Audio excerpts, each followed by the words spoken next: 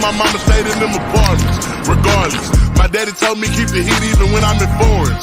I'm heartless, cause these is hating on me just because I'm the biggest, the largest, the biggest, the largest. 30K on my wrist for hard times. These just mad cause they in my archive. Jordan came back to the 4-5. If you play then you lay right there by your own kind. Live from Deutz L. Perry Stadium on the campus of Bowling Green State University in Bowling Green, Ohio. This is Old Dominion University football. This afternoon, the final non-conference game of the 2024 campaign as the Monarchs take on the Falcons from Bowling Green State. Hi, everybody. Ted Alexander, Andy Mishaw, James Witham, and a cast of thousands here in the Buckeye State, ready to see if the Monarchs can get their first win of 2024. Old Dominion, after losing at South Carolina and at home to East Carolina and Virginia Tech, stands 0-3. They had last week off to get healthy, to get better on all phases of the game. Meanwhile, Bowling Green's had a funky season. They're 1-2, beat Fordham on this field in their season opener. Then they went to Penn State, 100,000 plus. In the shadows of Mount Nittany. And they hung in there with the Nittany Lions until the fourth quarter. Then last week, they went down to College Station, more than 100,000 at Texas A&M. They were in that game against the Aggies before falling in the final quarter. They stand 1-2. And Andy, an opportunity for the Monarchs here today to get a little bit better, and you hope during the off week they did just that.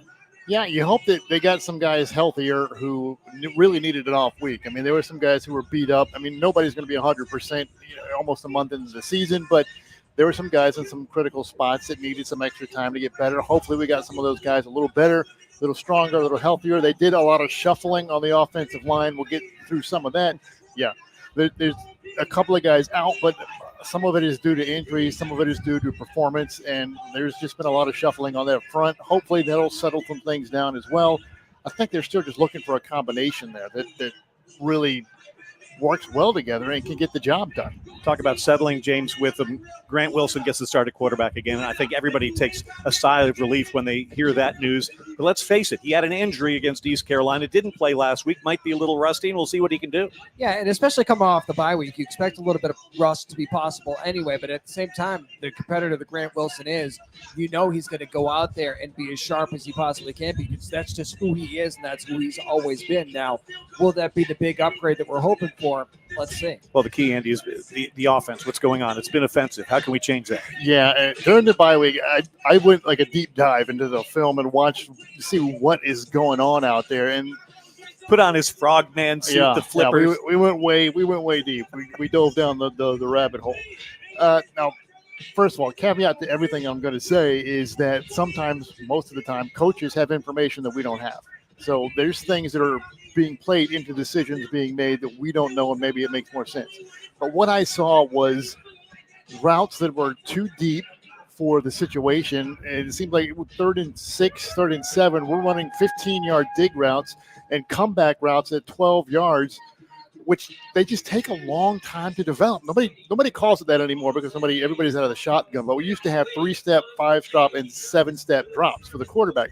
Longer routes when you had to get a deeper drop, and it took longer to protect. Every play feels like a 7-step drop for this offense. And everybody who looks back there and goes, what's wrong with Grant? How come he's holding the ball so long? He's going to make quicker decisions. When you watch the film and stop it right when he's at the top of his drop, these receivers are not even into their breaks, much less trying to come out of them. There's nowhere for him to throw it, and there's nothing designed for him to get rid of it in a hurry. If he has to get rid of it in a hurry, there's nowhere for him to go. So I mean, some of it is play design, some of it maybe play calling, and well, it's also play executing. It is. And then some of that is the offensive line. If I had to put a number to it, I'd say 60% design, 30% offensive line, and 10% quarterback. I think the least. Thankfully, that adds up to 100. Well done. I thought we dove into this. We made sure we had everything written down. I'd love to see them get more short passes involved. Get some slants, get some Y stick routes, anything out into the flats. Because if you watch on Sundays, those guys have 15 plays that are normally scripted. Several of those, at least 2 or 3 of those, are going to be the short routes, the rhythm routes. Get the quarterback into a rhythm, get him comfortable. I don't think we've seen that from this offense all season. Well, what we also haven't seen, James, is them take the top off. Let's send Dutton on a fly route and fire it. And just, even if it doesn't connect, you tell the defense that that's in your repertoire. We haven't seen that much. And Dutton's basically been in the witness protection program all season long. We're not sure exactly why that is, but sometimes we do see those deep routes. The problem is, like to Andy's point, they take so long to develop. You just don't have that kind of time. You got to move the pocket a little bit. Just roll them out, give them a little bit of space and time to be able to connect on some of these deeper routes. The deep routes that I'm talking about aren't vert routes. They're not shot routes. They're not deep posts. They're just routes that take a long time. I'm talking about a route that goes 15 yards out and across, and it takes a long time to develop that. If you want to run a vert route, that's 3-step drop and just throw it up in the air and let your guy go get it. Virginia Tech was begging us to do that. Single high safeties, coverage man-to-man, no help for the guys on the outside. And we never tried it. We never tried it. Now, again, Tech is a little bit of an outlier because of the quarterback situation. And, again, coaches have information that we don't have. But just purely looking at tape and looking at film, there's got to be an adjustment made. Well, I'm glad we've solved everything. A breezy day here in Bowling Green, Ohio today. The wind is coming across the field at about 12 miles an hour. Cloudy sky, 75 degrees. We stayed in Toledo last night, poured in Toledo last night, but hopefully the rain is gone. A homecoming crowd is gathering, and we're glad to have you along wherever you may be. Coming up on the Toyota Pregame Show, as we just get started, we will be hearing from Monarch head coach Ricky Ronnie with our Lexus keys to the game. Andy Michaud will go one-on-one with Koa Nawatala, the Monarchs' leading tackler. James Witham runs the 2-minute drill with Scott Jackson. Rick Kiefner brings us the Falcons side of the story with head coach Scott Loeffler. And up next, award-winning journalist Harry Minium. He's made the trip to Ohio all the way from Germany, people. Sprechen Sie Harry. We will next on the ODU Sports Radio Network. And now we say good evening and good afternoon and good morning to our booth cam folks. First time we've ever done this. I'm Ted. This is Andy. James and Harry are over there. I'm coming. We're glad to have you along. Other places have done this before. We hope you enjoy it. We're located on the ODU Sports Facebook page, on the ODU Sports YouTube channel. And if you want to drop us a line, let us know what's working, what's not working, etc. We'd appreciate that. This is our scoreboard. It costs $7 at Target. We're going to be updating it as the ball game gets going on. And Andy, this is kind of a fun new thing. Well, you just remember, it's Ted's Twitter handle for everything that goes wrong. The thing is, we've done this kind of for the last couple of years when we do our jacked up signal, when we talk during the commercial breaks, and those that are tuned to the special station hear that type of stuff. But James, this is kind of new going into TV. I mean, we're all matchy here. Our wardrobe advisors were in sync. And let's just say you will definitely hear things that you don't hear on the regular broadcast. And what's great, too, is now you'll be able to see things that you've never seen. And let me tell you, that's entertainment personified. We're rolling out the red carpet for our insecurities here, Andy, because God only knows what's going to happen. Just to give you a little tour, this is our scoreboard. These are our rosters for Old Dominion, and that is for Bowling Green. I don't use a spotter, never had in all our years here at Old Dominion together. Some of the reads we have to do for commercial purposes, etc., and Andy's got all his stuff going on right here. Yeah, we got to get the mosaic ready to go, to punch up the blurriness if necessary. Appreciate the folks at Cox Business presenting our broadcast today, and it should be rather interesting. Monarchs coming out with the white helmets, white jerseys, white pants with the Hudson blue and dark blue trim. Bowling Green will be wearing the orange and white helmets, orange and white jerseys, white pants with the black or the brown and orange trim.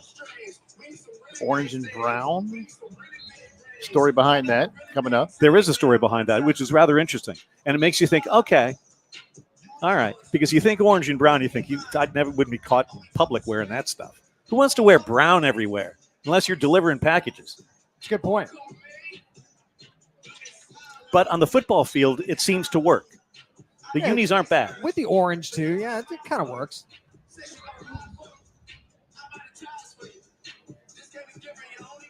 All right, we're about to rejoin our radio audience here. And again, who knows? This might be the worst thing ever.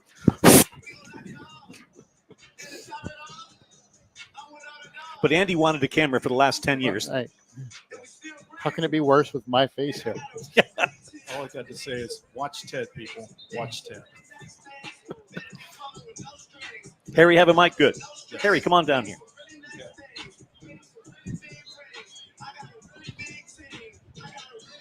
Going to work on my posture. I can see myself now. Exactly. Need to work on more than posture.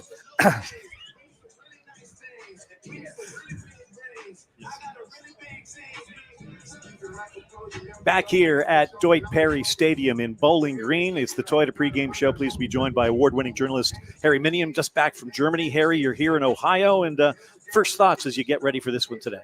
It's interesting. I mean, the MAC is an interesting conference. It's kind of FCS on steroids, if you know what I mean. But the interesting thing about the MAC, it's a really good football league. They don't compete with the Big Ten. They can't compete with any of the major conferences like we used to be able to beat Virginia Tech.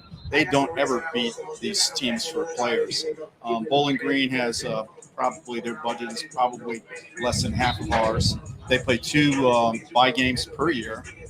Notre Dame, Michigan, teams like that. Texas A&M, Penn State. And I know that when Bruce, when he scheduled this game, Bowling Green was 2-10. This is a really good team. Well, here's my question for you, Harry, because you talk about their difficulty in competing with the big boys. They've got 32 seniors on this team, and they're doing something to keep their players here. And they're not doing it with the NIL. I was talking to some Bowling Green officials before this. They've done it basically with they're recruiting blue-collar kids who want to come here, want to graduate, and their leadership, the day after their last game, their leadership came out on Twitter and said, we're all staying. And all but 11 did. There were 3 starting quarterbacks in the MAC that stayed and didn't go to other schools. 2 of them are here. Scott Loeffler, I know him a little bit from my time at the Pilot when he was at Virginia Tech. He's a hell of a coach. It's tough to build a winning program here because most years you're starting out 0-2 in the non-conference schedule. But this is their year. They've got 2 good quarterbacks. Their tight end is a great player. They're 10-point favorites today, and there's a reason for that. All right, what happens here today? That's a good question. A lot depends on Grant. Grant, you guys were talking about Grant, and Grant he's a stand-up guy. He's got a lot of courage. He needs to feel the pressure coming and get out of the pocket, because let's face it, we're not giving him the kind of protection he needs. So if he gets out of one more thing, this is almost a must-win for us.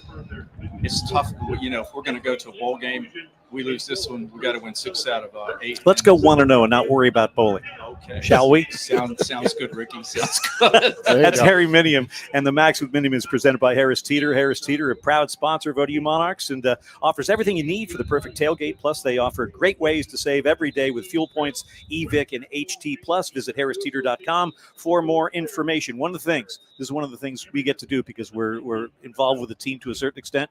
Here's my scouting report on the injury to quarterback Grant Wilson.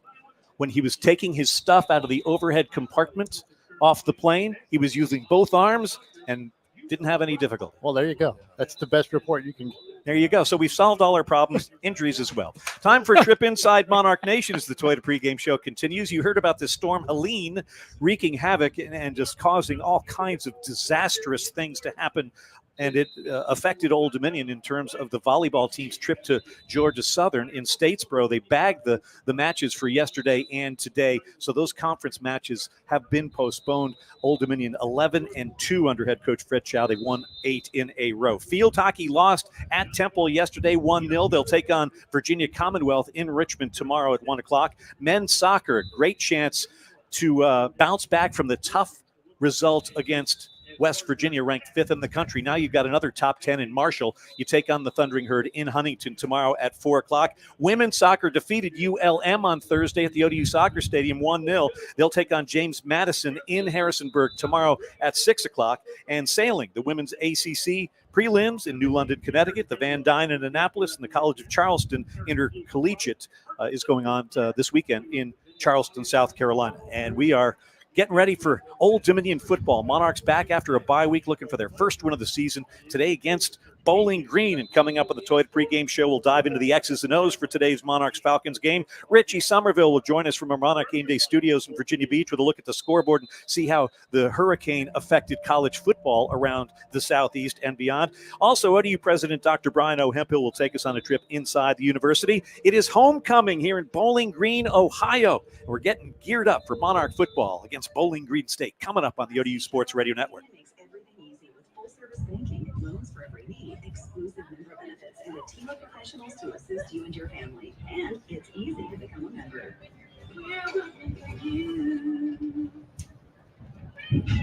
All right. That is correct.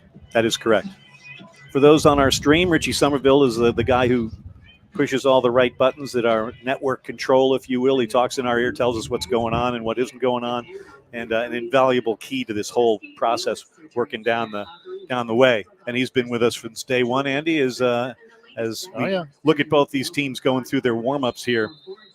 You know, you hate to call anything a must-win, but fans need to be fed every now and then, and the Monarch Nation needs to get a W out of the deal, or at least a good feeling coming out of this, because there were high hopes after South Carolina. There were high hopes, maybe diminished a whisker because of missed opportunities against East Carolina. 14-10 at the half, despite no offense against Virginia Tech, and then the wheels fell off.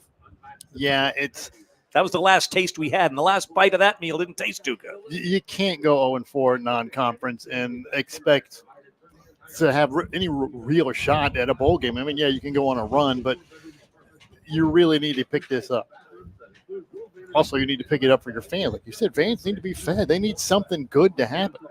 This is a good Bowling Green team. I mean, the two close games against A&M and Penn State are not flukes. They are very good. This is not going to be easy. Well, and the thing is, the Monarchs have given up touchdown drives. First time their opponents have had the ball all 3 games thus far. It's hard to always be swimming upstream. Yeah, some of that is, we talked about the script of these players and these teams. That's what you face when you're coming out. I mean, usually that you're going to get their best design plays. You're going to get the things they are most confident in, and they're going to try to set the tone, these offenses, on how they want to run the game.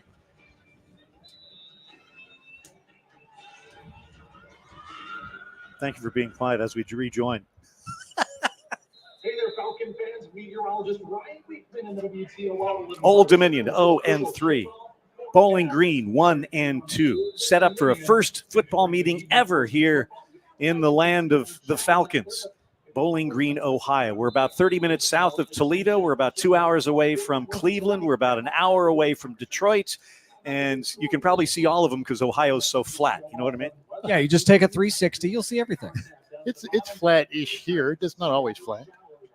You know much. You've got family in this neck of the woods, Well, so yes. we tease, but we tease. Hey, the birthplace of my wonderful, beautiful bride is right here in Bowling Green, Ohio, and her family is from around that area. So we've been up here a couple of times. And last night in Toledo, I'd never been to Corporal Klinger's hometown. Kind of neat right there on the banks of the Maumee River, and it was a nice looking place. The weather was horrible yesterday. I mean, the wind was blowing 20, 30 miles an hour, and not much rain until around midnight. But nice town, Toledo. Yeah, you saw the Mud Hidden Stadium, walk past it. It's Fifth, very nice. Fifth stadium. Third Field, right, James? Oh, yeah. You hate the name. He hates the name. It's hard to pronounce. It is. When you put it in the middle, you're asking for trouble.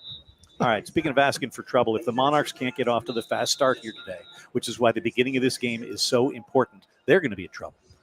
If they want a shot in this thing, in any game, they have got to adjust what they're doing on offense. They have got to get some quicker passes. I mean, we need to see slants. We need to see quick outs or pivot routes or something to get the ball out of his hands, like James was saying. Maybe move the pocket, a little rollout, a little sprint out, something to get the ball out of Grant's hands earlier. And it's not all Wilson. I mean, the more I watch the tape, the more I realize he's not just standing back there holding it because he doesn't know where to go with it. He's standing there back there holding it because there's nowhere to go with it. And they need to build in some stuff. They need to shorten this thing up a little, get some underneath routes, something. But what you often see, and James, you can correct me if you disagree, but what you often see in that is rolling the pocket a little bit, and you see quarterbacks such as Drones from Virginia Tech or Cam Ward from last night. When it all breaks down, they can turn nothing into something. And it's not just about time either. It's about vision as well. You're going to be able to see those routes a lot better if you give yourself some space and you don't have all these huge guys standing in front of you because you get the big offensive lineman in front of you. You got defensive lineman coming in your face. If you can get that clear lane of vision too, sometimes that can really help. But it's not just about the offense either. The defense has to get off to a fast start too because, like you said, giving up opening drive touchdowns, constantly swimming upstream. You can't have that. And I know sometimes that can be a result of turnovers, short fields, and things like that. But you got to be able to put that wall up early. The defense just needs to get off the field on third down. Everything else they've done has been really good. They're really good at taking the football away when you put it up in the air, getting interceptions.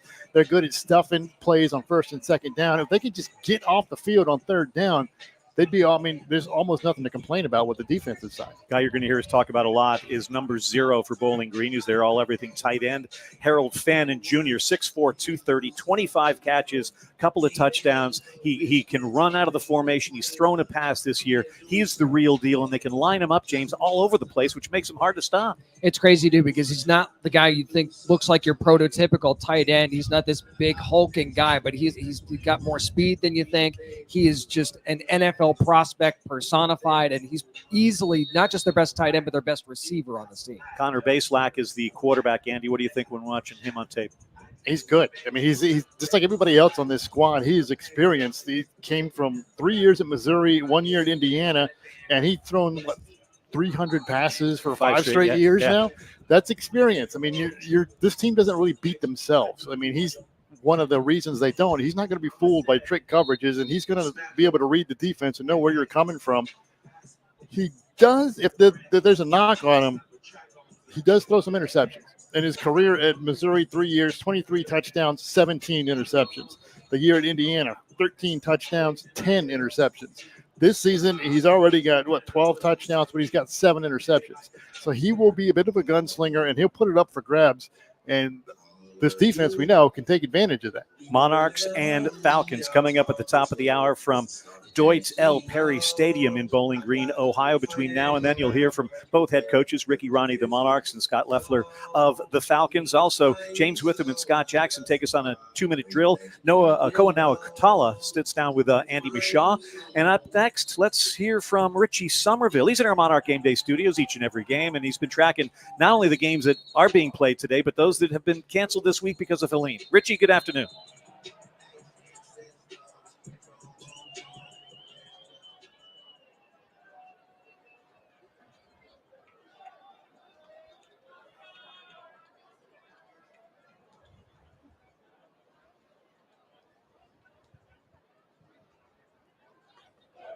You look at the pictures of that place, man. It's underwater. Which blows my mind about Boone. James and I were talking about this earlier.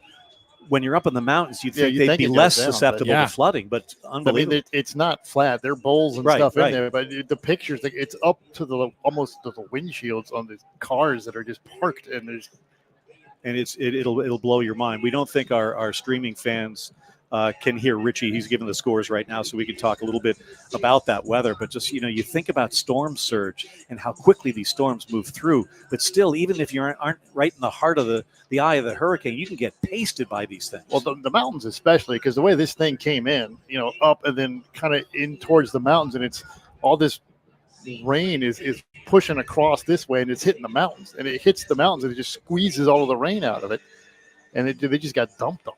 Not just that, but when it becomes post-tropical, when it comes inland like that, then the rain extends itself outward. And when you get those downpours that come in a hurry, especially if you're in an area that's not used to getting that kind of rain that quickly, that's how it can add up. Draw the map on the board. We need to draw the weather map on the board so that we can illustrate. That's a good point. Get my occluded front working out here. Where's the green screen?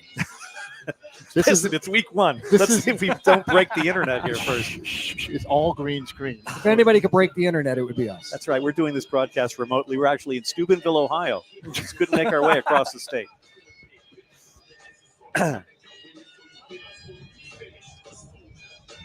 It'll be interesting on a homecoming Saturday with no rain, what kind of crowd they get in here. And it's also going to be interesting to hear the band. You'll be interested to hear this about the band. This is the second largest marching band of all schools in the country. Who's number one? Well, think about it for a second. It's not an obvious choice. James has no idea. If you're saying it's not an obvious choice, James is perfectly off camera I'm over out. here. It's got to be an HBCU band. It's Jacksonville State. Jacksonville State is the okay. But the Bowling Green band, some 440 members. Because we came in hours ago and they're practicing and they're playing Birdland and the place is just filled with horn sound and the flags going all over the place. No, it was really fascinating watching the practice, and they took up the whole field. Yeah, there's not a lot of room out there.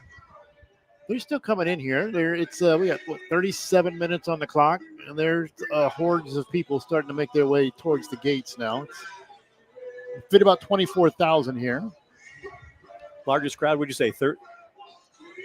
33, is that what you said? 30-something? 33.5. Okay. And that was before the renovations against Toledo. Just wondering where they put that extra 9,000+. Yeah, it must have been. There's no hills. There are bleachers on that side. There are bleachers on this side.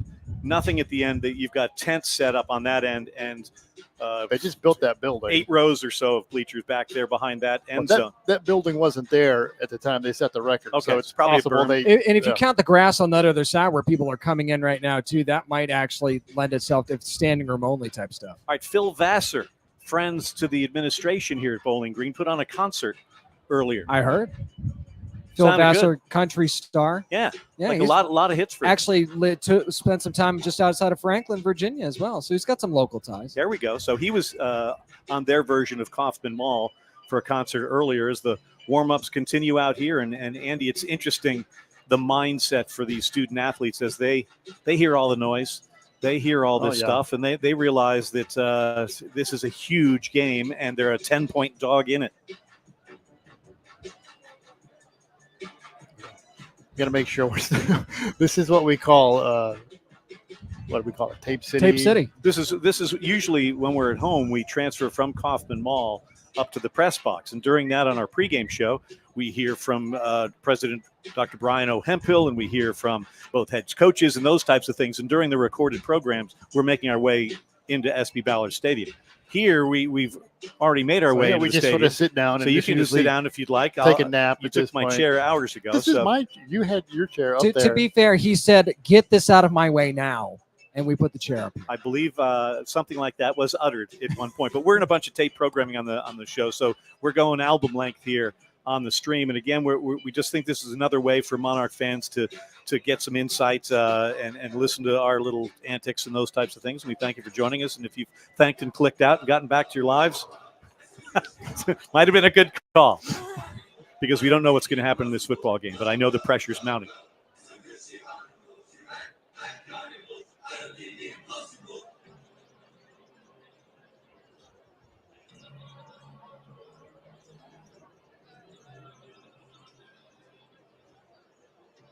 as I hear the conversation with President Hemphill, always interesting during the pregame show to get his take on certain parts of life as president at a university like Old Dominion. We're talking about student life here and how many ways and opportunities there are for students to succeed, be it the tutoring programs or all of the clubs and those type of things. And it's just interesting because it's more than just coming to Old Dominion and going to class. It's all the other things that make you a college student and make the college experience a wonderful one. And what's interesting too, if you went to Old Dominion, you know this, and Andy and I both went to Old Dominion. It's always been that way. I mean, I'm sure there's a lot more, with technology and things getting a little bit newer and new opportunities being there. But there's always been those opportunities, even when I went to Old Dominion. But what I always thought was great was athletics was always a huge part of that. And whether you were playing or just as a spectator, it always made you feel like you were part of something. All right, what clubs were you in? What activities did you do other than go to class? I was actually, ironically enough, not able to get into the radio station. I don't know why that is. I don't know why that is. Don't know, but wasn't a part of that. But what the hell? I mean, excuse me. What happened? This is uncensored. You don't have to excuse yourself. Why did they boot you out of the radio They didn't boot me. They just never let me in. Why not? I guess maybe I was a computer science major, and they didn't think that made sense. Twinkie was gone by then. So okay. I was in ODU with Twinkie and with Wube Bryant and those guys. We called basketball games, and it was great. Calling women's games with Mary Andrade. Yeah, they were good. Natalie Bertu. Been good for years. I was causing enough trouble in the stands when Tisha was dropping dimes on people. So you were one of they didn't want me on that air. All right, what other programs? I just did a lot of like computer club type stuff just because that's what I was majoring in at the time. So I just sort of naturally drifted into some of that. And you probably got better at that because you got to mess around with Absolutely, yeah. All right, Andy, what about you? What clubs at Old Dominion were you part of? ODU. Okay. I played a lot of pool. That was available too. Okay. Now, if you win, do you not have to pay for the pool?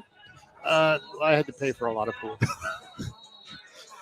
Week 1, and we've already gotten to this point, folks. Andy paying for pool. Hey, that was about, I would say I had a 650 winning percentage. That's not bad. That's not terrible. All right, here's the next thing that we have to think about.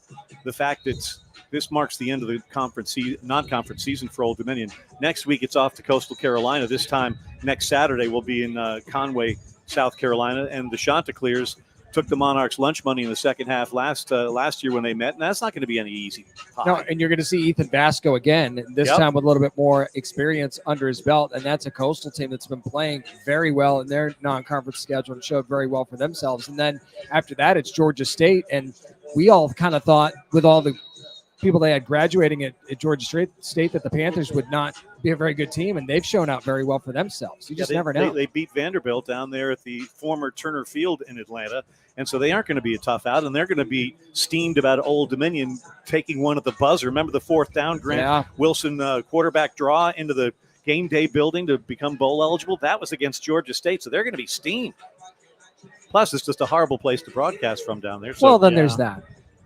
What they do is they took Turner Field, and they were going to turn it into the Olympic Stadium, and the Olympic Stadium became Turner Field, and then the Braves moved out of town, and they turned this into a football stadium, but the broadcast position is right behind home plate, which if this is the football field, here's where the broadcast position is instead of usually here. Yeah, it's great for calling balls and strikes, not so much for football, because you're looking like from the end zone down. So Andy stood up again. Now, does this mean you're sort of ready to get back into the ball game? I was gonna diagram the foul lines on the sheet, but you put the sheet down, so I couldn't do that anymore. It's past now. The moment is past. The moment has passed. It's over. He seems a little upset about that. I am. I think none of us thought that what we do during this 25-minute segment when we had tape programming. This was not part of the conversation. It was not. In our pregame rehearsals, we stopped before this point. Wait a minute. We were supposed to rehearse? Yeah, exactly. Ugh. Has the band started playing yet? Oh, well, there's the problem. Well, I'm going to be disappearing here in about 10 minutes anyway. So. And we've all kind of That'll be all you guys. Our scoreboard has been having a little trouble staying up here in Bowling Green, but we're hoping for the best. If you want to type your comments as to how long it's going to take before that thing goes crashing to the ground, feel free. That's actually a really good idea. The time right now is 4:32. Put in the time you think. Over under at. All right, Andy, what's your prediction? When is this thing going to fall? I give it 20 minutes. Over under 20 minutes. 20 minutes, so that means 4:52. What do you think? I think we'll get a little bit further than that. I think we'll get about midway through the first quarter. I think this will be 5:05. This thing will be down. We'll keep an eye on that for you. In the meantime, go grab a cold one. We will do the same and be back in a couple of minutes. Your offensive starters for We're going to grab cold ones? Where are they?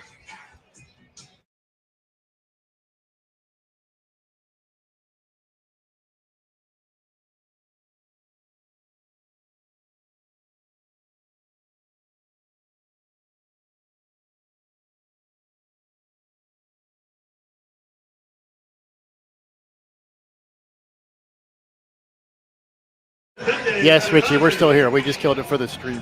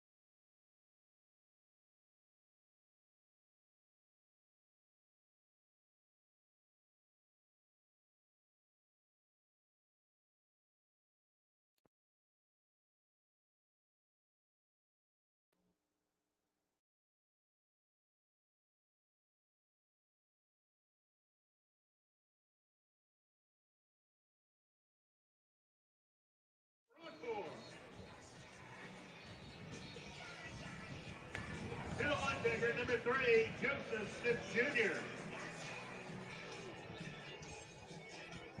Outside linebacker number 13, Charles Rosser. Defensive back number 4, Edward Rambo.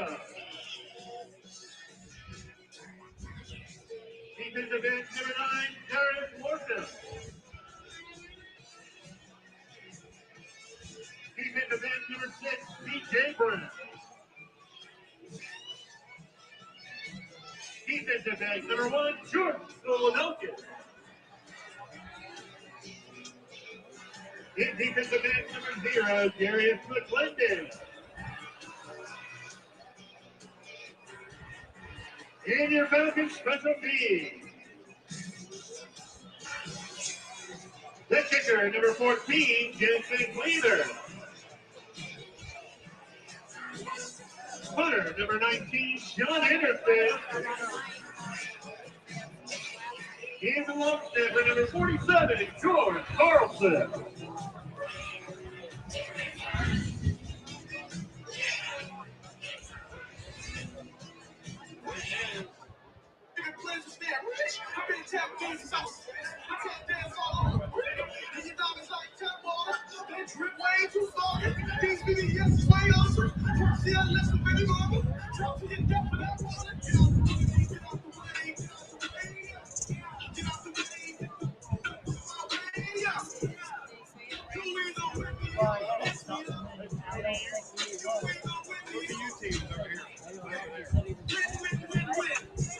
This is the visitor side.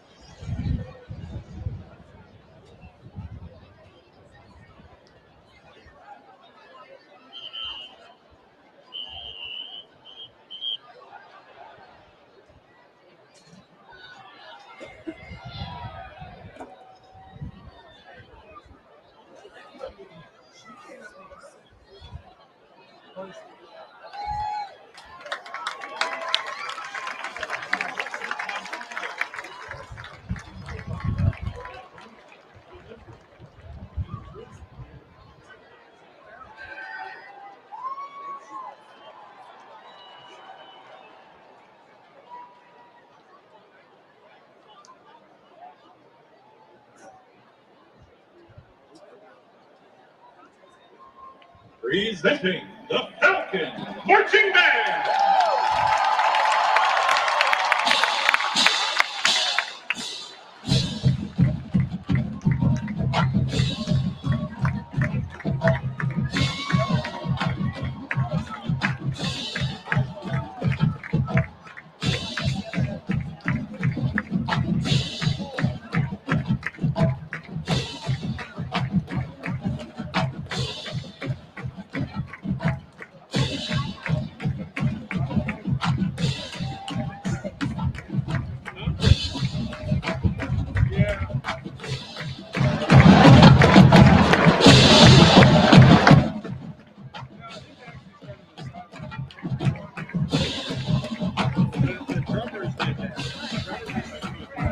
All right, for those of you listening on the stream, you don't need to see us watch the band, and we can't show you the band, but we can let you hear the band. So we're going to crank the band, all 440 strong for Bowling Green. Show your spirit. Make them fierce.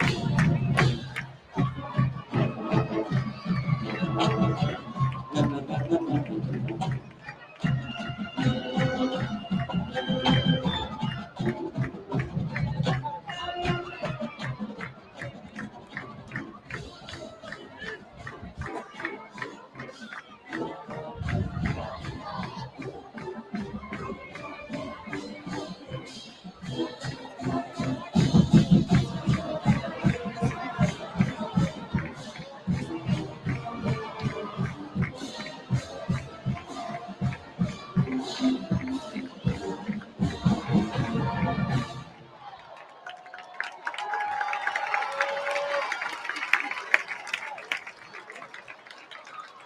For over 45 years, the Falcon Marching Band has welcomed its alumni back to Deutsch Perry Stadium to perform with the current Falcon Marching Band. Representing the classes of 1972 through 2024, here is the Alumni Falcon Marching Band.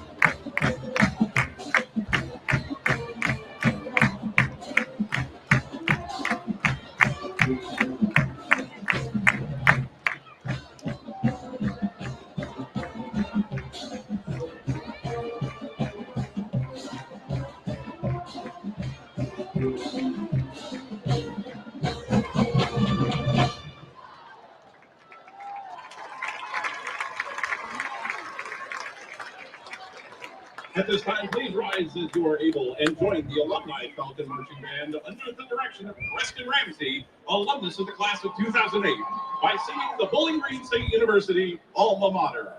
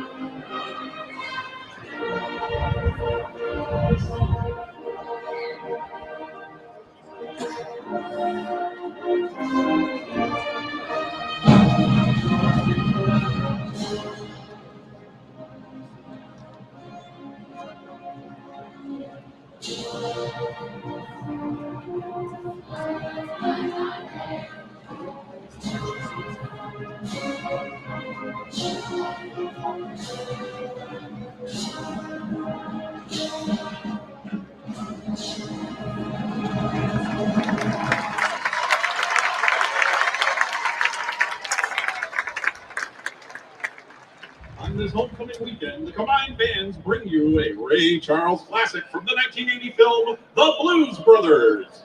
Here is Shake a Tail Feather.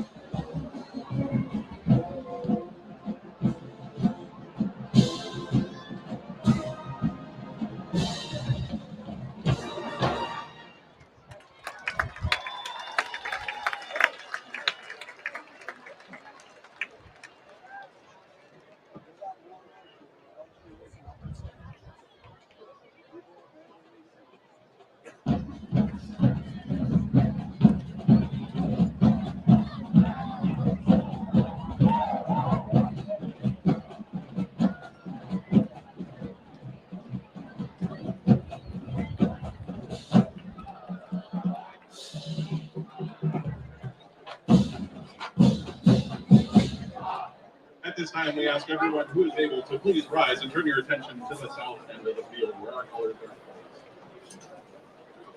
Our national anthem will be conducted this evening by Dr. Bruce Moss, the newly retired director of bands at Bowling Green State University.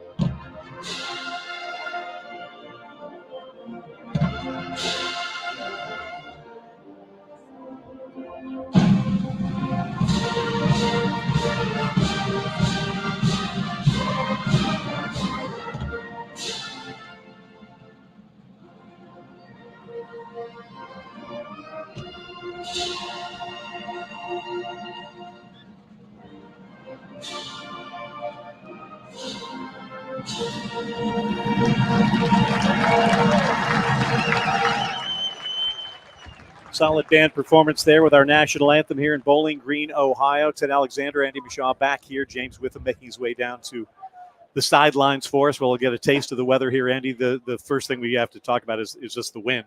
You can see the flags from the flags, also the American flag. It's not too bad. It's not too bad. It's calming down a little bit now. They say it's about 10 to 12 miles an hour. It's probably closer to 15, but I think it's actually supposed to calm down as we get further into the evening. I don't think we're going to get a sellout here today in Bowling Green on homecoming Saturday. Again, you said it holds about 30, 25 or 30. We'll probably get 24 officially. 24 officially. We'll get 13 in here, 14. I think we got that now.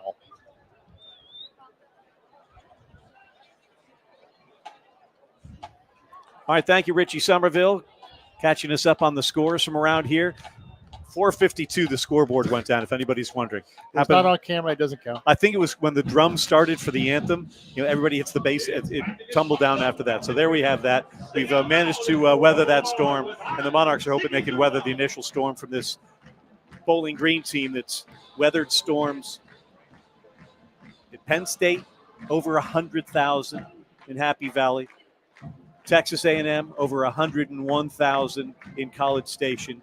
And now they're back home for the first time since opening weekend. They've got to be ready to rock and roll. They'll have a storm prepared for the Monarchs. Can ODU hang in there early? Yeah, I mean, 34-27 loss at Penn State, who was number 8 in the country at the time. 26-20 loss to A&M, who was 24-25 at the time. I think they're still 25 now. And those aren't flukes. I mean, this is a very good team. Experienced team. The offense, I like their offense. It's kind of a pro-style kind of offense. They have a lot of different formations. They'll go from shotgun. They'll also take snaps under center. They will have a lot of split backs. They sometimes I saw on film they will run a straight I formation, which is something you hardly ever see anymore. They motion the tight ends all over the place. One of the ways they use the tight end to get him so open is because he'll come out of different formations, and it's hard to follow him. And sometimes he'll go in motion and come from a completely different angle than you thought he was going to. Richie talking about the scores a bit ago makes me think of what we were doing last night, and that's watching the Tech-Miami game. Came down to the final play, controversial final play. You and I each saw it differently. My view was I think the officials on the field blew the call, calling it a touchdown, and I'm shocked they overturned it on replay. I never saw in all those replays definitive Virginia Tech holding onto the ball when the butt hit the ground. I saw a bunch of confusion with every angle. I thought he had it. I thought he had possession when his butt hit the ground. Then it was ripped out. But that's why it was so close. I mean, you could look at the same thing, see two different things, but that's why the call on the field is so important. And in those situations, generally they will let that go and then check it in replay to confirm that it was a catch. It's like the way they let turnovers go. If it's a fumble, they let the play go, and then they'll go back and change it if it was wrong. But the interesting thing, the two different directions that the teams are now going in. Miami's still unbeaten. Top 10 has a chance to get into the playoff. Virginia Tech goes to 2-3. Brent Pry goes to 1-10 in one-score games, all because of that one play. Yeah, and I don't think it should have been overturned. Whatever the call was, I didn't think it was enough to overturn it. I agree with that. They may have overturned it because they didn't think the right call was made on the field, but there wasn't enough there to overturn that. Irrefutable. I think Virginia Tech has a beef. I think Miami would have had a bigger beef because I didn't see the catch for the touchdown. Anyway, the Hokies lose in dramatic fashion down in Miami yesterday, and it just tells us what the heck can happen in college football. Anything can happen, including in front of us here this afternoon. Yeah, and the Monarchs, I'm telling you, if they run some shorter routes, get some more rhythm into this offense, and let their athletic, fast guys get some touches and get some things going, it'll change this offense. It'll keep Grant on his feet more often. It'll cut down on the quick possessions and help the defense out. At every home football game this season, Old Dominion University will honor a wounded warrior or hometown hero. These veterans and first responders will be saluted on the field before every game. Our honorary captain program is presented by Window World of Tidewater. Window World, providing American-made products installed by professional craftsmen at guaranteed low prices. We're on the road here today in Bowling Green, Ohio. The Monarchs and the Falcons of Bowling Green for the first time ever on the football field. And the kickoff is next, right here on the ODU Sports Radio Network. It sounded way lower than me. Let's turn this up.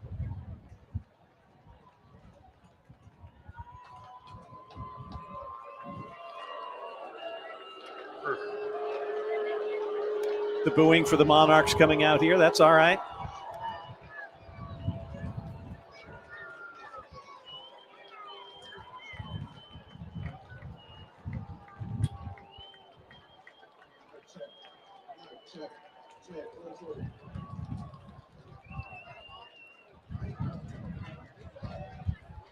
Monarchs have 6 captains. Koa Nawatala, Santana Saunders, and Denzel Lowry will represent the Monarchs at midfield.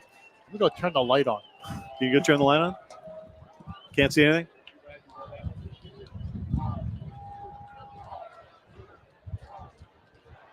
Oh, that changed everything. What are you trying to... And this afternoon's honorary captain in PGSU football. All right, folks, here we go. This is the fun part because we have no idea what's going to happen here. Who's going to make the big play? Who's going to come up with the maybe game or life-changing moment that we have no idea is out there? A season-changing moment. The Bowling Green State University Hall of Fame in 1984. Please put your hands together for Falcon football legend, Jeff Gross. Keep an eye on who wins the toss here, Andy, because I never remember. Still filling in here, but they get over 20. Okay.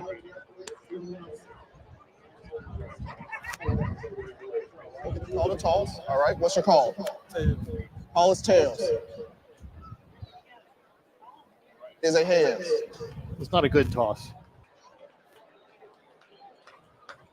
That was a lame toss.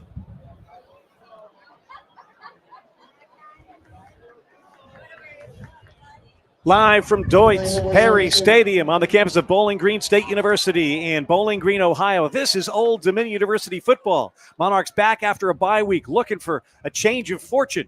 Old Dominion 0-3 on the 2024 season, getting set to take on the Mid-American Conference's Bowling Green Falcons for the first time ever. Bowling Green comes in at 1-2, winning their opener here against Fordham, and then playing very well, taking 2 Power 4 teams down to the fourth quarter at Penn State, at Texas A&M, before falling to get to 1-2. I'm Ted Alexander. This is Andy Michaud. James Witham down on the field here. We'll hear from him in a moment. But, Andy, here we go. All the pregame blather out the window. Time to play football. And for the Monarchs, first time in a while, they played some football. Yeah, it is. And they needed that break. I mean, they needed to get some guys healthy, especially the quarterback, first and foremost. I mean, last week he probably wouldn't have been able to play. This week he is. He's got a brace on the arm, but he's going to be able to go. It's not his throwing arm, so he'll be all right. They can get some other guys to get a little healthier. I think it'll give them some time to take a step back and look at what has gone wrong with this offense and why nothing is working. Hopefully they get some things figured out, and we're going to see quickly because I think we're getting the ball to start. James Witham on the field. Your opening thoughts? Yeah, you can see Grant Wilson warming up down here. He looks like he's definitely good to go. You can absolutely see the brace on his arm and the white sleeve that's covering it. But, I mean, this team is usually all business, and that's what I'm seeing down here right now. I think they're ready to go. All right, what's the weather telling you? Is it sticky out here? It's very nice. The problem is the wind, which is blowing pretty hard to the open end of the stadium, and I think that's why Bowling Green won the toss and then deferred to the Monarchs here in the first half. And they're going to kick from left to right with the wind. The wind's going toward that end zone, left to right, and toward the west, which was where we are. The from left side's in the north.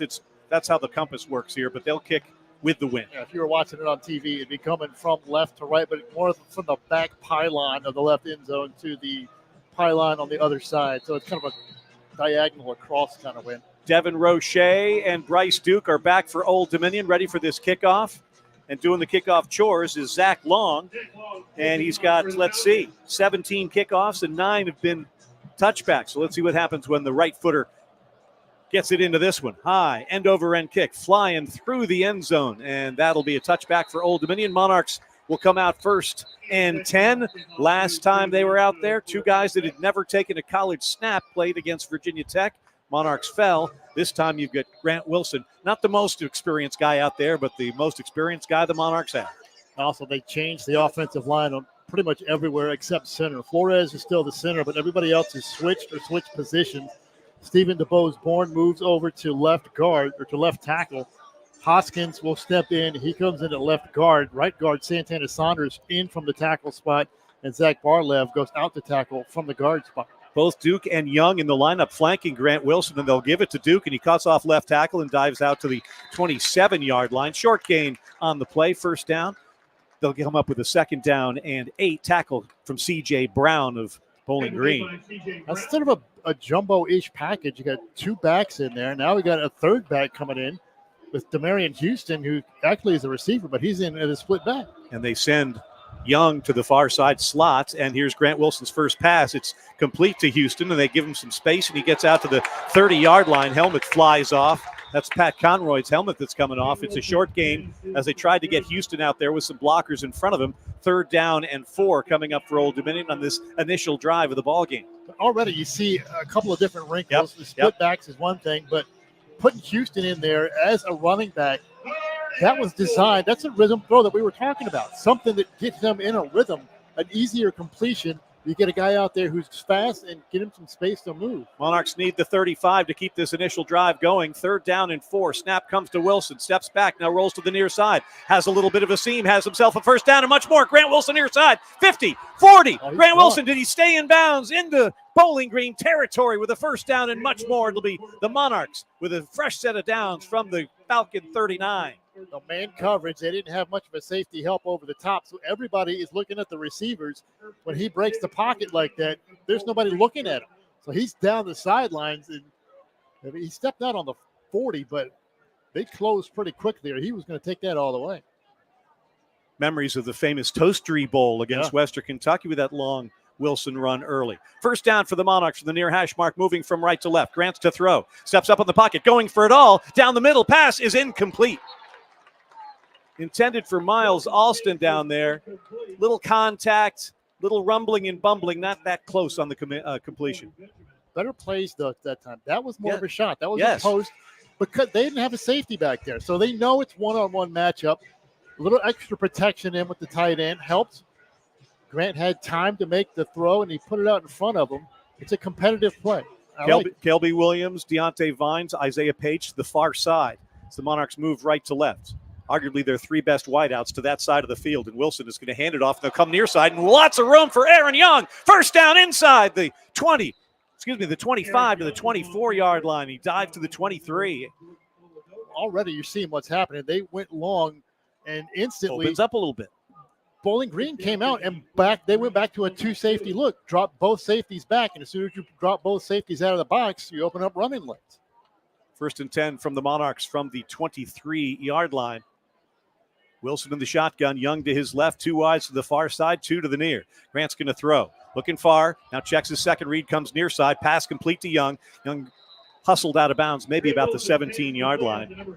They dropped everybody back. There was a drop 8, only a 3-man rush, which gave Wilson time to find somebody. Like the look of the offense on this first drive. 12:42 turning clock, no score. Old Dominion at Bowling Green. Young to the right of the Monarch quarterback. 2 wides to each side. 2nd down. And about 6 to go. Snap is good. Fake the handoff. Come near side. Page has the quick catch. Gets a block. Spins inside the 10. And is going to be good enough for another first down. It'll be 1st and goal Monarchs from the 9-yard line. It's a pretty good job by Deontay Vines of not getting a penalty. Because they threw that. He was out there. He was the lead blocker on that bubble screen. And this guy kind of got away from him, but instead of hitting him in the back or grabbing him, he just stopped and held his hands up. And Page did a pretty good job of spinning out of the tackle anyway.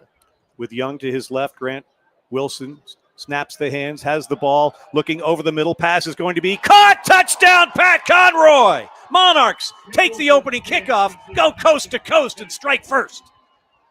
Little pop pass seam to the tight end. They also had a wide open look for Page on a corner route on the opposite side. But a lot of times what happens in these spread offense types, you have route combinations on either side. So what you read which side you want to go to based on the leverage, what the defense shows you an alignment, and then you pick a side and stay with that side. So he picked the side where Conroy was, but they had a look on the other side too. So they're going to keep that in mind the next time they have to set that formation up. Maybe that'll be there for Page. Conroy, a drop or 2 against Virginia Tech. Nice hands on that one to get the Monarchs on the board. Here's Ethan Sanchez with the extra point that is through. And with 11:57 to play in our first quarter, the Monarchs, for the first time all season, I believe, are the first ones to strike. Yeah. I mean, we'll take that. Again, we solved all the problems during the pregame show. That's what happened. That's what it was. 7-0 Old Dominion. Gotta love that as they take the opening kickoff, get the ball out at the 25 and go 75 yards. passing and running the football, and that's got to be a real morale boost for Old Dominion as they come out with the kickoff team. Don't forget, when we have home games, we've got the Toyota Return for a Ride. If the Monarchs return the specific kickoff for a touchdown, our winner will get a 2-year lease on a new Toyota RAV4 from our Hampton Roads Toyota dealers. You can register for our Toyota Return for a Ride contest at oducontests.net. So for Bowling Green, Justin Pegues is back. He's the guy they'd love to take it back, and it's going to be a short, high kick that Pegues is going to gather in at the 11-yard line. Took one back for a touchdown against Fordham, 100 yards. He's across the 30, still on his feet to the 35. A good return from Justin Pegues, and that's where Bowling Green will begin its first offensive series. Well, you see what the wind does there. Their guy kicks it off, and it lands 8 yards in the back of the end zone. And there you kick it off, and it goes straight into the air, and almost like it hits a wall and comes down at the 11. Connor Baselak is the quarterback. We've talked about all his experience. He's bounced around a bit. You heard his head coach say he was a bit broken when he came to Bowling Green, but he's figured things out, and he's at the controls of this Falcon offense. He's going to hand the ball off in a huge hole that's gobbled up quickly.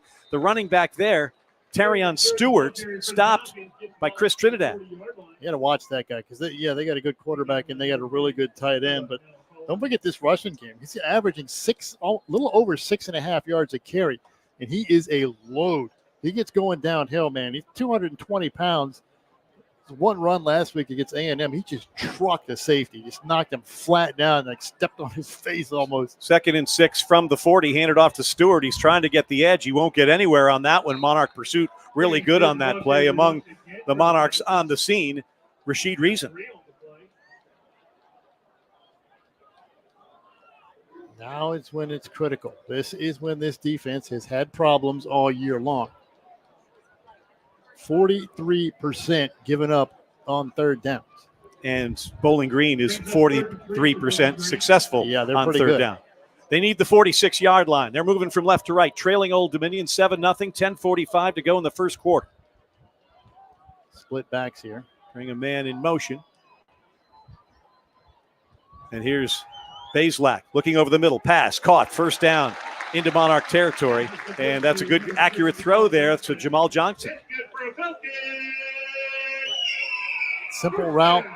Just a hook route over the middle, maybe a bit of an option, but they use Jamal Johnson a lot as a receiver because they've had some banged up guys in the receiver spot. I mean, Malcolm Johnson's their number one receiver. He's number one, but behind him, they've had some injuries. They brought R.J. Garcia in here, and he got hurt pre-camp. He's transferred from Kansas State, but he hasn't been able to play yet. From the Old Dominion 49, bring it near side, and that's Fannon's first touch, and he's going to get blasted on his side of the field. Pursuit, Will Jones and company stacking up the loss of Fannon on his first reception. They read that one. That was coming downhill to jump all over that screen. But you notice it took 4 guys to hit him and bring him down. He does 6'4", not go down easy. 6'4", 230, and built like a brick house. He leads the nation in receiving yards for a tight end. He also leads the nation in receiving yards after catch for a tight end. All right, here we go. The flags are flying and arms are waving, and we're going to see what this Sun Belt Conference crew has to say about our first penalty of the day. They'll be against the Falcons. At least that's what Maury Morrison says from the defensive line position. Offense number 57, 5-yard penalty, second down. Stephen Robinson is our Sun Belt Conference referee here today. They'll move him back. And a series that began on the Old Dominion 49 now finds itself at the Bowling Green 44.5. I got the center on that one for pump faking the snap, Alex Padgett. I guess that's frowned upon. Pegues into the line up to the right of the quarterback. Connor Baselak got 2 wides to the far side. Tight end's always a threat for Bowling Green, who come in at 1 and 2, and here he come near side. Pass is going to be caught by Johnson, quickly pushed out of bounds by Reason. Third down coming up, and a great opportunity for the Monarchs to get the heck off the football field. Again, another third down. Jamal Johnson came in today with 10 catches, which is behind third on the team behind Fannon, the tight end, and Malcolm Johnson. So we'll always figure out where Fannon is. The tight end is sort of in the slot on the far side as the Falcons move left to right. Down 7-0 with 8:42 to play in the first. A lot of clapping going on there, but no action. Still got 12 seconds on the play clock, so they're just going to switch it at the line. If you can find where the play clock is in this building, it's off in the corner. And now 5 seconds, 4 to play, 3 to have to take a timeout. Here we go. 1 on the clock. Finally, Baselock has it. Looking far side. Throws far side. Pass. Caught. Wide open receiver is brought down before the yardstick, and that was Malcolm Johnson Jr. And we'll see what they do in middle of the road territory. It's the 43-yard line. It's a 4th down and about 4 coming up, and they aren't sending in the punt team. Now, that was a pick route right there. Pure pick route design play to get Johnson some space after he made the catch, but a pretty good tackle made as soon as he got it instantly. But I think this was predetermined. They were going to go for it on 4th down if they didn't pick it up. They're 3 for 4 on 4th thus far this season. Monarchs adjusting the defensive line. Keep in mind you can get called for a penalty on that thing. They show them blitz. They shifted over and then brought both linebackers up, showed they were going to bring the house, and instantly Bowling Green calls timeout. And the Falcons called their first of 3 allotted timeouts, and we get to a timeout as well. 7:43 to play in our first half. Old Dominion leads Bowling Green 7-0. And this message is presented by Team Monarch partner Pepsi. Pepsi, now that's what I like.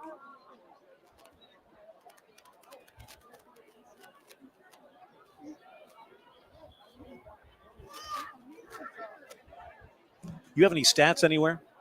This thing is slow. I don't like this. Well, they can't even operate the down and distance over here. So kids are having a rough go here. Let's put it that way. Basically, what we do is we get our stats via computer.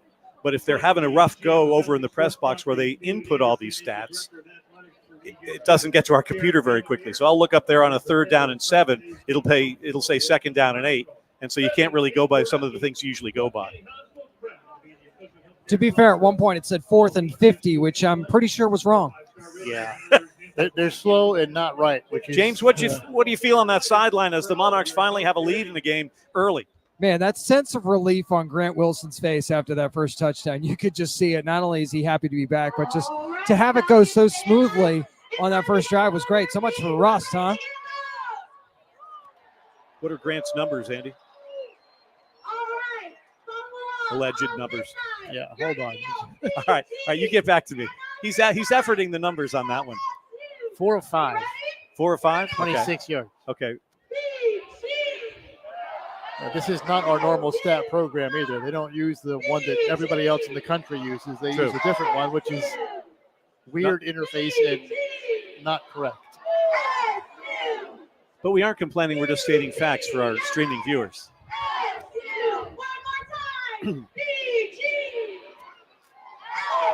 Monarchs will be back home in a couple of weeks to take on Texas State, and that game will feature the Virginia 529 T-Kid. They'll dash onto the field and retrieve the football tee after the opening kickoff. Kids their age 7 to 12 can register for the Virginia 529 T-Kid online at odusports.com under the Big Blue Kids Club tab. The Virginia 529 T-Kid. And Andy, you ever done anything like that? I'd be freaked out, but I'd be so glad I did. No, I never did a T-Kid. And, never caught a foul ball. I did meet the San Diego Chicken, though. That was fun. I've got a lengthy story about the San Diego Chicken. I will tell you. Of course he does. I saw the San Diego Chicken without his head on, all right, and took pictures. And you were allowed to? He demanded that I give him the roll of film back, all right? And I said no, because on that same roll of film was the first time I had ever been to Augusta National. So my master's pictures were on there. He said, I got to have this. So I gave him the roll of film because he'd been so cooperative, even though he was uncomfortable. And he sent me the pictures later. Okay. Well, there you go. 4th down and 4, everybody. And here comes Connor Baselak. Going for it all down the near side. Has Johnson. Johnson incomplete. Rashid Reason on the defense. And that was a pretty good throw attempt and defense. Tell you, they're lucky Johnson didn't get a PI call on himself because he shoved off. He pushed right off on the defensive back. So, James, how about the Monarch offense scoring on its first drive and the defense coming up big on 4th and 4? I mean, this is what we said we wanted, right? Fast starts on both sides of the ball, and you could check those both off the list. So, I mean, so far so good as far as I'm concerned. Like we said, usually your first 15 or so plays are scripted. That was a very good script. You could see them. Well, I like the movie so far. You could see them trying to get the ball out of Wilson's hands quicker, and they were mixing things up. Let's see if we can keep that going. Wilson 4 for 5 for 26 yards. and a touchdown to Conroy. And here he's going to hand the ball off to Duke up the middle and lunges across the 45 to the 47-yard line. Monarchs with the white helmets and the white jerseys and the white pants. They're moving right to left in this first quarter, leading 7-0, 7:25 to go. Orange helmets, orange jerseys, white pants for the homestanding Falcons of Bowling Green. Brown trim. I don't know if it's more like Oklahoma State orange or SCLSU Mud Dogs orange. That's a great question. One we won't answer here as Duke gets another handoff. He takes it up and dives to the 49 or so. That'll bring up third down and about 3, a long 3 for the Monarchs. They kind of do look like the Mud Dogs Bourbon Bowl outfit. After a couple of bourbons. Conroy back in. Duke out for Old Dominion. Aaron Young will be in the backfield. You'll have Williams and Page to the far side. Conroy and Deontay Vines to the near. Again, safeties are walked up here. Monarchs need to get to the 47. This is a third down play and a long 3, short 4. Wilson with the football. Pressure on. He'll go down for the first time today at the 45, bringing up 4th down. Yeah, no time, man. No time at all. It's just a 4-man rush, and he's got beat clean off the line. First sack of the day from Bowling Green. And that'll mean punt time for Seamus Hall. Yeah, it's right around the edge. Hall's averaging about, 43 yards per punt. Big East is back. Again, we saw how dangerous he can be when he took the kickoff for a nice gain a couple of moments ago. Snap is good, and here's the punt from Hall. A low one. Remember, he's punting into the wind. Big East, half-baked fair catch and dives to the 24-yard line, and that's where the Falcons will begin their next series. Timeout on the field here on Homecoming Saturday in Bowling Green, Ohio. 5:50 to play in our first quarter. Old Dominion leads Bowling Green 7-0 on the ODU Sports Radio Network.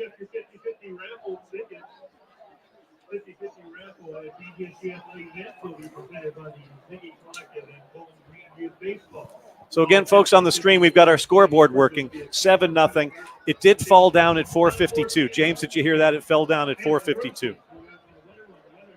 Did somebody nail that right on the tick? I'm not sure. Andy, what did you say? I said 20 minutes.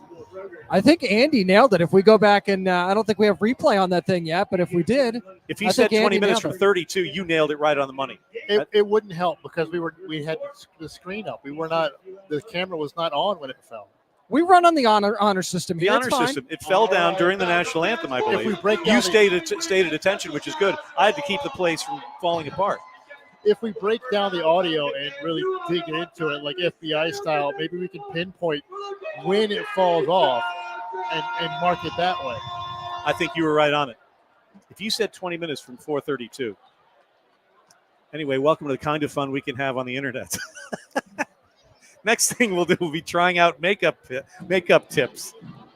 I think it's funny that Andy's reluctant to just take the win. I know. It'll be instantly canceled if I do anyway. No, I was the one that told you what time it was. I could have said 10 minutes later. You would have known. I'm just so used to being shot down for everything. Up. Here we go. See?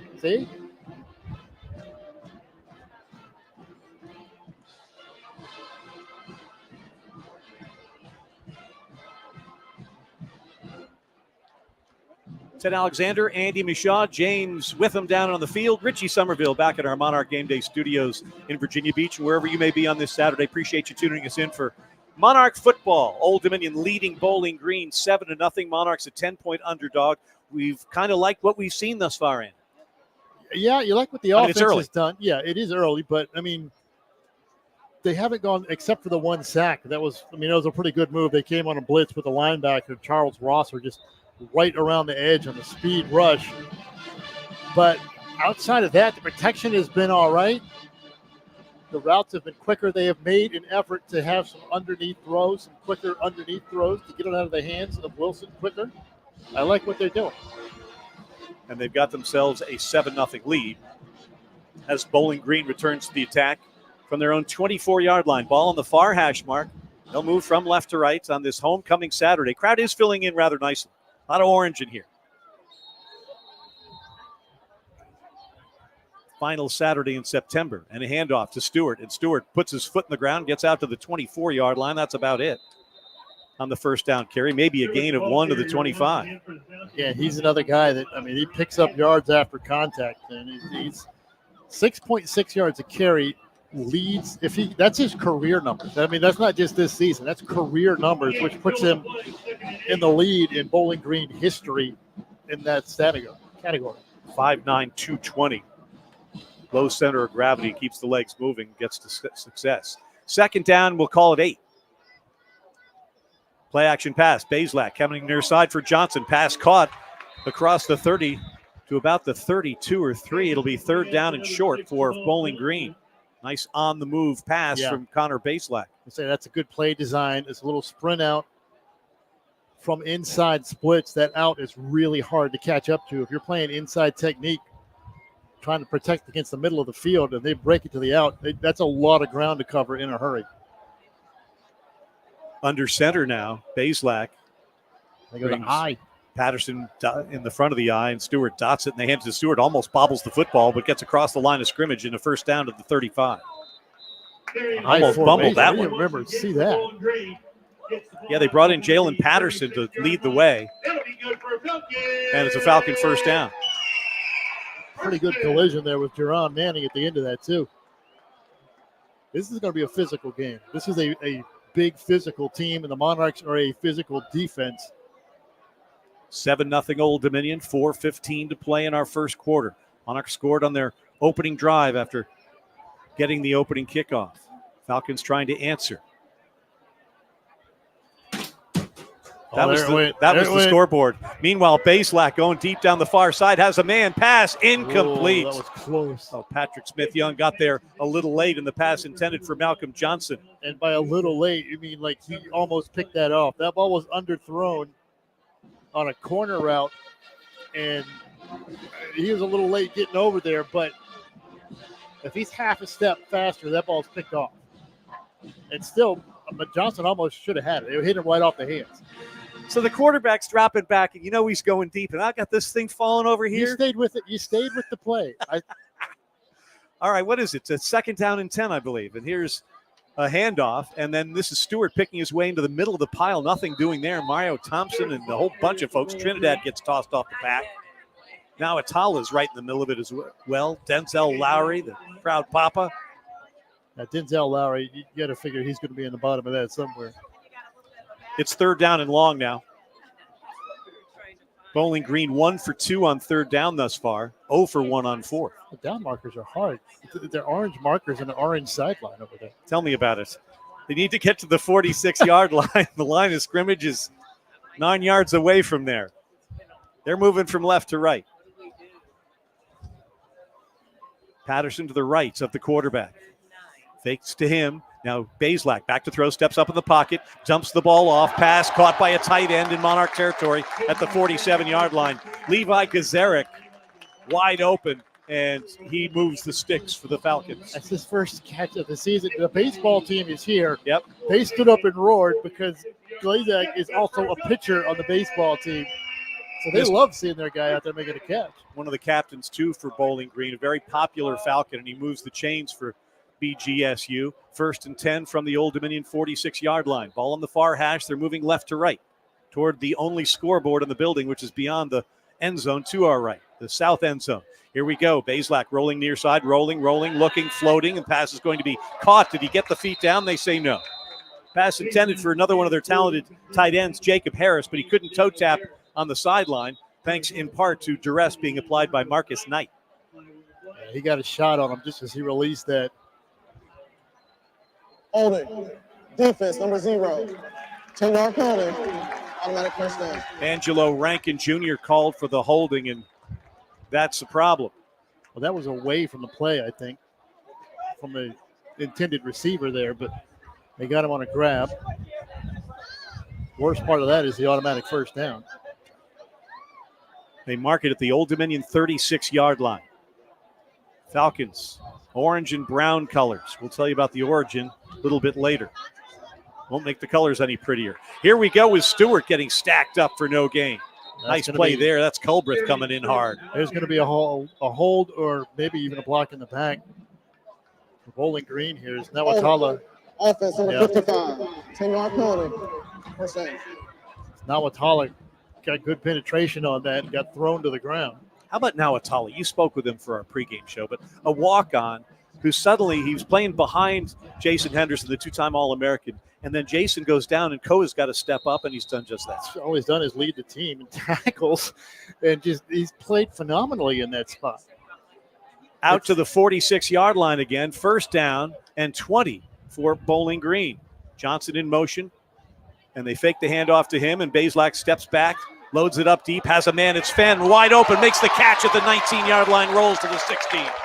Wide open in front of Reason was Fenn, and why he should ever get that open is beyond me. Well, they're in the zone, and they kind of flooded that zone. They had a deep post, and then he's coming across on an over route underneath that, and so the safety drops off to take the deep route, and it just opens a little hole, opens a little pocket in there, and he's been very good all season at being able to find those pockets in zones. Chunk play for the Falcons puts them 1st and 10 at the Old Dominion 16-yard line, trying to even this score. Here's Stewart. He's not going anywhere. He's going to lose a couple. And you're trying to run against this Monarch defense at this stage, and that's just not happening. Bottom of the pile. Guy's been in a lot of bottom of the piles. Jalen White, McLean. Now, you look at the stats on paper, and everybody think, well, we should run against them because they're giving up 215 yards a game on the ground. 289 of that on 51 yards, 51 rushes against Virginia Tech.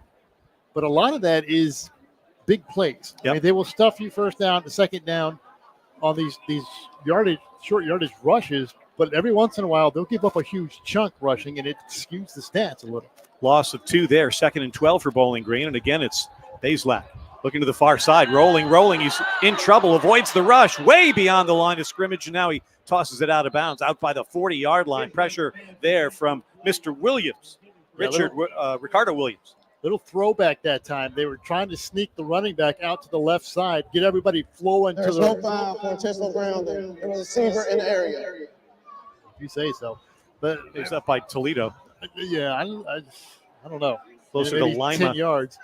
But they roll, everybody starts flowing to the right side, and then they're looking to sneak that running back out to the left side and have a throwback. But Old Dominion was all over it. They kind of took it away, and then the chase was on for the quarterback. 3rd and 12 for Bowling Green. They need to get to the 6 to keep the drive going, and they're going to need their second timeout of the quarter to think about it. Big play coming up.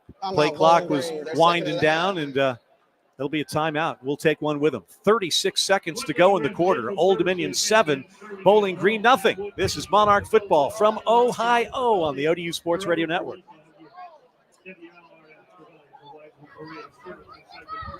All right, what do you think? You just go for the end zone if you miss it? I think you're scaring the. No, actually, the scoreboard anticipates a score coming up, and I'm going to need to put it in my hands. You're scaring the Bowling Green radios on the other side of that glass, and I think you're scaring them. Can anybody see this? Can we see the score there? Sort of. No. Let me just hold it up. What we need is a suction cup. That's what we need. Yeah. We need a suction cup? We could ban a white. In the meantime, we'll just go like this. It's 7-0 Old Dominion, and thank God for that. All right, where were we? What's going to happen? Are they going to go for the end zone and leave it to Cleather, a field goal attempt, the worst thing that can happen? A yes or no will do.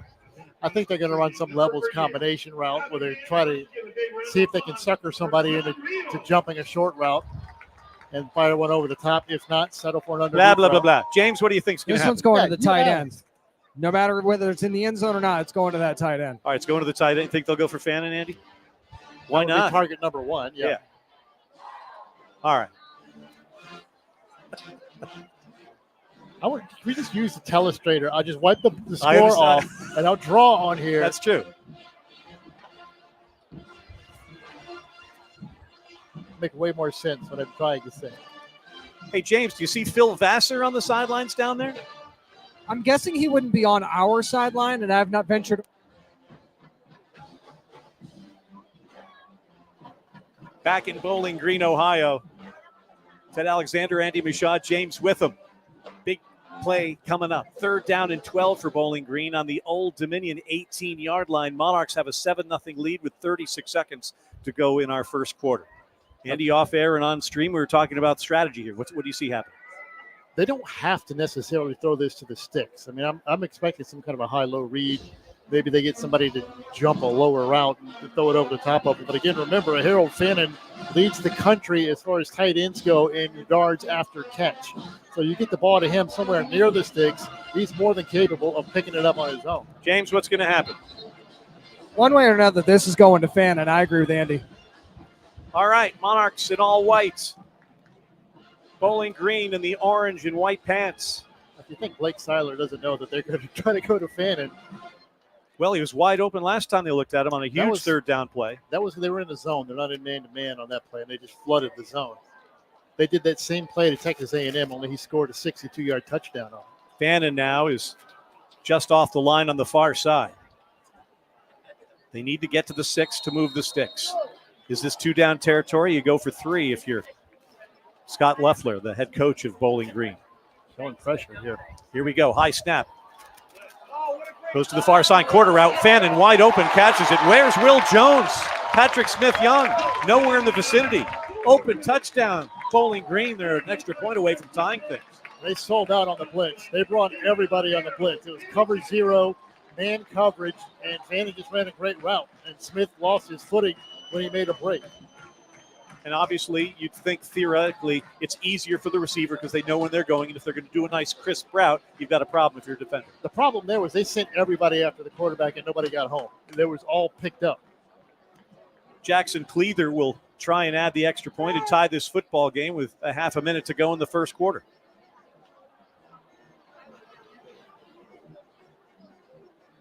And the ball is down, and this extra point is through.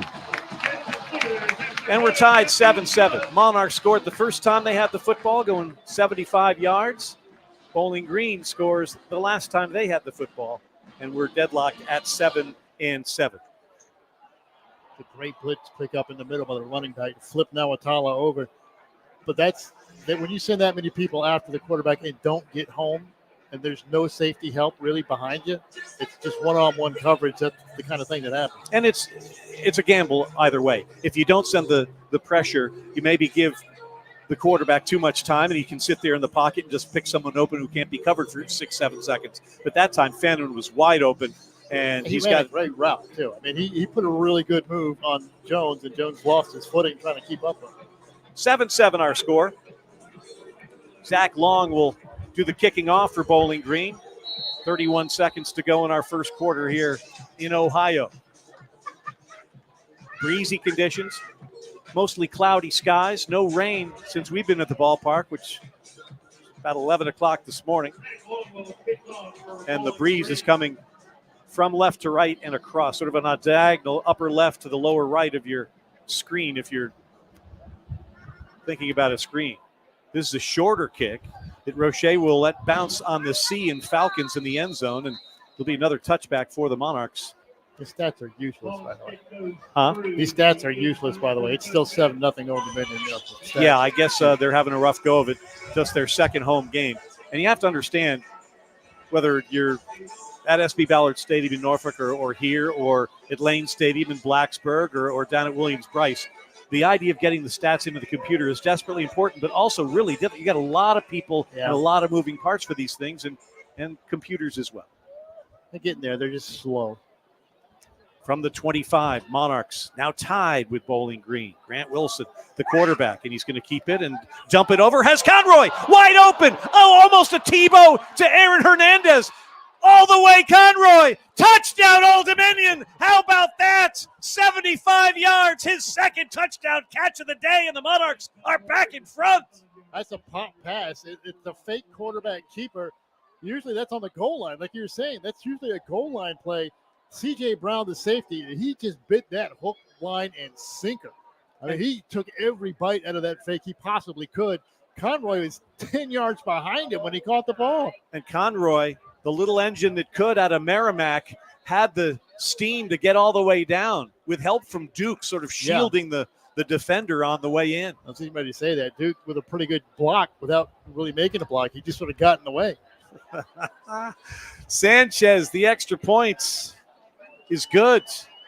Play took 11 seconds. How about it? That's tough to do, though, because That's the first time we've seen that play. Yeah. Well, if you're downfield trying to help out throw a block like that, really easy to get a block in the back and a penalty. And he just sort of shielded him off and kept the guy away from him long enough.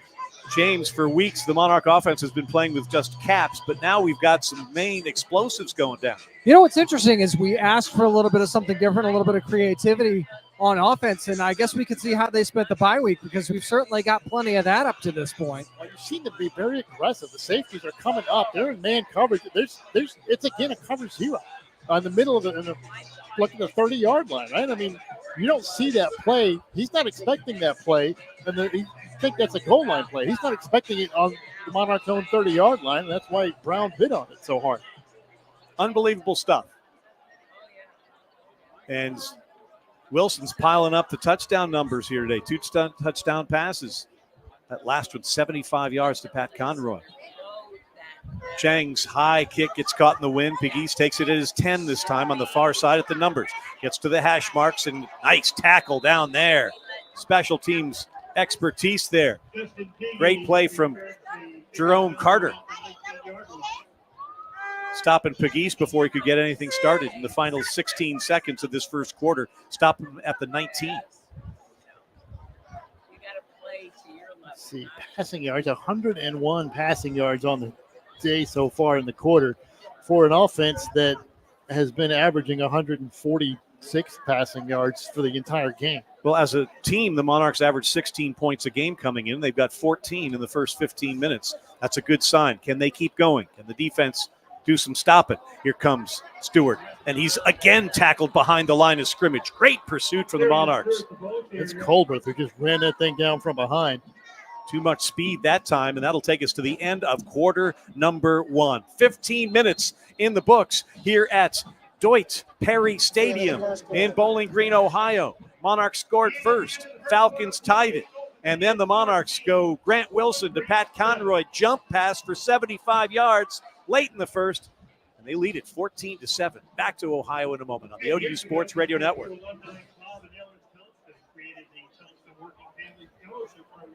To help high-achieving students from working safely overcome financial barriers to a college degree. Beginning with 15 students in the first cohort, nearly 2,200 students have received Thompson Scholarship in the previous year since then.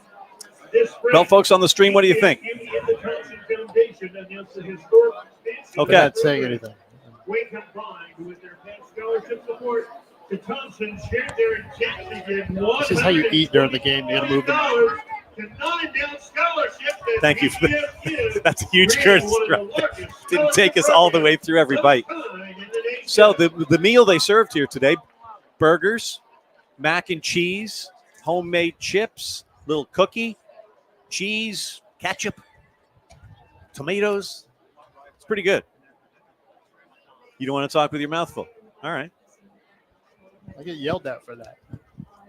Mostly by you. I understand. It's very good mac and cheese. But it's good. And these weren't like these were like corn-fed Ohio burgers. You know? Yeah, they were not smashed anything. They were big. Tell you what had last night. Went to the place called Ye Old Dirty Bird. Had the best fried green tomato, bacon, and cheese grilled cheese thing that I've ever had in my life. Andy had a burger that he It was good. I was mostly disappointed because they couldn't take the onions out of the okay. Philly cheese thing that I want. Scholars, alumni, and program staff on the field. Help us celebrate. Second quarter getting set to start with Old Dominion leading Bowling Green 14-7. Ted Alexander, Andy Mishaw, James Witham here in Ohio. Richie Somerville in our Monarch Game Day studios in Virginia Beach, and wherever you may be. Hearing us on the radio or around the world on the internet, we appreciate you joining us for Monarch football. This is a team that's heard a lot of noise all season long, but especially since that loss to Virginia Tech, and you were wondering what they would be doing when they got back in action. And what they've been doing is everything we were hoping they'd be doing all year long, Andy. This is the best this offense has looked, at least since that second half of South Carolina, potentially the entire season. Granted, one of those was on a big play that they kind of bid on, but still, it's a brilliant play call because nobody expects you to run that on your own 30. Well, especially if you're a Monarch fan, you've never seen us run it. It's essentially the same play they ran in the end zone to score the first touchdown. So now Cowboys got 2 touchdowns on basically the same play, one from 15 yards out and the other from 80, 70. Taking a look at some of the numbers here. 14-7 the score in terms of total yards. Wilson's 5 Monarchs of 6. 152, Bowling Green 99. What's Grant? 5 of 6. He's only missed 1. 101 yards, 2 touchdowns. He's been sacked 1 time. And in terms of the tackles, Angelo Rankin, Jaleel Colbrith, Jaron Manning, and Jerome Carter each have 3 for Old Dominion. Now, on the other side, Harold Fannin, 3 catches, 47 yards, and a touchdown for Bowling Green. And Teron Stewart, again, your career 6.5 yard per carry rusher, 1.3 yards per carry in the first quarter. James, what do you want to see out of the Monarchs here as they get an opportunity to stuff Bowling Green back in their end? You know, just keep your foot on the gas, especially when it comes to this Bowling Green running game, which is something that's kind of crucial to what they do. And just keep them off sync because Bowling Green looks like a mess right now.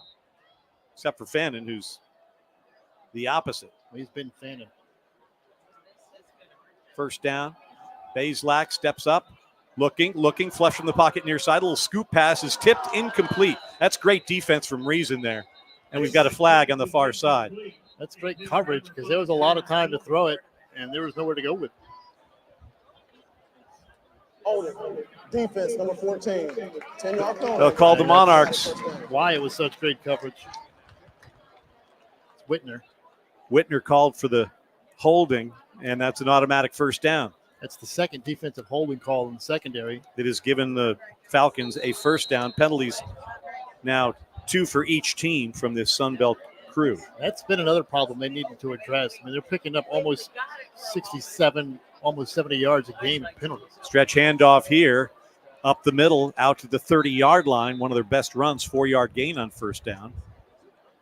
See which Falcon runner that was. Looks like it's Pedersen. 74 yards in penalties against Virginia Tech. They had almost 100 against East Carolina. South Carolina, they were pretty good, but that's the only thing that skews those numbers down to 67. Finn Hogan and Johnson to the near side. Now they send Johnson in motion to the slot on the near side on a 2nd down and 6. Stretch handoff once again to Patterson, and Patterson has himself a first down, zigging and zagging his way out across the 40 to the 42. That's good read on that split inside zone on the counter stretch, like you were saying. They start like they're going to the right side off of the edge. Marcus Knight finally brought him down, Andy. It's a counter coming back the other way with kind of a wham block with Fannin in the lead. A little more success with the running game last couple of plays for Bowling Green than most of the first quarter. We're just started the second. 14-7 Old Dominion. Bazelak, screen pass. Fannin wide open, makes the catch. He's out at midfield and gets taken down at the 49. That's a wide bluff right there. He fakes like he's blocking. There's a little rollout. And Fannin fakes like he's blocking at the line and then just sort of slips out into the flat because by then everybody's lost sight of him because they think he's blocking. He's not running around. And they forget about him, and he just slips out there, and he's wide open. It's fascinating the way good schemes can get good players good positions to be in. They do a lot of that for Fannin. I mean, he is very good, but there's also a reason he gets as many chances as he does. 2nd and 4, Bowling Green from their own 49-yard line, trailing Old Dominion 14-7, 13 minutes to go in the first half. Bazelak hands the ball off, and this is Stewart's. And keeps the legs churning. Might have gotten himself enough for the first down into Monarch territory at the 47. We already seen the amount of formations that they will throw at you, the different looks, the different personnel packages, high formations, split backs. Just short, Andy. Shotgun, under center. So 3rd down in about 10 inches or so for Bowling Green. You can do that now. We have 3rd and short one for the Falcons. Ball's on the far hash. They're moving from right to left. From south to north, if you will. On a 74-degree Saturday, final Saturday in September. Bazelak in the shotgun, has the snap, hands it off to Stewart. Stewart gets hit behind the line of scrimmage, and he keeps the legs going and almost gets himself into touchdown land, but leaned forward. He just barely got stopped, but Mario Thompson saved the touchdown. Saved the touchdown, and tackle for loss. It'll be 4th and 1 for the Falcons. Holy smokes, that was close to This is disaster. timeout for offensive injury. But you see how tough it is to get that guy on the ground. He Yep. was hit by half the team and still kept going. And if not for Mario Thompson, he may have run all the way to the Rock and Roll Hall of Fame. Well, James, it's a perfect example of how you tackle guys too high. They're going to be able to use the core and the leg strength to get the heck away from you. But you want to talk about strength, the strength to be able to hang on and keep him from being able to bust through. That's not something that we've seen very often from the Monarch defense so far this season. So that's a good sign. And it looks like the tight end was a little bit banged up there. Not fanning number 10, the backup tight end. If you'll excuse me, I'm going to update the scoreboard here. That's Levi Gazarak, the pitcher, who made his first catch.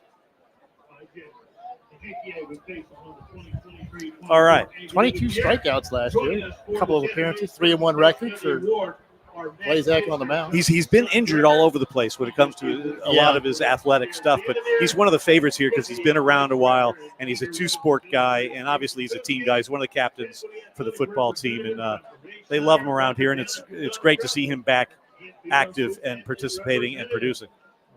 Last season, 42 in the third innings. He's not just a casual guy who just happens to be on both teams. No, he's a vital part of their pitching staff. But a 4th down coming up here, Andy, in the first quarter. Were they 1 for 2? Let's see. 0 for 1. This is long a decision, pass. It though. fell incomplete. This a little bit more manageable This is for going to be a Bowling decision Green. for Scott Leffler, though, because the Monarchs have proven they can move the ball and score, and you don't necessarily want to give up the ball in midfield. I go for it here because the Monarchs, although they've had success in the first quarter, all season long they haven't shown the ability to sustain that offensive success. I wouldn't be afraid of them at all. I'd go for it on 4th and 1 and give it to one of your big bruisers or roll Bazelak out with Fannin in the flat. Yeah, those are the two things that are going for you is Terrion Stewart. All right, let's vote. Go or no go, Andy? I think they go. Go or no go? Go. James? They're going to go. I say they go. Needless to say, they'll be going. Although they won't be telling us anything about it. You could do a quick kick here. That would be brilliant. I believe we've also just missed a break, but what can you do? Remember, they're kicking into the wind here, too. That's also plays a bit into the That's a very good point. This would be a Taylor Heineke quick kick if we were go back in time True. a couple of years. Good point. Now, is Taylor going to get the start tomorrow? What's Justin Herbert's? I think Herbert's going to play. You think he's going to play? He might be on a very quick leash. Well, you don't want to you want him to get the 6-week high ankle sprain. Those are so tricky, man, because they're touchy. You can reignite those in a hurry. All right, Connor Bazelak brings the offense out onto the field. They've got it at the 48.5 of Old Dominion. Need to get to the 47.5 on 4th down. Do you dare play action this and have someone wide open? Do you sell out if you're Blake Seiler in the defense? They got two tight ends to the left side here. Or they try and draw the Monarchs off. Here's the snap, handed off to Patterson. Patterson's got a first down to the 46-yard line of Old Dominion. Yeah, they kind of loaded up jumbo package, but you still got to pay attention when Fannin is out there because what he just did on 2nd down in that series. Yep. The wide bluff is wide open, and he can take it to the house if we don't respect that. Ball's right in the middle of the football field on the B of the BG with the Falcon coming out of the upper right-hand corner of it. Connor Bazelak brings a man in motion from near to far.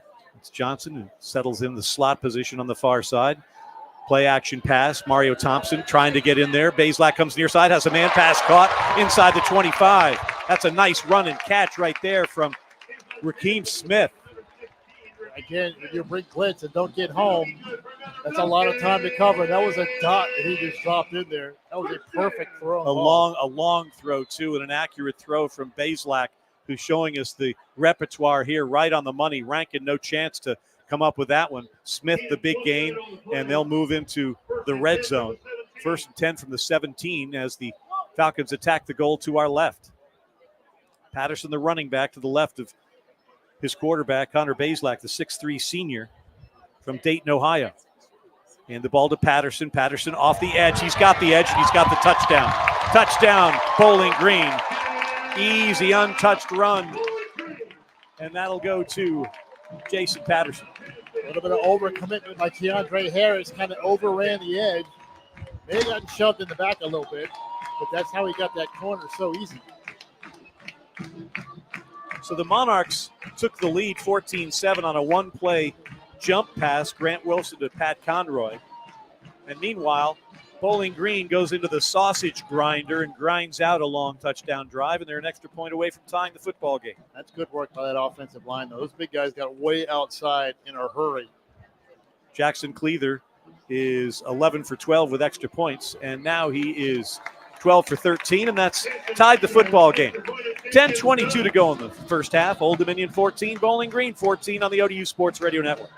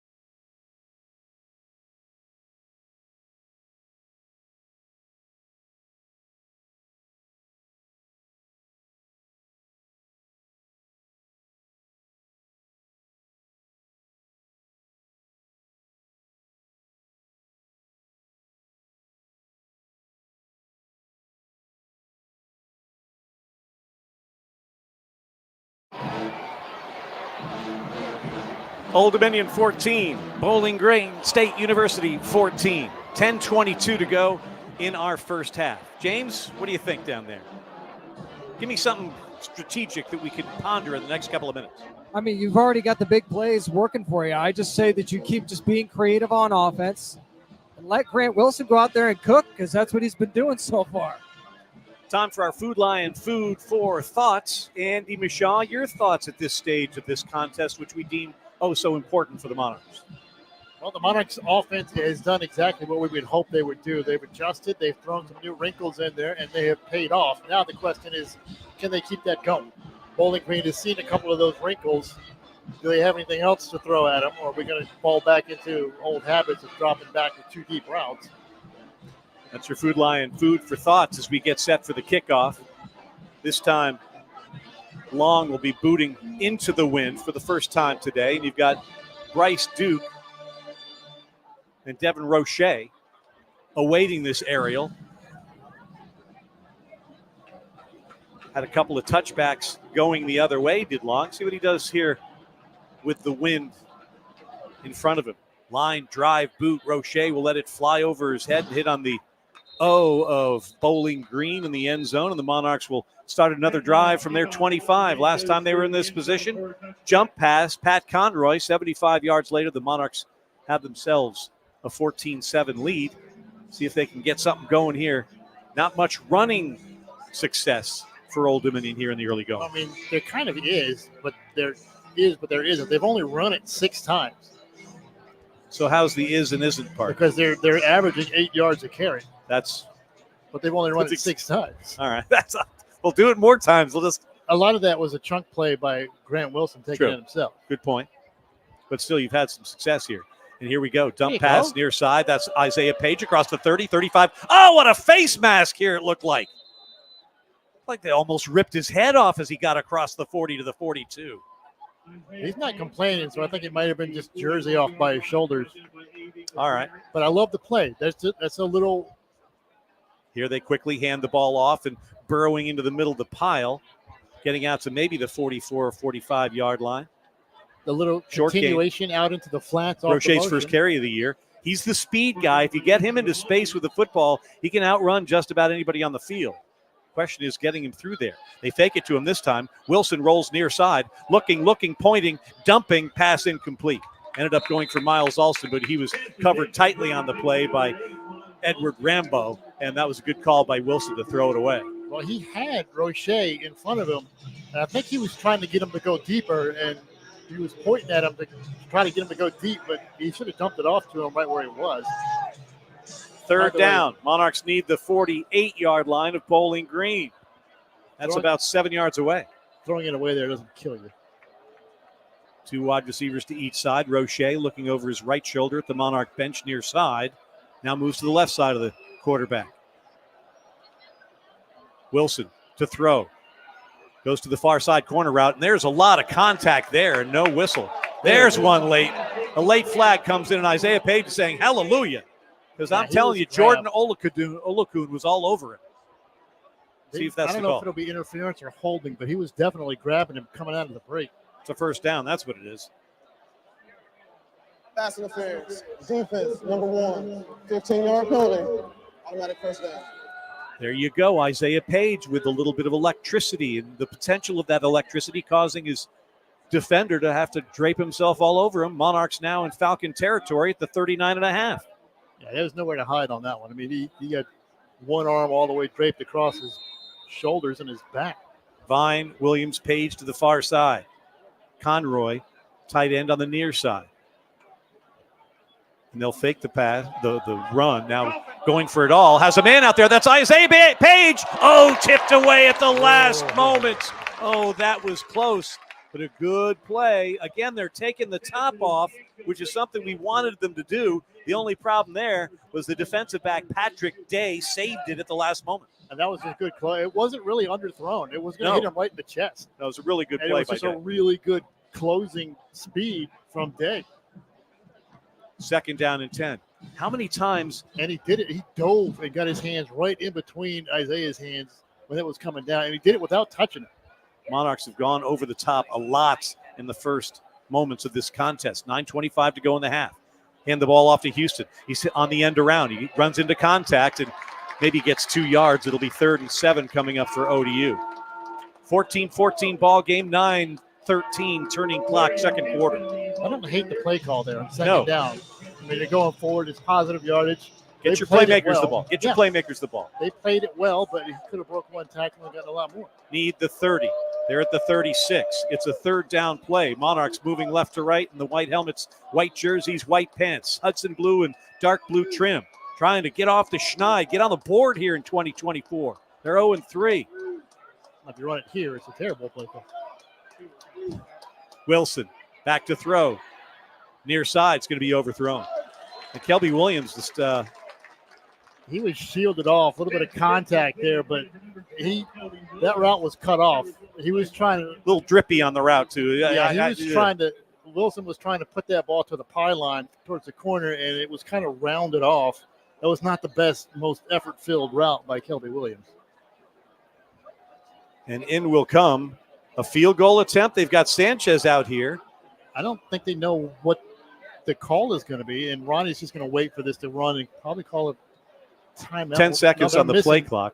They were missing a couple of linemen. That was the problem. Well, they're going to go for a 53-yard field goal attempt, the longest in the career of Ethan Sanchez, and they call for a timeout.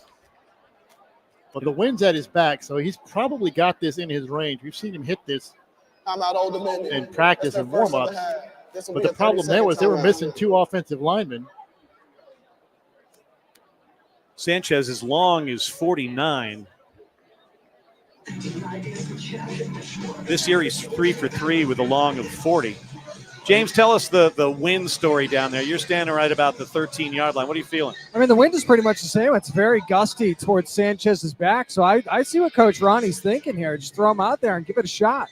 I mean, you couldn't put it better in a better spot because he's on the left hash, and the wind is blowing perfectly in that direction. If you're on the right hash, it would make it very difficult or more difficult. Now the wind is just going to push it all away. Ian Brandt is the holder. He'll put it down at the 43, making it a 53-yard field goal attempt for Ethan Sanchez. his career long, is right in front of him here in Bowling Green, Ohio, to give the Monarchs a 3-point lead. Was 49.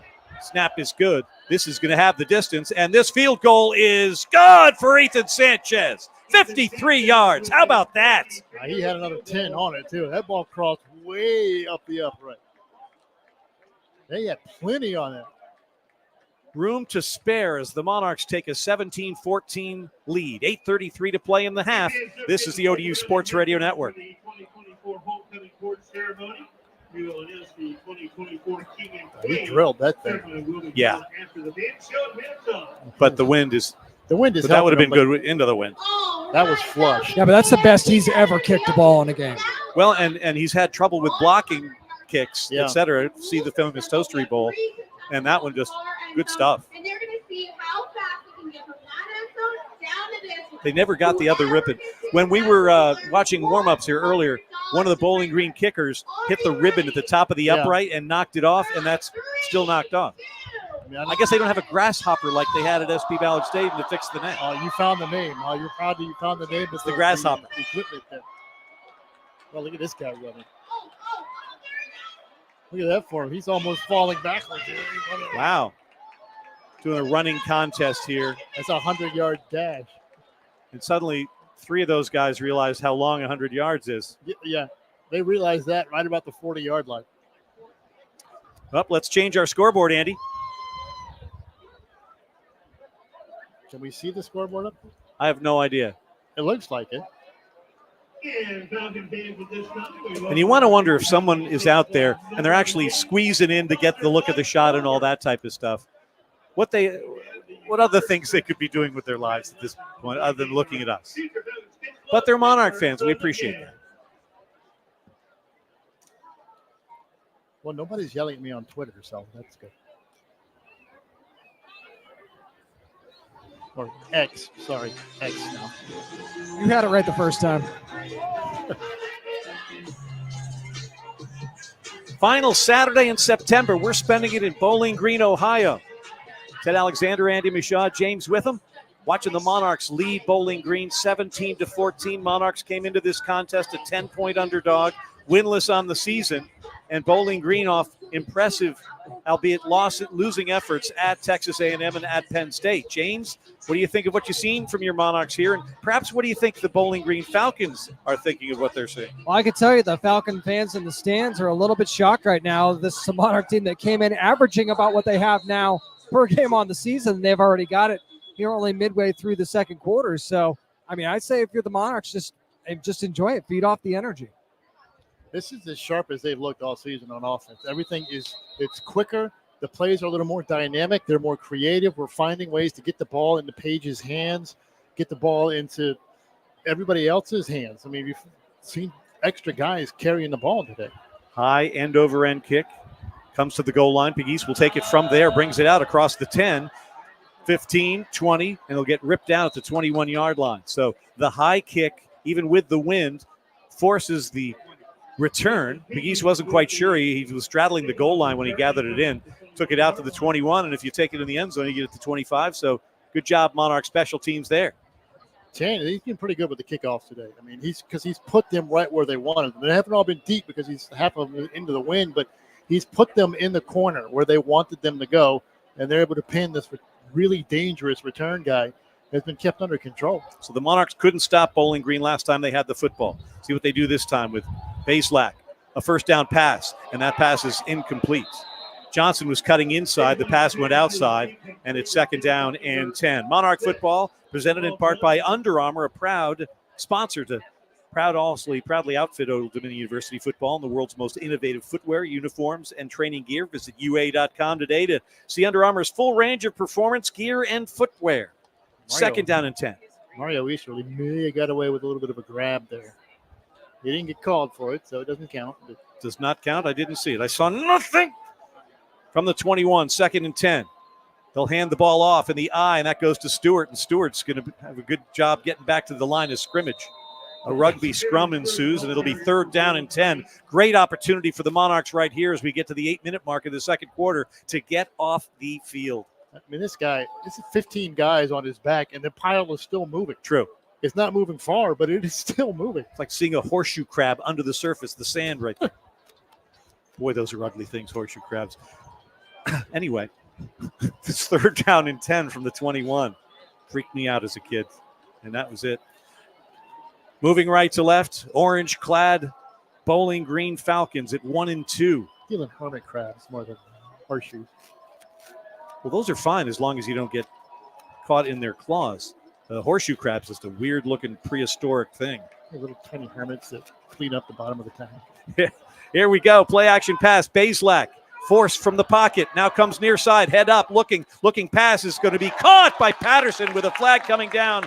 Good enough for the 1st down at the 34. Now Atalo is there defending. Nice play by Patterson to come back and make the grab. They'll call the Monarchs for interference there. They'll decline it and move this change to the 34. Yeah, it was underthrown, and he slid down to make the catch, and Atalo just couldn't slow down in time and kind of ran over him. Like you said, he made the catch anyway. So cashing in on another 3rd down. Hold it. Defense, number 16. Or not. Penalties decline. It's all in the play. First down. They'll take the result of the play off the holding against Keandre Harris. But again, that's the 3rd holding call on the defensive backfield today. Which means moves are being bought and then they're being made toast out of. From the 34 near hash mark. Here comes Bowling Green. Bazelak, little screen pass set up for Fannin. Fannin has some blockers, but he gets hit once, twice, thrice, 4, now 5 guys, and they bring him down for a short gain. It's a lot of pileups when these guys get the ball because they do not go down with the one hit. Well, and they set up the screen nicely with some blockers in front of him. And again, Harold Fanning Jr. You're going to hear his name come draft time, folks. Yeah, you should. 6'4", 230-pound junior out of Canton. And he's not just a catcher. He's a pretty good blocker as well. Yep. But you got to like the way the Monarchs are swarming to the ball. 2nd down and 8 from the Bowling Green 36-yard line. Straight drop back for Bazelak. Now he rolls right, has a man pass behind him. Patterson can't reel it in. Mario Thompson on the coverage. Incomplete pass brings up 3rd down and 8 and another chance for the Monarchs with 6:29 to go in the half to get off the field. Bad pass forced by the safety blitz from Patrick Smith-Young came flying off of the edge, untouched. They were kind of rolling away from him anyway, but he still put the pressure on, which made Bazelak try to throw it before he really wanted to. They need to get to the 44. This is 3rd down. Monarchs bring everybody up to the line of scrimmage. I mean, just about everybody. And they're going to bring everybody. Pressure on Bazelak. Steps up, gets away from it, has a man. This is Fannin. He's going to have a step. Makes the catch at the 25. Taken down at the 20. Oh, the all-out bring the house blitz. Didn't get home. Keandre Harris left on an island, and it was Fanning that found the bottle of joy at the end of that one. That's the same thing that they did on the goal line with the last touchdown. Pressure, all-out blitz. Great job by Bazelak to step up into the pocket and avoid the blitz because it looked like Colbert had a good shot on him. He just stepped up around him, and he, again, throws a perfect ball. And a great adjustment by Fannin. If you're going to play with fire, you're going to be burned sometimes. From the 21, they've gotten burned lots of times. There's a handoff to Patterson. He gets nowhere. This run defense is doing its job, but, let's just get it to 3rd and 8 and see what happens from there because that hasn't been good.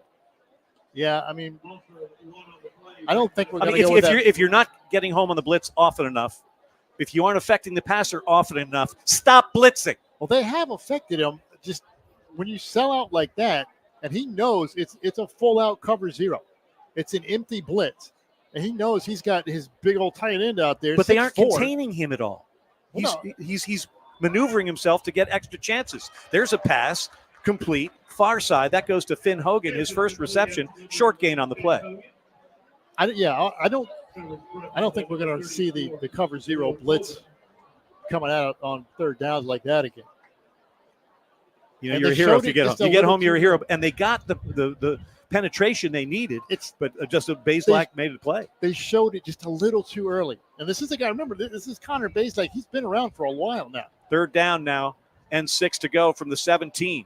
17-14, Old Dominion leads Bowling Green with 4:40 to play in the first half. The Falcons are driving toward the goal to our left. Another big 3rd down. They've converted the last couple with big pass plays. Bazelak has been elusive. He's got the football right now at quarterback. Steps up. Nobody's in front of him. He's going to run to the far side. He sees the sticks in front of him, gets out of bounds with enough for a 1st down at the 10. Decent pass rush that time, but it flushed him out to the right. There's no receivers on the right, but that also means there's no defenders on the right. So he gets out there and gets just enough, gets out of bounds. Remember, this is a guy who's thrown 300 passes 5 straight years. He has seen a lot of blitzes. And when you show him that early, he knows right where he's got to go with it. And he's just got to buy just enough time for Fannin, who's 6'4", 230, but runs a pretty quick 40.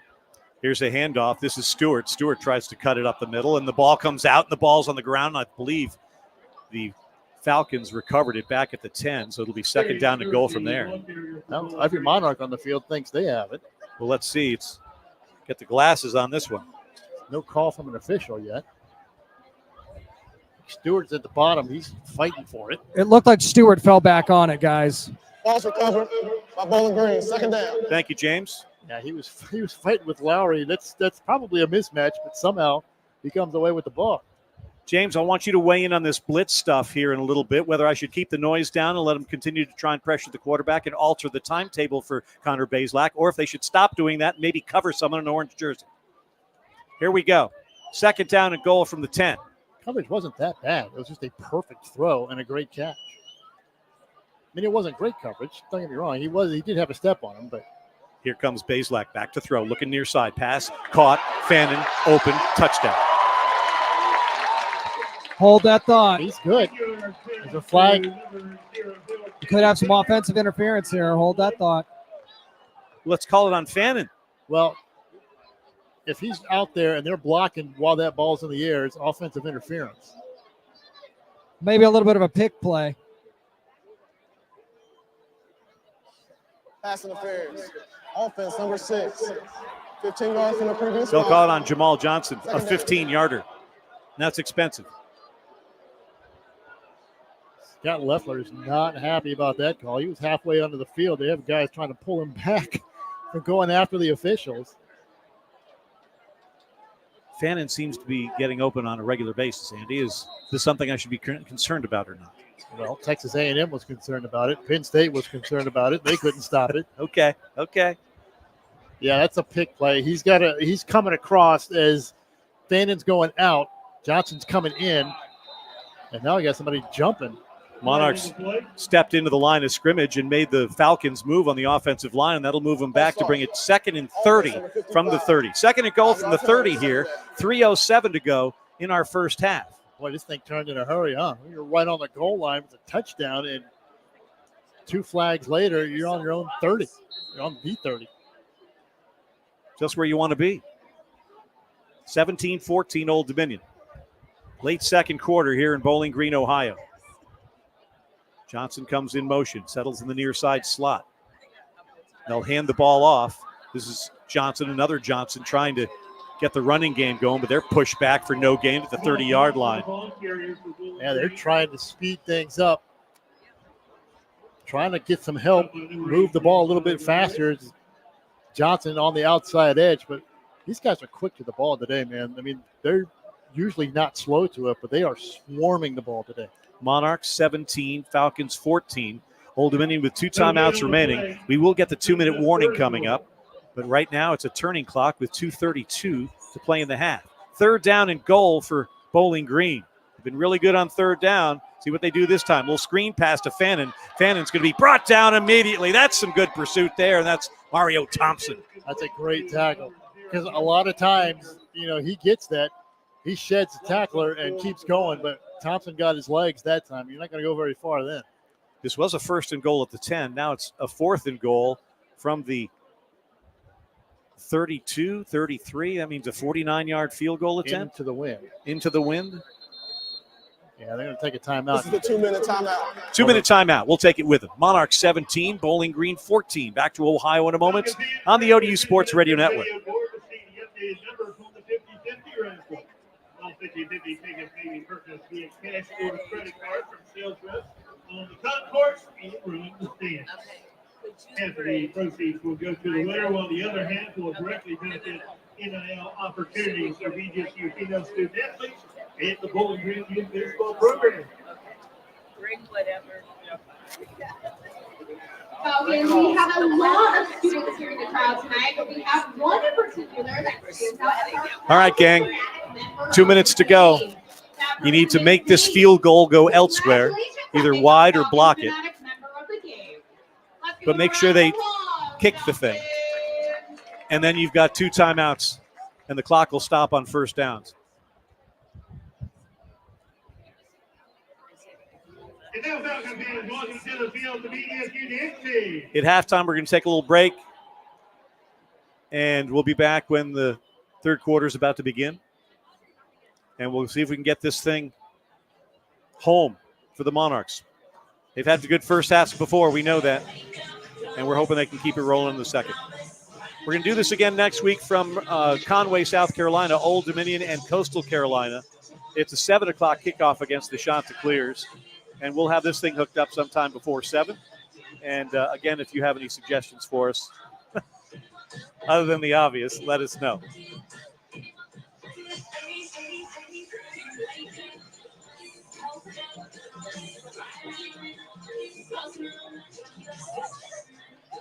Two minutes to go in the first half. Old Dominion 17, Bowling Green 14. 4th and goal for the Falcons from the Old Dominion 33-yard line. It would be a 50-yard field goal attempt into the wind. Yeah, it's not an easy decision. Or you just let Bazelak throw it to Fannin for 6. Well, that's always a good option. Right now, he's got 9 catches in the first half for 95 yards. 7 catches for 95 yards. James, what are you thinking strategy-wise? You're in a really tough spot here because you can't really punt it, but 50-yard field goal, I wouldn't want to give us the ball back no matter where, so you might as well kick the field goal, I guess. But if you miss the long field goal, we get it where you snapped it, right? I mean, you're looking at a 51-yarder, and with this wind, it's got to feel closer to 60, but they're going to try it. They're going to try it. Longest of the year for Jackson Cleather is 42 yards. He's 4 for 5 this season. This is going to be a 51-yarder. Alan Anya will hold it. Ball's on the near hash. That's also his career long, 42, which he hit earlier this year. He has missed also from 23. He's hit from 33 twice. And this is into a breeze. It's going right in the direction that he's kicking. Again, from the near hash mark, kicking from right to left to try and tie the football game with 2 minutes to go in the half. Jackson Cleather. The ball is down, and it is into the wind, and this kick is no good. Short. Just short. Wow. Yeah, if that's not into the wind, he makes that. Oh, he makes it. It goes off the step. So the Monarchs dodge one right there, and we'll have a 17-14 lead on the football and 2 timeouts with which to work. Monarch football presented in part by T-Monarch partner Atlantic Bay Mortgage Group. Atlantic Bay is all in for your home loan needs. Call today. Atlantic Bay Mortgage Group, lending peace of mind since 1996. He hit that about as good as you could hit it. And right where he wanted to hit it, let the wind push it right into the middle. It just didn't have enough. And this is a big boy wind here. Yeah, it is. Monarchs with the winds at their back for the most part, with Grant Wilson and Aaron Young in the backfield. 2 wide receivers to each side. You send Page, who moves into the backfield. Clap the hands, hand the ball off right tackle. It's Aaron Young, jumps over a tackler, gets across the 40 to the 42-yard line. 2nd down and 2 coming up. They'll mark him at the 41. 2nd and 2 on the coming up here for the Monarchs. Plenty of time here. You got 2 timeouts. You don't really need to rush. And again, you hand the ball off, and this is Young, and he gets nothing this time. You don't need to do that. That was a problem. Trent Sims, the safety, first on the scene. And clock ticking, 1:25 to play. Monarchs 17-14. 3rd down, need to make something happen on a 3rd and 2. And you fake the handoff, and Grant Wilson keeps it himself and falls short of the 1st down yardage. That was very awkward, as if he was going to get hit, he was going to get hit on that left arm. Yeah, he knew that. He did get it. Oh, okay, my apologies. He went right at the stick and went down. Not the most poetic slide. Here's Wilson coming near side. That's going to be almost picked off. Oh, my. Kelby Williams was just waiting for the ball to get to him like Santa Claus on Christmas morn. Meanwhile, the defensive back jumped the route, and Jordan Alakadun almost took it to the house. Right, there was pressure coming on Wilson. He kind of threw that off his back foot, falling away from the pressure, so it hung up there for a long time. If you're Williams, you got to go to the football. Yeah, you got to make it a little bit a little bit more aggressive move on that. Second down and 10, 63 seconds to play in the half. Monarchs by 3. You hand the ball off, and nothing's doing with the running game out to the 45-yard lines. Third down coming up. Clock continues to tick. And I wonder if Ricky will let it continue, I think. Yeah, you got to wonder if Leffler's going to call a timeout here. 3rd and 9. Monarchs need to get to the Bowling Green 46. Get extra downs here. They've got 24 on the play clock, 38 on the game clock. Tick, tick, tick. Everybody looking over their right coaches, shoulders to the near side, looking at the signals. Both coaches happy to just let this run down then. We'll hear from head coach Ricky Ronnie with James Witham at the half, and they hand it off to Young. Young's coming near side across the 50. Bus cross for the first down at the 42 3-yard line. They'll stop the clock while they set the chains with 19 seconds to go and 2 timeouts. Still anything you want to do, Monarchs, you've got the time to do it. And here's Wilson back to throw. Wilson, far side. Wide open is Page, and he misses him. Yeah, it's miscommunication. Page broke that to the inside. Wilson threw it to the outside, but that was open. Now, is that sometimes where the hurry up makes you hurry up too much in your mind, if not the play design? A little bit, yeah. 2nd and 10 from the 43. Again, Page was wide open on that play, and Williams was open down in the middle as well. 13 seconds to go. 2 timeouts for the Monarchs. They only got to get about 4 or 5 more yards. And well, the way Sanchez kicked that last 53-yarder, you're absolutely right. Timeout, Bowling Green. Their final Bowling timeout. Green will This call be a their final 30-second timeout. Enough time for at least 2 plays here. At least 2. You might be able to squeeze 3. Want to remind you, Monarch fans, that every ODU sack is a sack to give back with Food Lion. Food Lion Feeds has donated over 3 million meals to local food banks and college pantries throughout the Food Lion Feeds Sack to Give Back program. For every sack the Monarchs make this season, Food Lion Feeds will donate 1,000 meals to feed our neighbors in need right here in Hampton Roads. Monarchs need to get the sack numbers going. They've been having trouble with the elusive Bowling Green quarterback, Connor Bazelak. We'll hope for a couple of Food Lion Feeds sack to give back in the second half. 13 to go, seconds-wise. 17-14 Old Dominion. They've got the football and a second down and 10 from the Bowling Green 43. They need about 7 or 8 yards if the last field goal attempt that was made from 53 by Ethan Sanchez is any indication. 2 wide receivers to each side. Everybody's still looking over their right shoulder at the signal. They're flashing the signals. 3 guys are flashing. Only 1 guy means anything. The other guys are just literally going through the motions. Second down. Wilson, near side, flings it. Incomplete. That one got away from him. Bit of a sloppy pass there to Page, and it was too high for him to reel in. Yeah, it's the flat-footed a little bit. Well, Page is on a hitch, and they sent, I think it was Conroy. Yeah, they sent Conroy deep behind him, and they're trying to hit Page for something underneath, get out of bounds, eat up some yards. 9 seconds, 3rd and 10 here, Andy.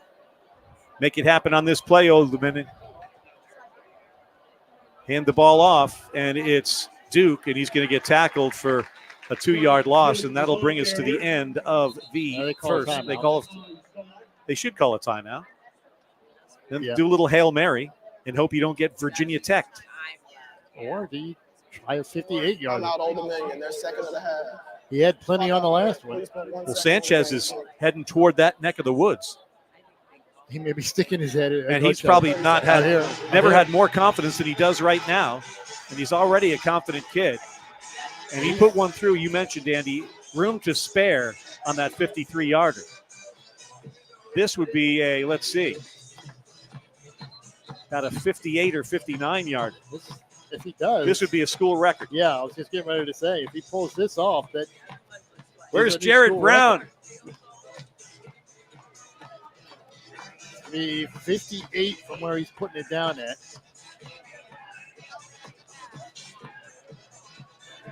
All right, it'll be a 58-yarder. Again on the left hash, right where you want it. Grant will hold it. See if the Monarchs can increase their lead on the final play of the first half. Ball is low. This kick is going to be short. And it's no good. snap was a little bit low. Didn't get the wood on it that he got on that other one. It looked like somebody may have jumped. I looked at that too, and that's why the Monarch special teams are sort of still hanging around they're out still there. out there asking, wait a minute, what's the flag? It looked like one of the Falcons jumped offside. 17-14. Monarchs will take a 3-point lead into the half. That's the end of the first half. And so there's no flag there. Something funky happened there right at the snap of that ball, including a low snap that Ian Brandt did a good job to set up for Ethan Sanchez, but the kick was short from 58 yards, and it's a 3-point Old Dominion lead at intermission. Ricky Ronnie is making his way toward James Witham, and he's with James now. Take it away, James. Coach, a lot of fireworks there. Your thoughts on the first half? Yeah, I mean, I think we did some good things. I mean, there's still a lot of plays we left out there on both sides of the ball. And that's what makes it exciting. I know we can play better. And so I'm excited for us to go into this halftime, go into this locker room, be excited to play the second half and go out here and play well. Any adjustments you want to see on defense? I mean, not schematically. I mean, we have to tackle. We have to get the guys on the ground. We got to play better on third down. Right now, third down's our biggest issue there. Thanks, Coach. See you in the second half. Thank you. That's ODU head football coach Ricky Ronnie. Ted, Andy, back up to you. All right, thank you, James. Our interview with head coach Ricky Ronnie is brought to you by Team Monarch partner Centera. Centera's mission is to improve health every day. Visit them online at Centera.com. 30 minutes in the books here in Bowling Green, Ohio. Old Dominion, a 10-point dog, leads the homecoming bathed in Falcons of Bowling Green, 17-14. We'll figure out the grammar. You go to the fridge. We'll be back in a moment on the ODU Sports Radio Network.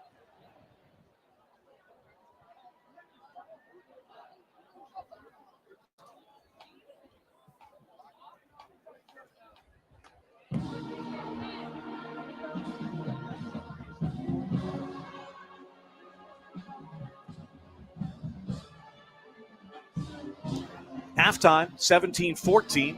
Old Dominion leading Bowling Green. Ted Alexander, Andy Mishaw here. And Andy, we've seen a half that I think should make Monarch fans feel pretty good. Yeah, I would. I do. I mean, the offense looked 100% better than the last time we saw them. Now, obviously, Grant Wilson back there helps out. But the play calling has been better. I like the dynamic stuff that they're running. They're trying to find ways to get it out of Wilson's hands quicker. They're finding ways to get it into Page's hands quicker. I mean, they've tried a couple of things, getting Houston out on the edge, just mixing things up a little bit. I think it's worked.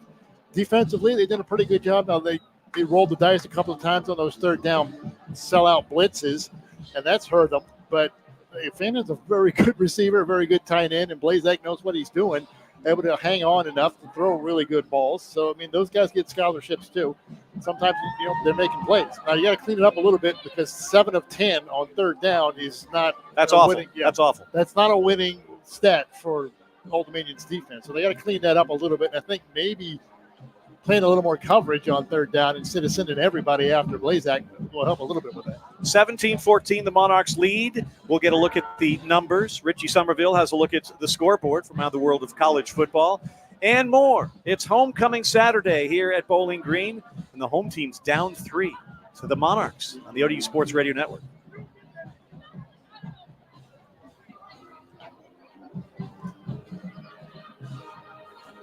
So do we have anything in this halftime?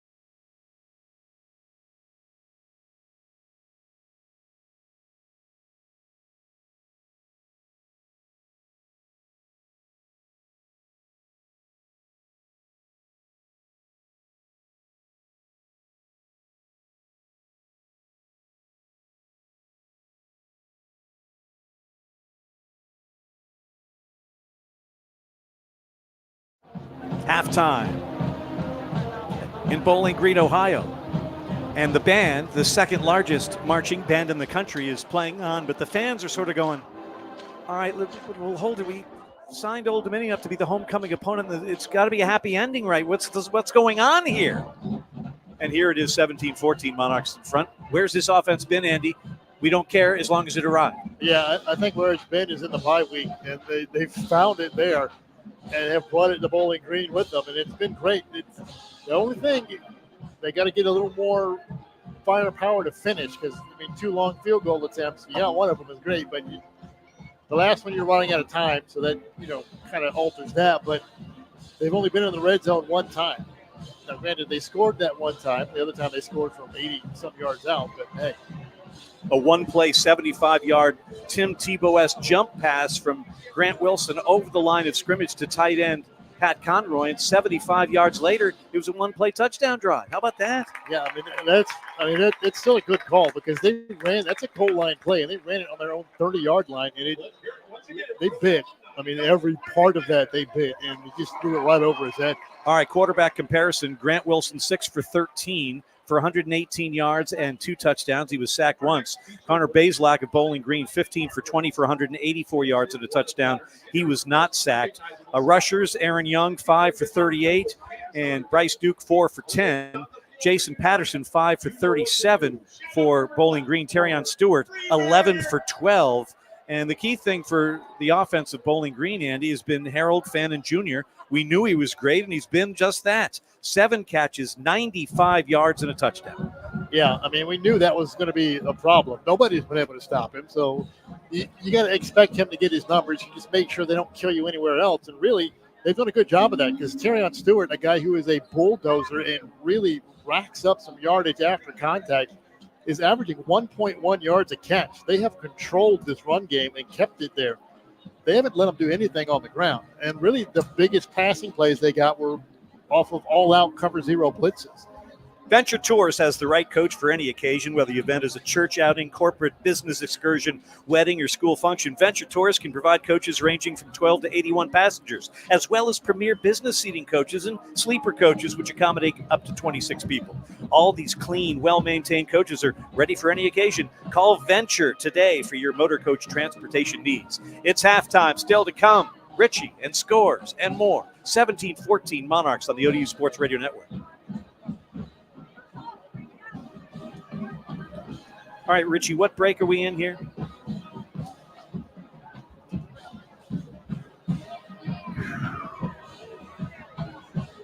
All right, we'll come back and do a little yapping. I've got 12 minutes on the clock, 12 minutes.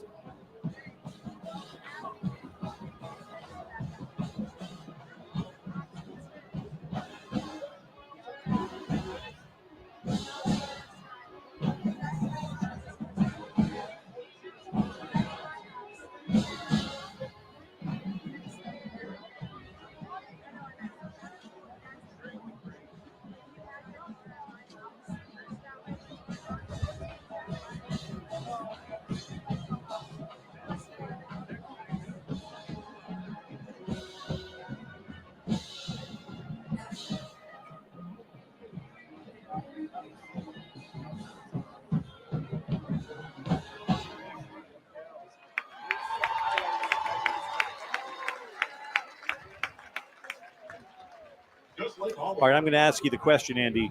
The Monarchs get their first win if. And then I'll say the Monarchs will go home heartbroken again if. The stats have completely evaporated, so that's good.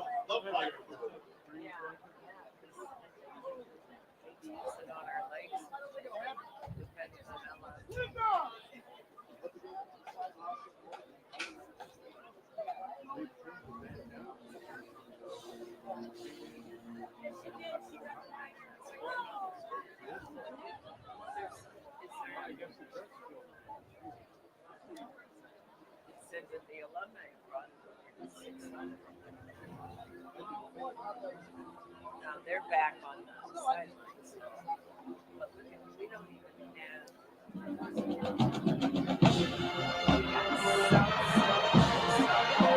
have. Back in Bowling Green, Old Dominion at halftime leads Bowling Green State University 17-14. Ted Alexander, Andy Mishaw, and a scoreboard that just has a mind of its own. 17-14 Monarchs. All right, Andy. Cam up that we had to have that. All right, Andy. The Monarchs will get their first win of the season today if they keep doing what they're doing on offense. I mean, that's very impressive play on the offense. The only difference, I'd like to see them finish drives a little bit more. Again, they've only been in the red zone once. That's one long touchdown and one short touchdown, but I'd like to see them finish these drives strong and not settle for long field goals. But they're doing an excellent job. They have to keep that going, keep being dynamic, keep them all guessing. I mean, they had 3 different ball carriers, different rushers, and they weren't all just straight inside zones. They were counters, they were sweeps off the edge. They were mixing things up, which is brilliant. They hadn't done all year. That's great. The other thing they have to do is get home on some of these blitzes. And by that, I think they're going to have to disguise them a little better because the ones they've thrown at them, they've shown early. And when you show to a guy as veteran as Blazak is, he's going to know it's coming, and he's going to find the guy that he can throw it to, and most of the time that's going to be Fannin.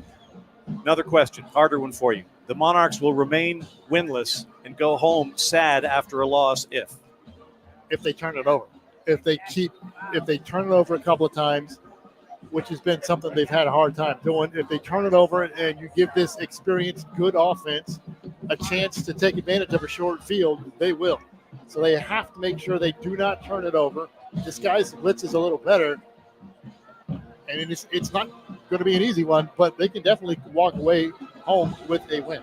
30 minutes to go here in Bowling Green. Old Dominion 17, Bowling Green 14. Coming up next on our Monarch Football Halftime Report, Richie Somerville with a look at the scoreboard on the ODU Sports Radio Network.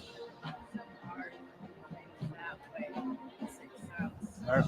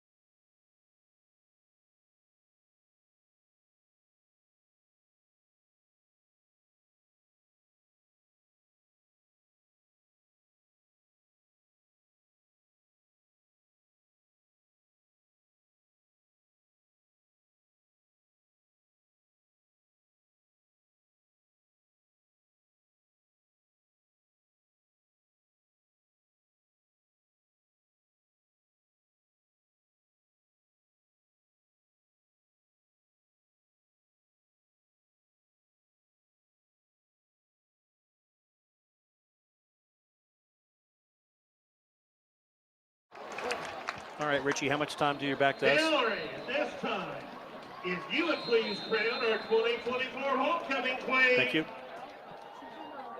Billy Noodle. All right, folks, welcome back. And congratulations to this Ted and Andy. Queen, Will and Kelly. Watching the Monarchs go through the warm-ups. Andy, we've been in this position before with the Monarchs right in the thick of things at halftime. Yeah. What has happened in the third quarter, which has been problematic? That we can stop immediately. The offense has gone completely stagnant for one, and we've seen that now against Virginia Tech as a bit of an outlier because of the whole quarterback situation. Yep, true. So they really were limited in what they could do or what they felt like they could do.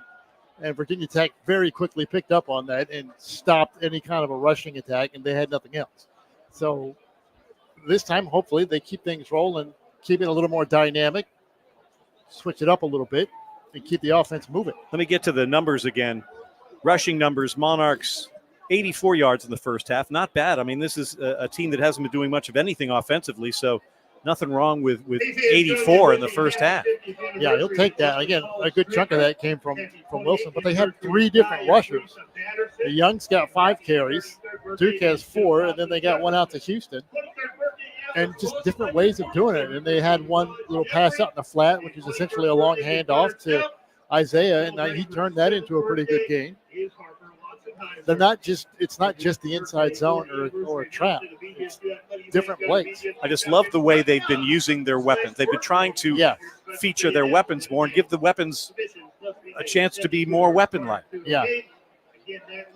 Ish. Like using the tight ends as more as blockers on the outside. Celebrate with the Falcons.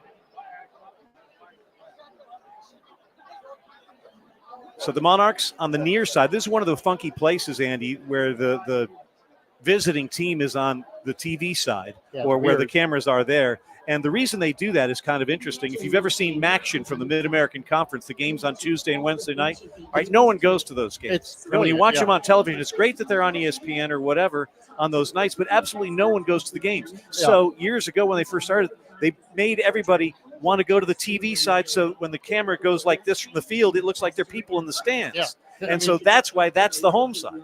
It's brilliant marketing. It's good thinking, and it's just weird because we've been on the opposite side before, but usually it's like App State where they just the home side is still the home side. It's just we're on the other side of it, like FIU. But here, no, they did it on purpose, and it's a very good way it works. All right, James has made his way in, out, and about, and he's got new batteries, and he's ready to rock and roll. James, let's get this second half started with your thoughts. Adjust to the adjustments, and that's something that we haven't seen from the Monarchs in the second half, whether it be offensively or defensively. You know the Bowling Green is going to make adjustments based on what they've seen. How do the Monarchs react to that? Monarch football brought to you in part by Atlantic Orthopedic Specialists, the largest, most comprehensive orthopedic practice in the region. Atlantic Orthopedic Specialists, serving the Hampton Roads community for 100 years. Learn more at atlanticortho.com. Since Bowling Green deferred when they won the toss before the ball game, they get the football now. One thing to look for is after they threw those all-out blitzes at them, see if they fake that at some point on a big third down. They'll show like they're going for it and then back out of it. And maybe they can set a trap for Blazak and throw it right into an interception.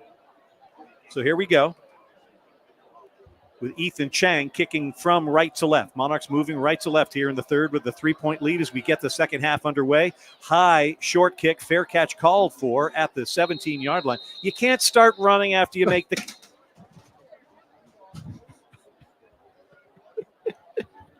It's not going to work, man. Just give it up. It's definitely no. You kidding me? He's never going to give it up. We've got like 4 pounds of tape. This is a quest now. This keeping this scoreboard up. Anyway, you can't make the fair catch signal, make the catch, and then start running. He thought about it for a second, but he didn't run. He wasn't convinced that he was going to run it. All right, I need to talk to the set designer here. Is that you? First and 10 for Bowling Green from their own 25-yard line. They start with a run, and Stewart goes up the middle and has some decent success across the 30, maybe the 31-yard line. Getting dark. We're dark out there. We got tinted windows here, so. And it's interesting, their communications devices on each sideline, you've probably seen them at SB Ballard Stadium, with the long antenna that goes. But at halftime, they had some streamers as part of their ceremonies, and the streamers have caught at the top of the antenna here. So it looks like it's very festive. It is kind of festive. That, or it looks like Cousin It started shedding at the top of the apparatus. They're going to delay a game. Legal substitution. Wow. Offense. 12 and 4 situation. All right. So they'll back the Falcons up a bit. Yeah, that's one thing. They've hurt themselves on the penalties. They've had a couple of big ones, too. Remember, they had a touchdown wiped out by a penalty. And it turned into a long field goal attempt that they missed. So a 2nd down and 8 for the Falcons, trailing Old Dominion, 17-14. First drive of the third quarter. Play action pass from Connor Baselak. Loads up, comes to the near side. They rush him, force him to throw. The throw is broken up at the last moment. Oh, what a play from Rashid Reason at the last moment. He spent a long time shadowing Malcolm Johnson on that play. I mean, that's a long time to cover a receiver. And he stayed with him the entire time and made the great move at the end to knock that away from him. All right, here we go. 3rd down. Opportunity. Would you say they were 7 for 10 in the first half? Yeah. Here we go. 3rd and 8. They need to get to the 35 to keep the drive going to start this third quarter. 3 wide receivers to the near side as the Falcons operate left to right here in Bowling Green. Not showing a blitz this time. They're all looking over their left shoulders at the far sideline to get the play. Minor adjustments made by the 3 wideouts on the near side. Baselak now back to throw. It's a 3rd down. Can he convert for the 8 time 11 tries? Rolls up. Looping pass is incomplete. Had a lot of time. Created some extra space for himself to the quarterback, but the throw is too far for Malcolm Johnson Jr. and the Monarchs force a punt on the first series. They didn't send everybody, but they still only had 1 safety. That's just really good man coverage. They were all over him, and there was nowhere to go with it. He tried to lead his receiver, Johnson, out a little bit, and Reason was with him, and then he had a safety help. The 1 safety that was out there was hovering in the center field, ready to come over and help on that. Here's the first punt of the day for Bowling Green. John Henderson. He averages 42 yards a punt. Yeah, he's hit. You can hit him. Is that Page back there standing on his 28? Yes, it is. Snap is good. Comes to the near side. Oh, that's a spiral, booming spiral. Page gathers it is 19, straight up the middle. 20, 25 to the 29-yard line. He'll go down there. So a nice job getting to the spiraling punt from Isaiah Page. And he returns it about 9 yards. That might be his longest punt return of the season. And the Monarchs have decent field position as they'll come out and get their first possession of the third quarter. Timeout, 13:47 to go in the third. Monarchs on top at Bowling Green, 17-14 on the ODU Sports Radio Network. Tonight's K-9 educator of the game is Scott Bressler. Excuse me? After 30 years career with Okay. BGSU Athletics, Scott retired. He decided to get into public education by So should I just carry this? of the area school districts. This substitute teacher from the Otsego local schools, as well as Oh, but that takes away the product placement. 7 years. One of the things Scott's enjoyed most about his current position is having He does have a point. involved with the students. We're going to put up cones and like tape over here so no one gets hurt in this construction zone. Scott is not lasting in meaningful relationships with many students and has become a mentor. to Can anybody see that? well beyond It their looks high like school it. days. I can see it. We in? Special school district experience. All right. Take care of each other and certainly taking care of Scott. Where were we? It is an honor and a privilege to be a part of it. One heartbeat. All right, let's keep I like going, it. but I'm afraid if I could climb up there and plug that light in, it's going to be nothing but a reflection on this tinted window. We won't be able to see anything. Correct. The one funky thing, and I think one of the neat things about this is we'll be able to talk out loud about goofy stuff that we run into all the time. First time we've ever been in this box. We came here this afternoon with plenty of time, but these windows, these don't open. This is closed. Yeah. The windows are up here that open. The outlets are up there. And if On he the wants ceiling. to get that light turned on, he's got to climb on this thing, go up there, and we're wondering if we want the light here or will it just reflect off here? I mean, it's worth a shot. If it screws everything Well, then, up, we can always if it's worth a unplug shot, it. what are you waiting for? We got to wait for the timeout that's Yeah, coming. I think he realizes how much time is left in the break. I don't think I can pull that off in 8 seconds left.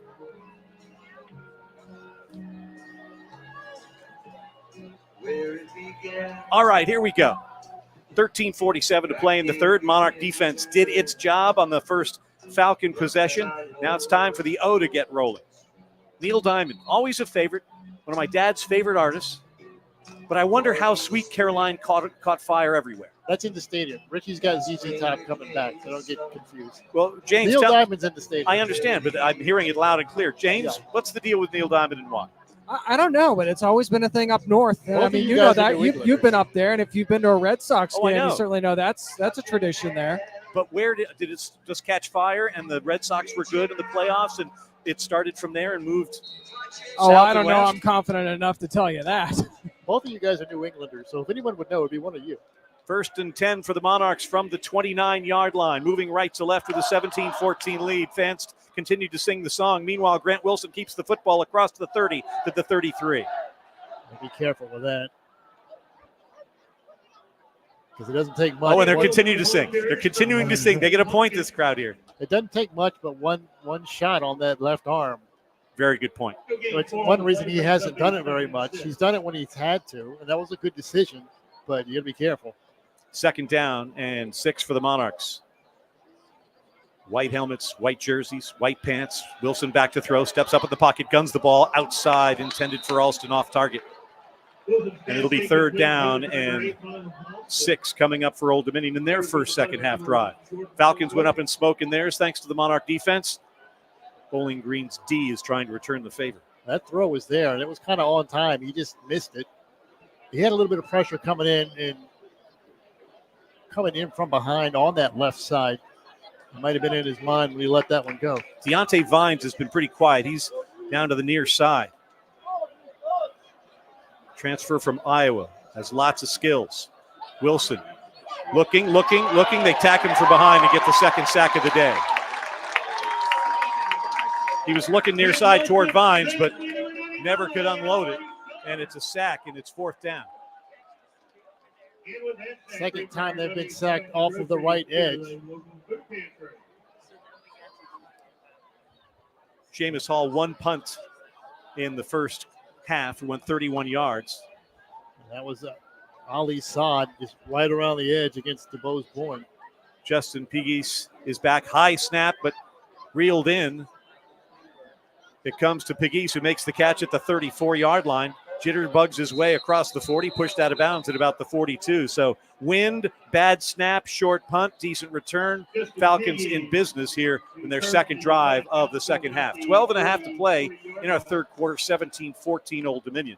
That possession there was a little less dynamic than what they showed in the first half.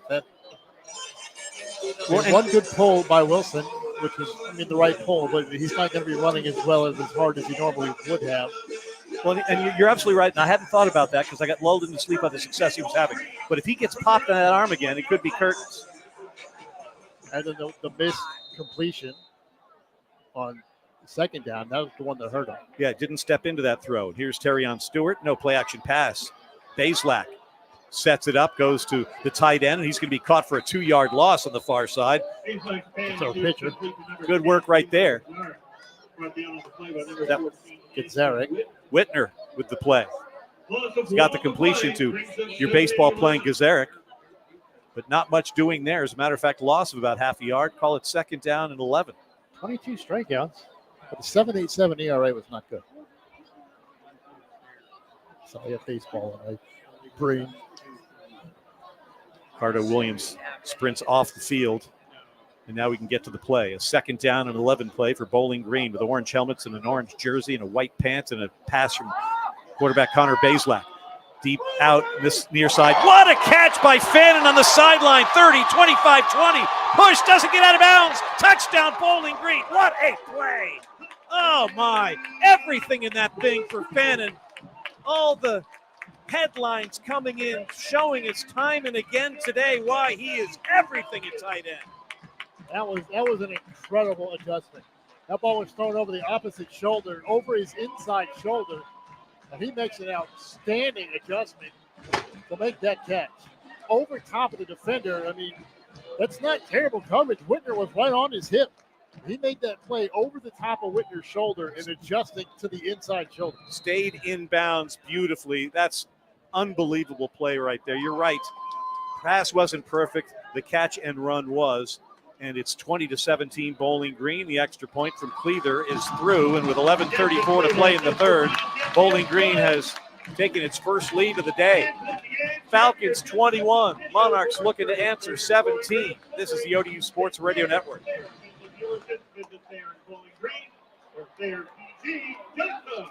All right, I'm going in. You going to do it? All right, Andy's going to climb on this thing. We have no idea how old this place is. When was it built? In the 60s? So he's going to climb on there. Well, everybody can see crotch cam now. That's good stuff. You can't blur that out. Yeah, where's there you go. All right, thank you, Andy. I feel like we just changed the rating on the stream. What? Can I see out the window? What window? Yes, I can see out the window. What's this look like in here? Oh, it's gotten brighter. I'm here with Julia. Well, what are you doing? For the Kroger Price is right. Ladies. All right, it's back on. Oh, it's one of those lights. You have to guess the closest All right. price to that item without going over. Your item today. Let's update the score, Andy. Andy 1, Light nothing. 950. 1050. You never know. Oh, there's words on these things. All right.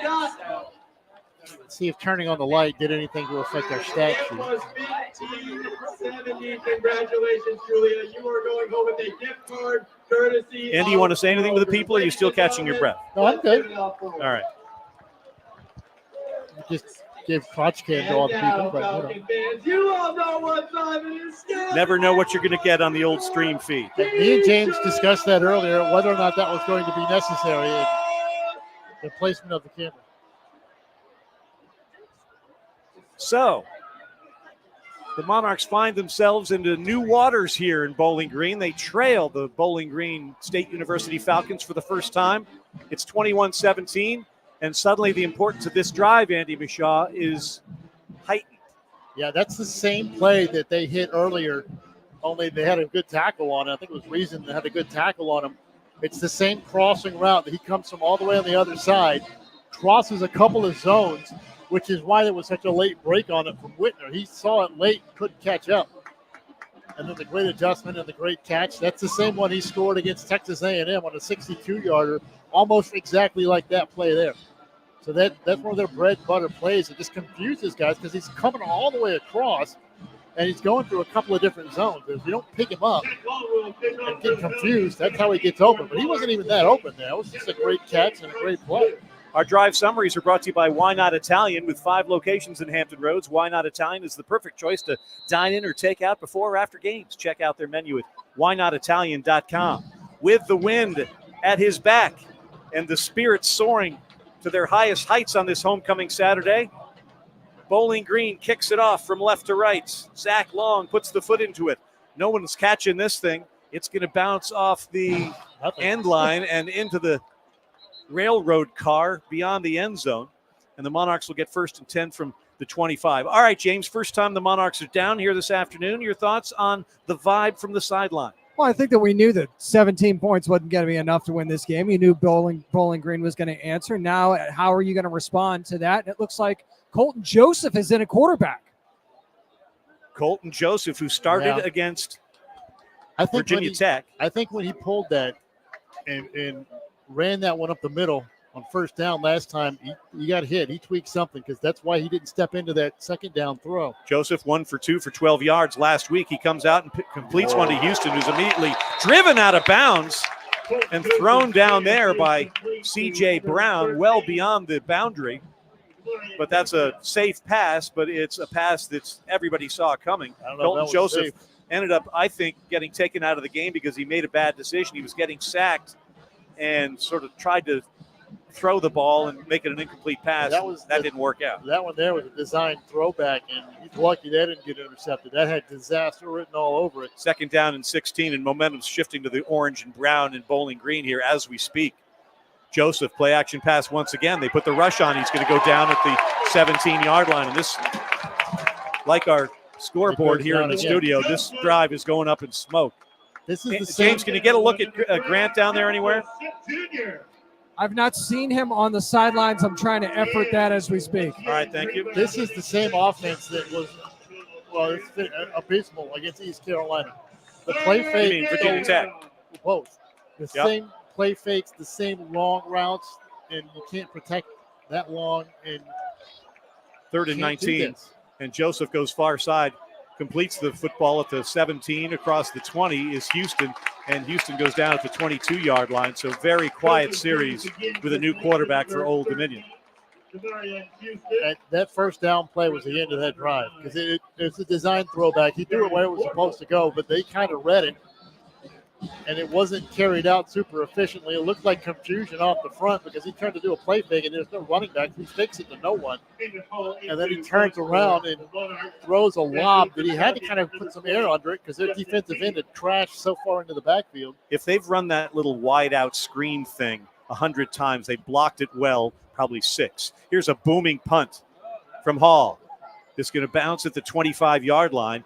Takes a Monarch bounce inside the 20 to the 17. Seamus Hall unloads on one when they needed it most. That's a great punt. And Pegues never came up to catch it, so it got a Monarch roll. And that'll say it was touched the 26. You're marking the 26? All right. Our second half starts is brought to you by Bon Secours. With Bon Secours, it's never been easier to stay engaged in your health care your way. Bon Secours, primary specialty in emergency care for the universe of you. Well, put the pressure meter, notch it up one more for the Monarch defense here. I think Wilson's in the tent. He is in the tent, guys. All right. See if it's a re-aggravation of the left arm or something new. And here's the handoff to Patterson, who goes off left tackle and runs into Denzel Lowry and company and maybe gets 2 yards out of it. If you ever needed a stop, it's right now. You got to get to stop to slow this momentum down. 9:17 to play in the third. 21-17 Bowling Green with its first lead of the ball game. They come in at 1-2. Monarchs at 0-3. Bowling Green a 10-point favorite here on homecoming Saturday in Ohio. I think they're getting after some of the ESPN Plus camera crews trying to sneak a camera into the tent. And here we go with the pitch, and they're going the other way with it. Little reverse direction. Monarchs sniff it out nicely. Nothing doing for Chase Davis.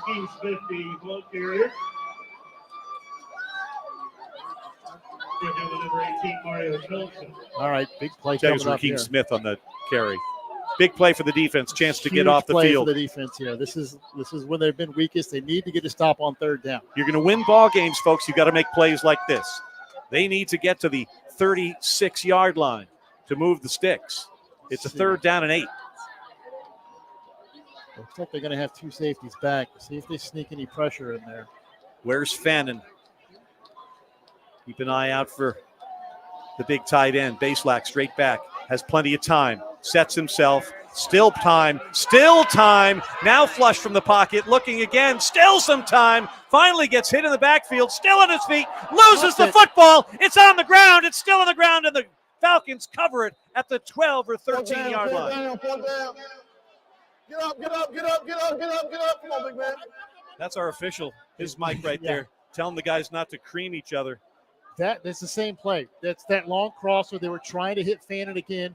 The Monarchs double teamed him. They had a safety and a corner bracketing him both ways, and there was nowhere else to throw it.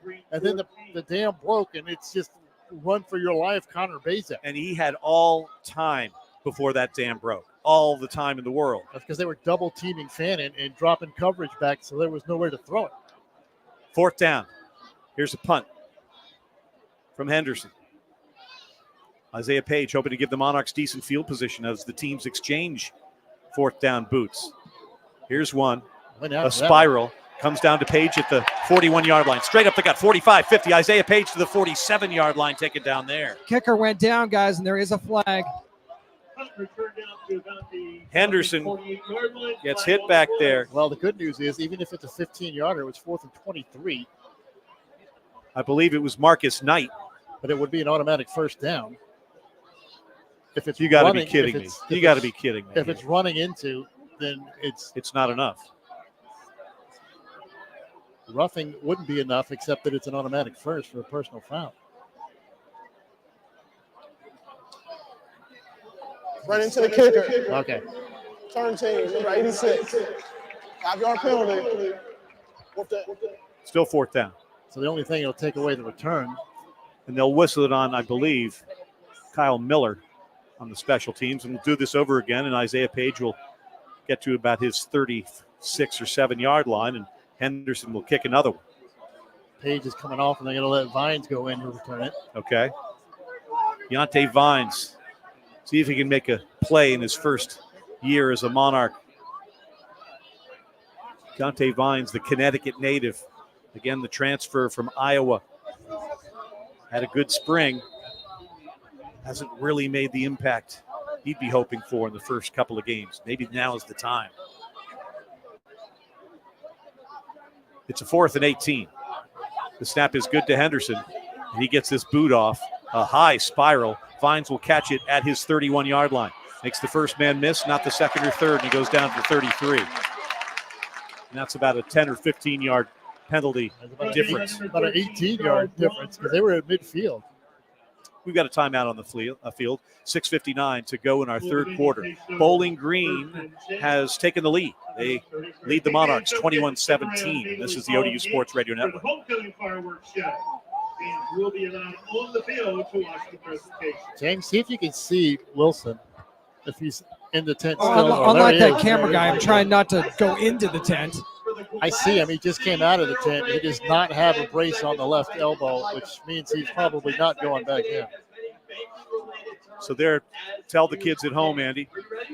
Yeah, he just came out of the tent, but the brace that he's had on that left arm all night is not there anymore. Yeah, it's off, and his helmet is not with him. That's also not a great sign. And he's not walking to the middle of the huddle, so he's on the outside looking in, literally and figuratively. I don't think we're going to see him again. What are his numbers, Andy? Had a really nice first half, did Grant Wilson in his return to the lineup after missing last week's game at Virginia Tech. Let's see how many 6 of 14, 118 yards, 2 touchdowns. So, if you're Kevin Decker and Ricky Ronnie, you've got to figure something out for the young quarterback. You got to shorten it up. You cannot do these deep, long routes, especially with your backup in there. You got to get him a rhythm throw. The screen, I mean, okay, but that was a long, slow developing screen. Get him some short stuff. I'm telling you, the long throws to the sideline are a waste of all of our time. All right, they never work, Andy. They never work. I don't like it. And we kind of reverted back to that a little bit here in the second half. Now, some of that, well, he took that, when Wilson took that draw up the middle, I think he got hit on that arm. And that's why he didn't throw a very good ball on the second down.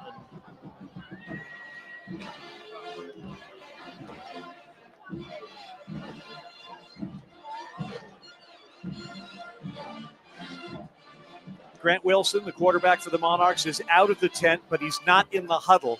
He's standing with his wrap and brace off the left arm, does not have his helmet, and he's on the outside listening to what's going on with Kevin Decker and the group inside the huddle, getting ready for this next Monarch possession.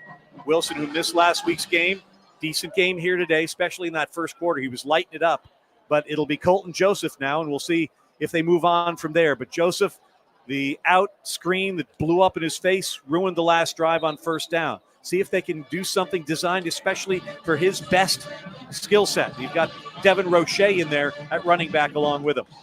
That's a good sign. If Roche is in there, maybe they're going to try to get something laterally to him. We're going to have short throws. You cannot have deep sets with your backup quarterback in there and just try to protect him. 21-17, Bowling Green leads Old Dominion with 6:59 to go in the third. Cannot go into a shell and be protective at this point in this game. Get out there and sling it. You've practiced it, now execute it. With the game on the line. Here we go. 1st and 10.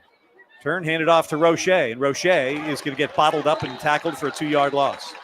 The problem with Roche is if he can get a little space, even a little seam, he's got the speed to get through it. But his problem is he's tiny.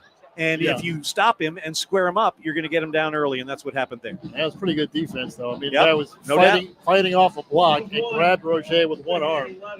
But a 5'9", 170, one arm sometimes is all it takes. They'll call it no gain. 2nd down and 10 for Old Dominion from their own 33-yard line, moving right to left from the far hash mark. Isaiah Page moves into the backfield to the right of the quarterback. You hand it off to Roche. Has his helmet ripped off as he gets to the 35-yard line. There's got to be something about that that allows us to get more yards. No? You can rip his head off? Is that legal? If you didn't grab the face mask. Head hunting season here in late September in Bowling Green, Ohio.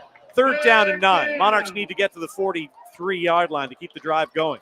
Offense seems to be in neutral. Grant Wilson on the bench. Colton Joseph, redshirt freshman quarterback, steps back, pumps, guns, fires, caught. Page, 1st down, 45. That is a good throw. Yep. His best as a Monarch. Because he had to get that over the underneath zone and drop it in over top of him and in front of the others to Page. And that was a pretty good throw into a tight window. And that hopefully will help the confidence of the California native, Colton Joseph. A little bit of a double clutch on that, too. Good. That was good. 45-yard line. Fresh set of downs for the Monarchs, who trail by 4 with 5.5 to play in the 3rd. Bring Page in motion. Now he stops in the backfield to say hi to Colton, and the handoff. No, Colton keeps it, dumps it off. Awful pass to Page. Yeah, that's a hard pass because you're running to the near side, throwing to the near side. You got to square your shoulders. He didn't do that, and the pass wasn't close. It's a shame, too, because that looked like it was there. It was just out into the flat. The linebacker was caught up on the inside of Brooke Horn, and that was there. If he puts that on target, Page has got a lot of space out in front of him. But he didn't. It's 2nd and 10 from the 45.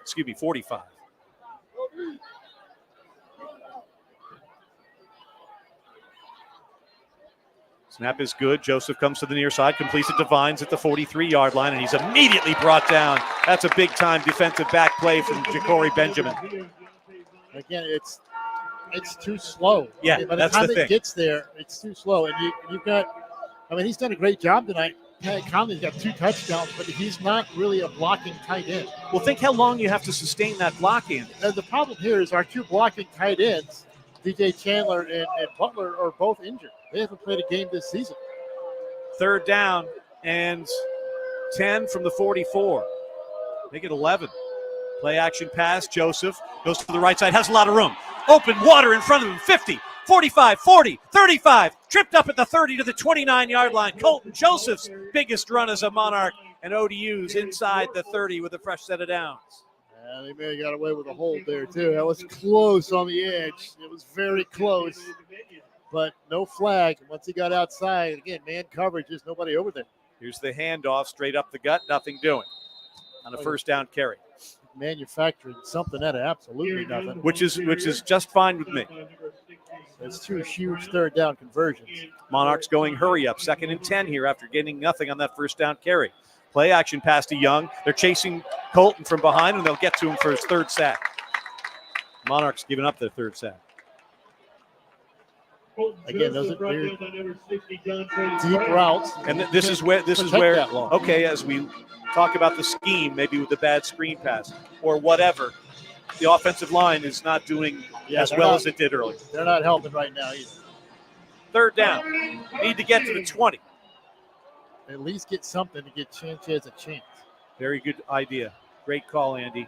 Joseph back to throw. They rush him. Dumps it over the middle. Passes caught at the 16. Well short of the sticks. Ball's on the ground. Turn it over.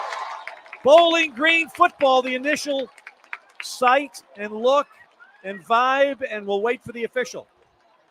Might be a question as to whether or not he ever actually had that. Rolling on the field is an incomplete pass. Incomplete pass means the answer to your question, Andy, is no, and the fans here in Ohio don't like it. It looked like he had it, but that was a pretty good job by Joseph. He hung in the pocket, stepped up, found the receiver. Don't be surprised if they take a look at this.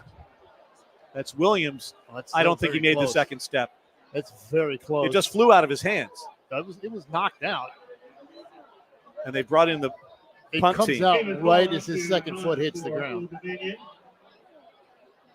Seamus Hall is in. Yeah, this is the 4th quarter. They're going the other way at the field goal. Pooch it. This way, though. Very short punt where you hope it bounces and takes an ODU bounce, and it doesn't. And so you'll keep him inside the 20, and you just got to get your defense back on the field to make a play. It'll be marked at the 16-yard line. That's where Bowling Green will take over with 3:12 to play in the third. Falcons on top of the Monarchs here in Norfolk, 21-17. ODU Athletics Seats for Service program, presented by ADS Incorporated, is aimed to offer Monarch fans a unique opportunity to give back, support our military, healthcare professionals, first responders, and educators throughout the Hampton Roads community by sponsoring tickets to ODU athletic events. Every donation of $10 ensures that a seat is made available to local military groups, nonprofit organizations, or healthcare institutions. First play, nice little gain. The pass completed to Malcolm Johnson. Falcons first down, so they jumpstart their drive with a pass completion. They've got some breathing room for Bazelak, their quarterback. Grant Wilson officially questionable to return.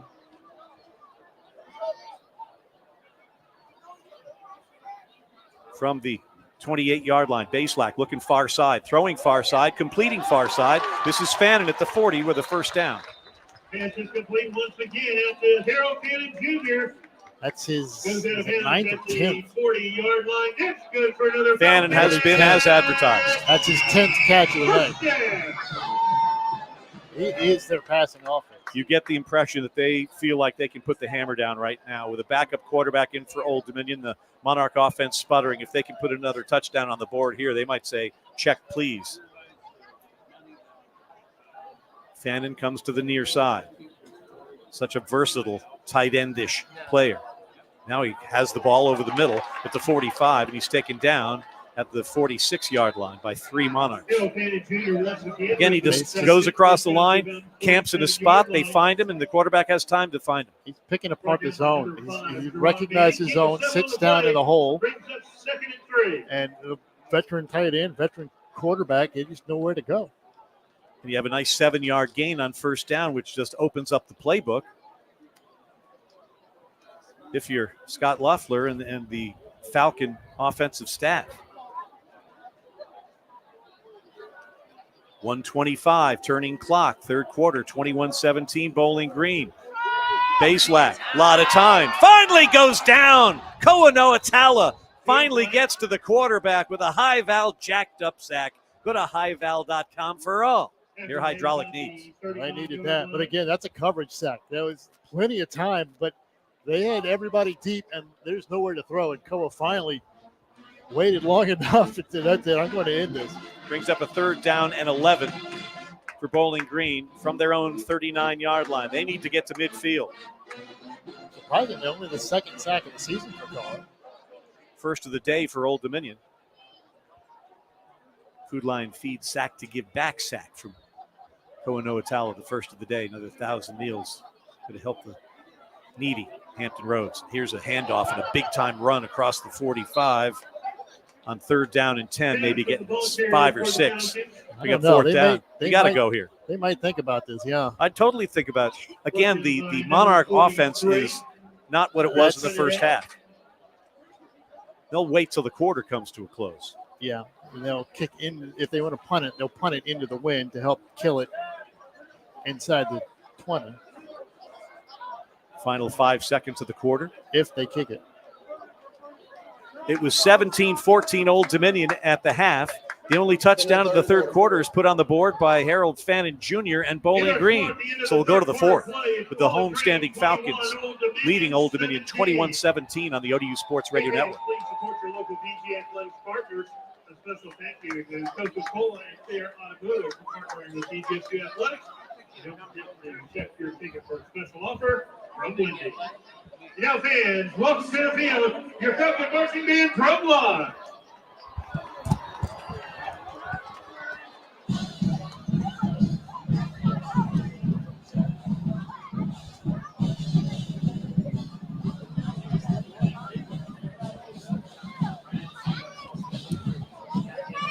Check, 1, 2, 1, 2. Check, 1, 2, 1, 2.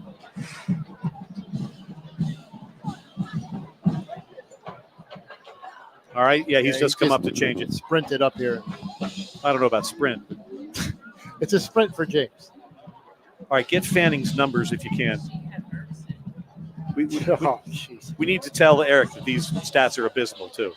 Are they still abysmal? They're slow. That's all. Let me know when you've got them. I don't like the sidearm presentation either, but that's is what it is. The There's- what? I Oh, don't yeah. like- Okay, I see. But that doesn't affect the slowness. All right, here we go.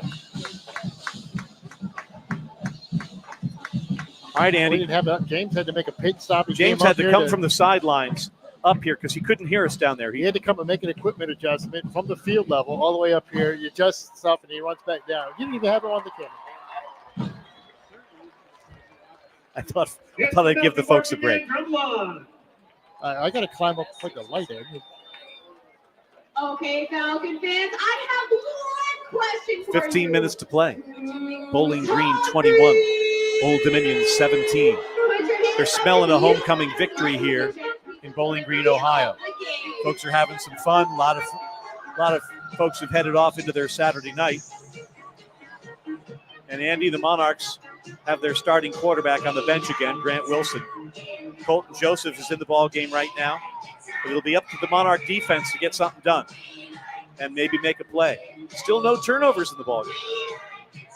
Yeah, it's close. We had a couple of really close ones, but Bowling Green jumped on their fumble, and the Old Dominion fumble was called not a fumble. All right. Our Who's Hot feature is brought to you by Bryant Heating and Cooling. It's got to be Harold Fanning. Yeah, I mean, any guesses?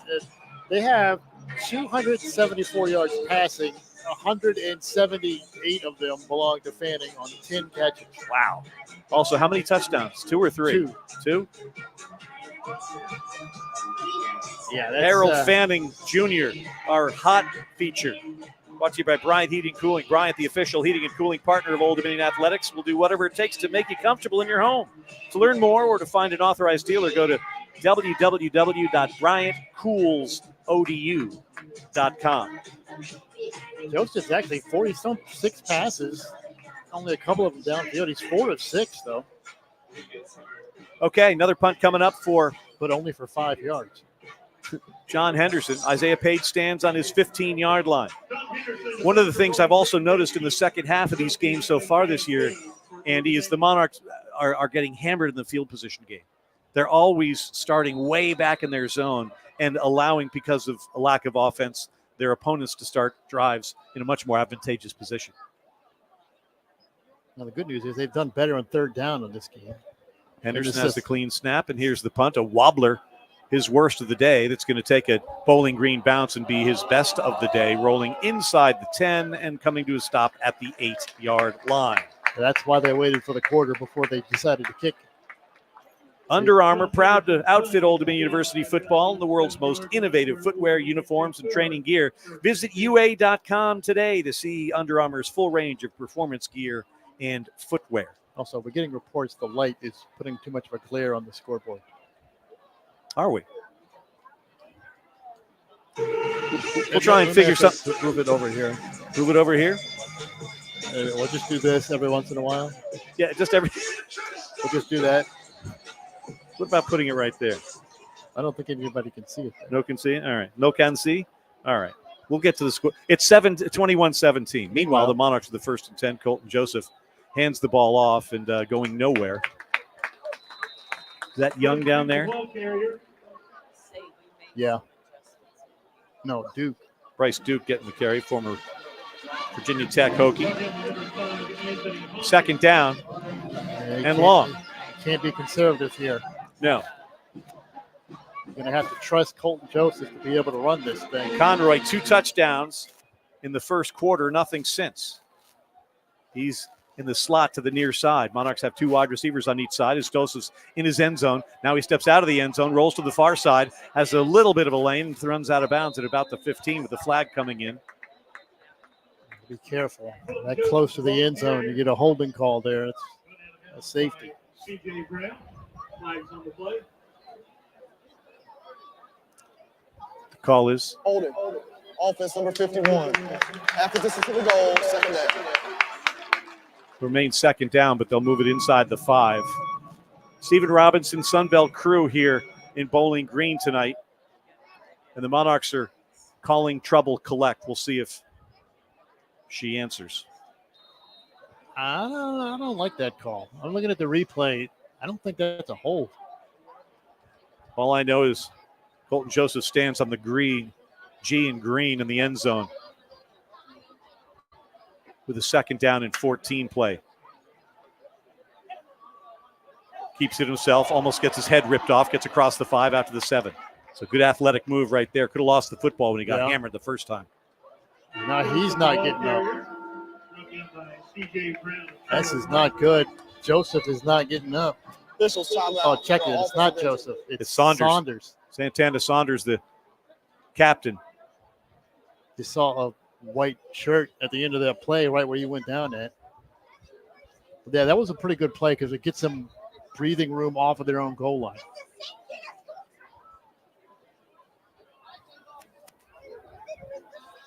Santana's getting up pretty quickly.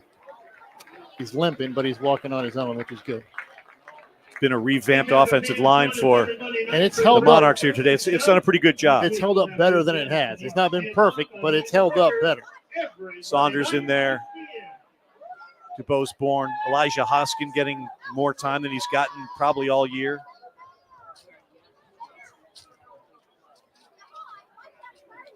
And a 3rd down and 10 coming up for Colton Joseph and the Monarchs with 13:32 to play. 21-17 the score. Bowling Green on top of Old Dominion. It's 4 sacks, 2 for each quarterback. Got a break. Take it with them. This is the ODU Sports Radio Network.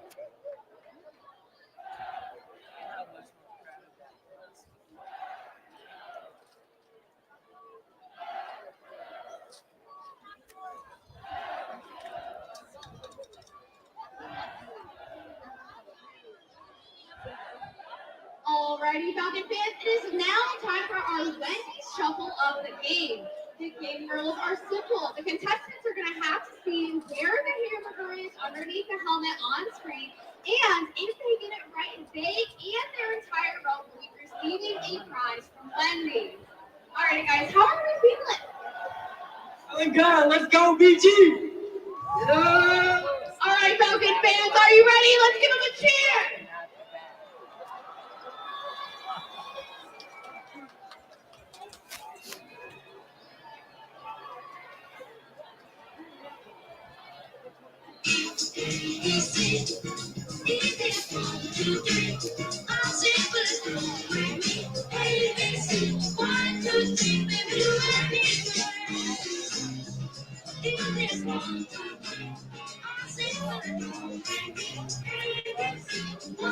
He had 15 plays for 25 yards in the 3rd quarter. Get ready to.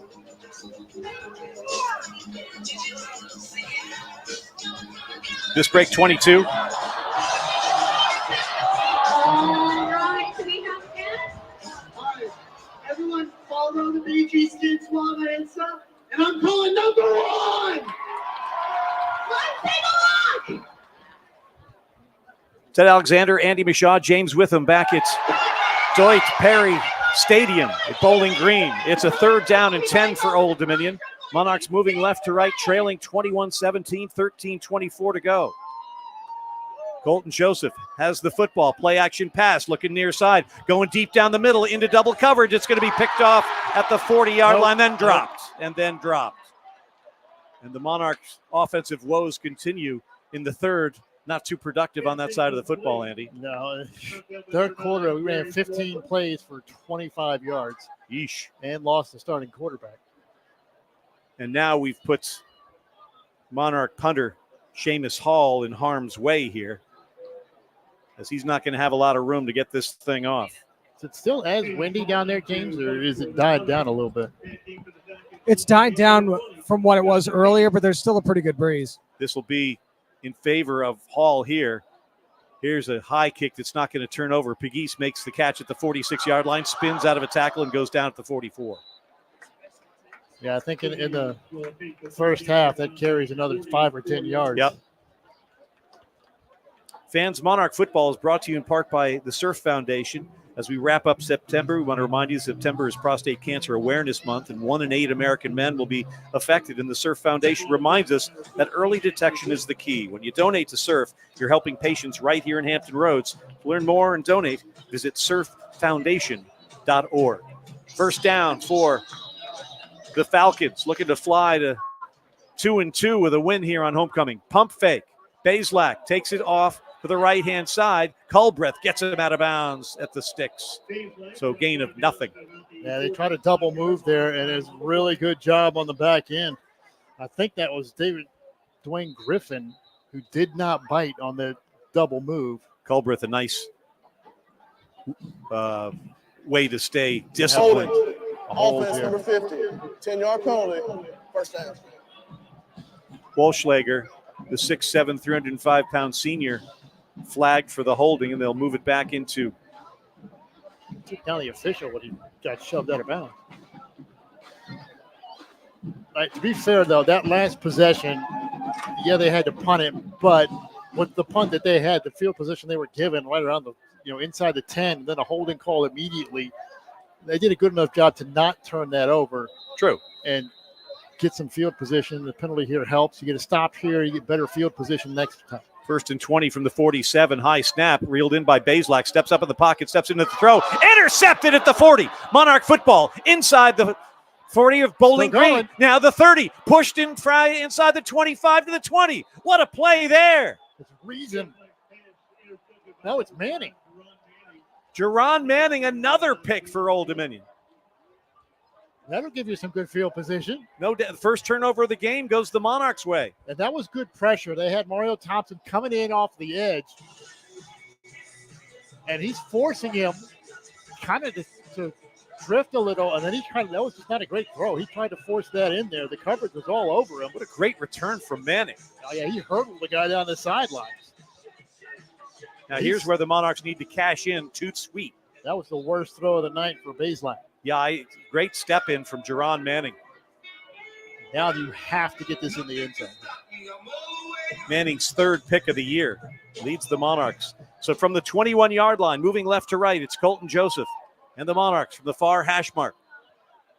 Trailing 21-17, 12:39 to go. Now we'll see what they can do because they don't have to worry about giving up a safety. Correct. They've gotten the first turnover. Can they make the Falcons pay? Here's the handoff.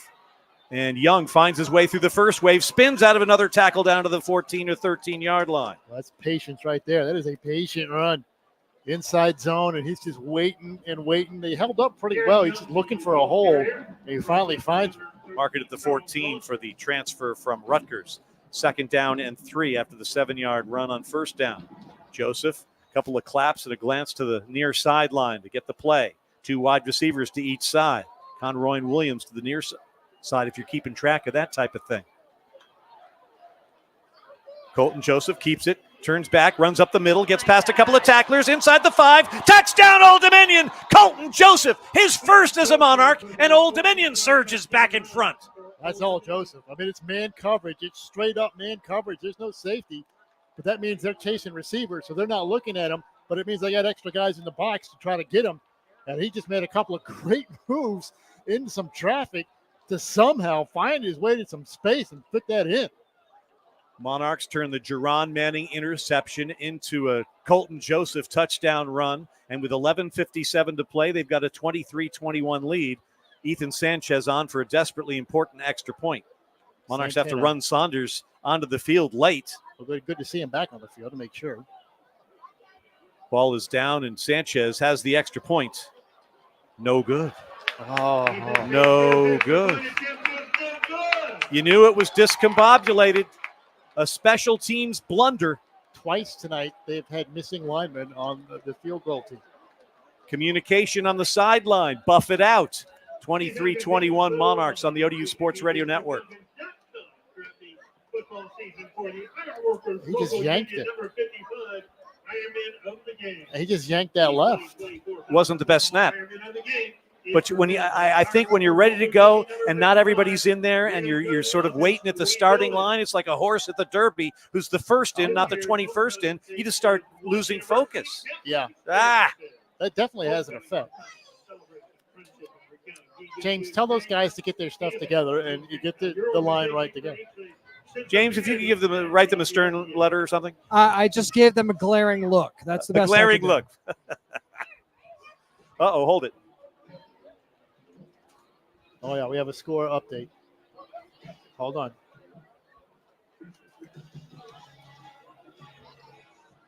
That's right. We missed the extra point. second. We had one block, and that one was missed.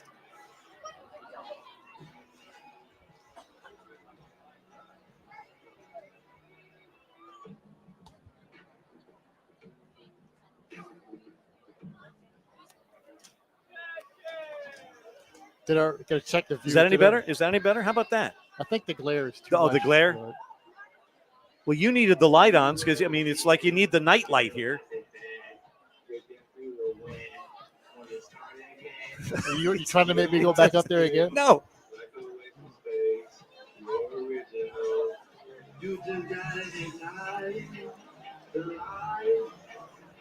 Well, Monarchs aren't going away easy here into the Ohio night. They've scored off the Jerron Manning interception and lengthy return. Colton Joseph turns it into his first Old Dominion touchdown, and it's a 23-21 Monarch advantage. Ted Alexander, Andy Michaud, James Witham, Richie Somerville in our Monarch Game Day studios. Wherever you may be on this Saturday, sincerely appreciate you joining us. We've got this booth cam going right now. If you're in your car, listen to the radio. We're glad to have you along. Get to your special spot. Realize the Monarch defense is going to have to step up again and again and again. This is a Bowling Green team that thought they had the dress in the bag a little bit ago, but Jerron Manning had something else to say about that. Let's see how they can do for an encore this ODUD. Well, it's only a 2-point lead, but the good news is it's a 2-point lead.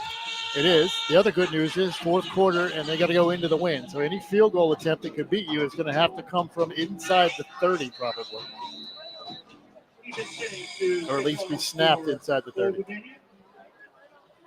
Ethan Chang has it teed up on the 35. He'll cook it from left to right. Get Driver out. This is a great boot. He's out of the end zone. One bounce into the party goers beyond the end zone. So it'll be the defense's turn. Last time they were out there, a Jerron Manning interception. First turnover of the day. See what Connor Baselak has in store for the comeback here for Bowling Green. That was by far his worst throw of the day, and Manning just ate it up. Monarchs led at 7-0, scored on their first opening drive of the year, and they stopped Bowling Green for the first time this season.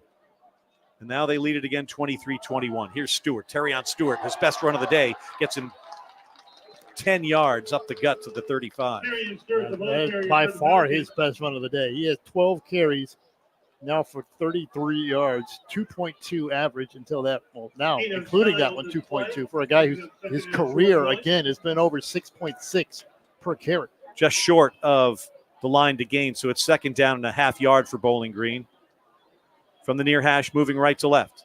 Handed off once again. Here's the first down from Stewart, who gets knocked down at about the 37. This is fourth quarter, though. This is when those runs tend to get a little bit longer.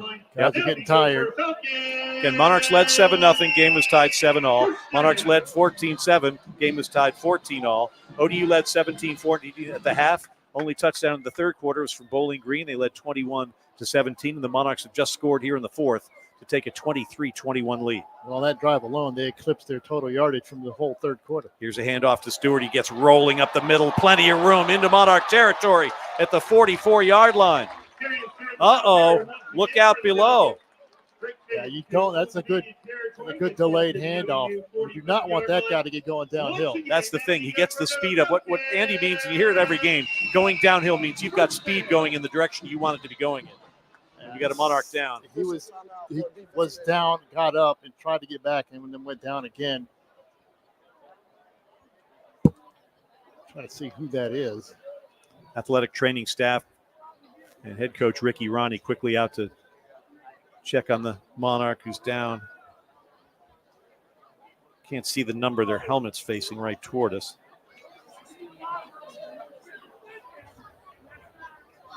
Looks like he was grabbing at his shoulder. It might be, it's Cobra.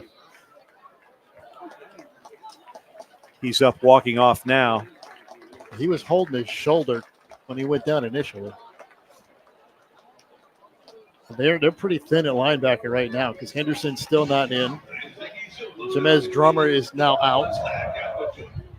Could be out for a while. So Seth Nawatala is going to be the guy who has to come back in. He's been in and out a couple of times tonight, but he's going to have to step in And the Monarch defense will be facing a 1st and 10 for Bowling Green from the ODU 45. We're going to have 2 Nawatalas out there. Seth and Koa. Seth came down from James Madison. Wise choice. Wind continues to blow the streamers at the top of the communication tower in front of us from left to right, from north to south. Koa says he didn't really have too much to do with it. I asked him, did you talk him into coming down here? He said, it happened really quickly. I'm just glad he's here.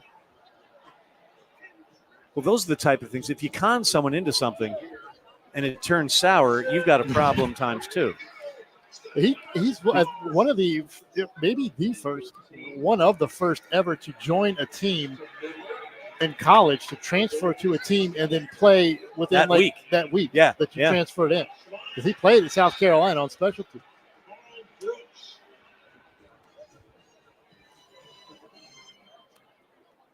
All right, they got a bow up now though, so they're starting to get this running game going. You don't want Stewart to start rolling. 10:35 to play, 23-21 Old Dominion. Last week against A&M, Terrion Stewart credited with 10 broken tackles and 78 yards after contact against A&M last week. And it's the yards after contact. It's the missed tackles. And good backs like that make the tackles easier to miss. James, down to you on the sidelines with a vibe check. Monarchs back in front after the Manning INT and the Joseph big run. I mean, it's definitely gut check time, but more so for Bowling Green. This is the first time that they've really been pressed all day, and we'll have to see how they handle that coming off that turnover on the last possession. Well, a couple of handoffs to Stewart seems to be the tonic for these Falcons on this drive at least, as they've got a fresh set of downs at the Monarch 45. I check it. It's not Nawatala in there. Koa's in there.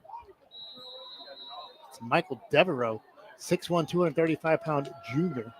He's on the edge right now, and once again, they'll hand it off to Stewart. He goes nowhere. Koa. Oh, there's Devereaux. And Devereaux right there. Welcome to the game, Michael Devereaux. Make your presence felt, Mr. Devereaux. Well done. 2nd and 10. I think Nawatala he's playing behind Mario Thompson. Heading toward the 10-minute mark of this 4th quarter. So Devereaux says, hey, I'll be here all night. Let's go. 2nd down and 10. Here we go. Ball in the middle of the football field, moving right to left. High snap. Bazelak comes near side into the flat, has the ball to Patterson, and he's shoved out of bounds at about the 40, short of the first down. Again, they're trying to get it deep. Big East, that is. Sorry, Andy. They're trying to set that thing deep a little bit and can't find it. I don't see. Oh, there he is. I was going to say, I didn't see Fannin, but he's hiding behind somebody, which is not easy to do at 6'4". So here we go. 3rd down, 5 from the 40. 9:27, turning clock, 4th quarter, 23-21 Old Dominion leading Bowling Green. Huge play here. Bunch formation to the right, and Fannin by himself at the bottom. And a timeout because the Monarchs were double teaming Fannin. Even though he was on the weak side, they're trying to get a matchup. They put 3 receivers on the right and leave Fannin by himself on the left to try to see if they can get a matchup. The Monarchs had a safety over top and a corner in front of them. They were going to double team him no matter where he goes. First timeout taken by Bowling Green this half. They'll have 2 left. Monarchs have all 3. 9:16 to play. 23-21 Old Dominion in the seesaw battle leads the Falcons. Next week, Old Dominion off to Coastal Carolina. We'll be on the air with the Toyota pregame show from Conway at 6 o'clock next Saturday. Kickoff, Chanticleers and ODU at 7. Meanwhile, these Falcons will head across the state to Akron, Ohio to take on the Zips next Saturday. There's a lot of regional brawls up here, don't they? Toledo Bowling Green and Akron Bowling Green. You got Miami of Ohio in the league. All right, here we go. 3rd down and 5 from the 40. Again, they're going to double team Fannin. If he goes to the locker room, goes to the bathroom, they're sending 2 guys. Just about everybody's bunched up tight for that Monarch defense. Send a man in motion to the far side. Fake the handoff. Bazelak rolls to the far side, rolling, pass blocked, incomplete. That's great defense from the Monarchs who hung in there. And again, Bazelak extends the play, giving his team a chance, but just couldn't get that one connected, and it's 4th down. Dwayne Griffin, He got away with one there. That was a wrestling match because he was locked up with Fannin. And I mean, that was a wrestling match down the field. I don't know how he did not get illegal contact on or holding or something on that because, I mean, that looked like a street brawl. The less you say about that incident, the better. Hey, no flag. It didn't happen. It did not happen. Jackson, not Cleather here. It's the punter. That's right. It was John Henderson. Backside of the play, so nobody was really looking at it. That boomer, that's a mistake that's going to go. Oh, did he keep it inside the 5? Ooh, we may have to look at this one. I wonder if it went into the end zone. It's not the player, it's the ball in college. So the player can be standing in the end zone or a foot on the line, but as long as the ball doesn't touch the plane. It looked like it was over the line, but it did not hit, and he threw it back. I don't think that ball went in the end zone. I was standing right here, and it looked like the player was in there, but I don't think the ball was. If it did break the plane, it was while he was in his arms. Brilliant Pulling on special. the field, the ball is down at the 1 yard line. First down. Brilliant play from the Falcons special teams there to bottle the Monarchs up with 8:59 to play. Man, what a play that was. All right, so again, it's extra caution time. You got to get some breathing room, and you cannot hold. Duke and Young will flank the redshirt freshman quarterback, Colton Joseph. Last time he touched the football, he went in for a score. He's standing in the middle of the end zone. Now he's going to keep it himself, roll near side, comes to the near side, dumps it off, incomplete. It's either a run it yourself around the edge or flip it out. I see a flag here, Duke, Andy. and they may get an interference call on this because Duke was almost acting like a lead blocker. And it looks like the Falcons say it's against the Monarchs.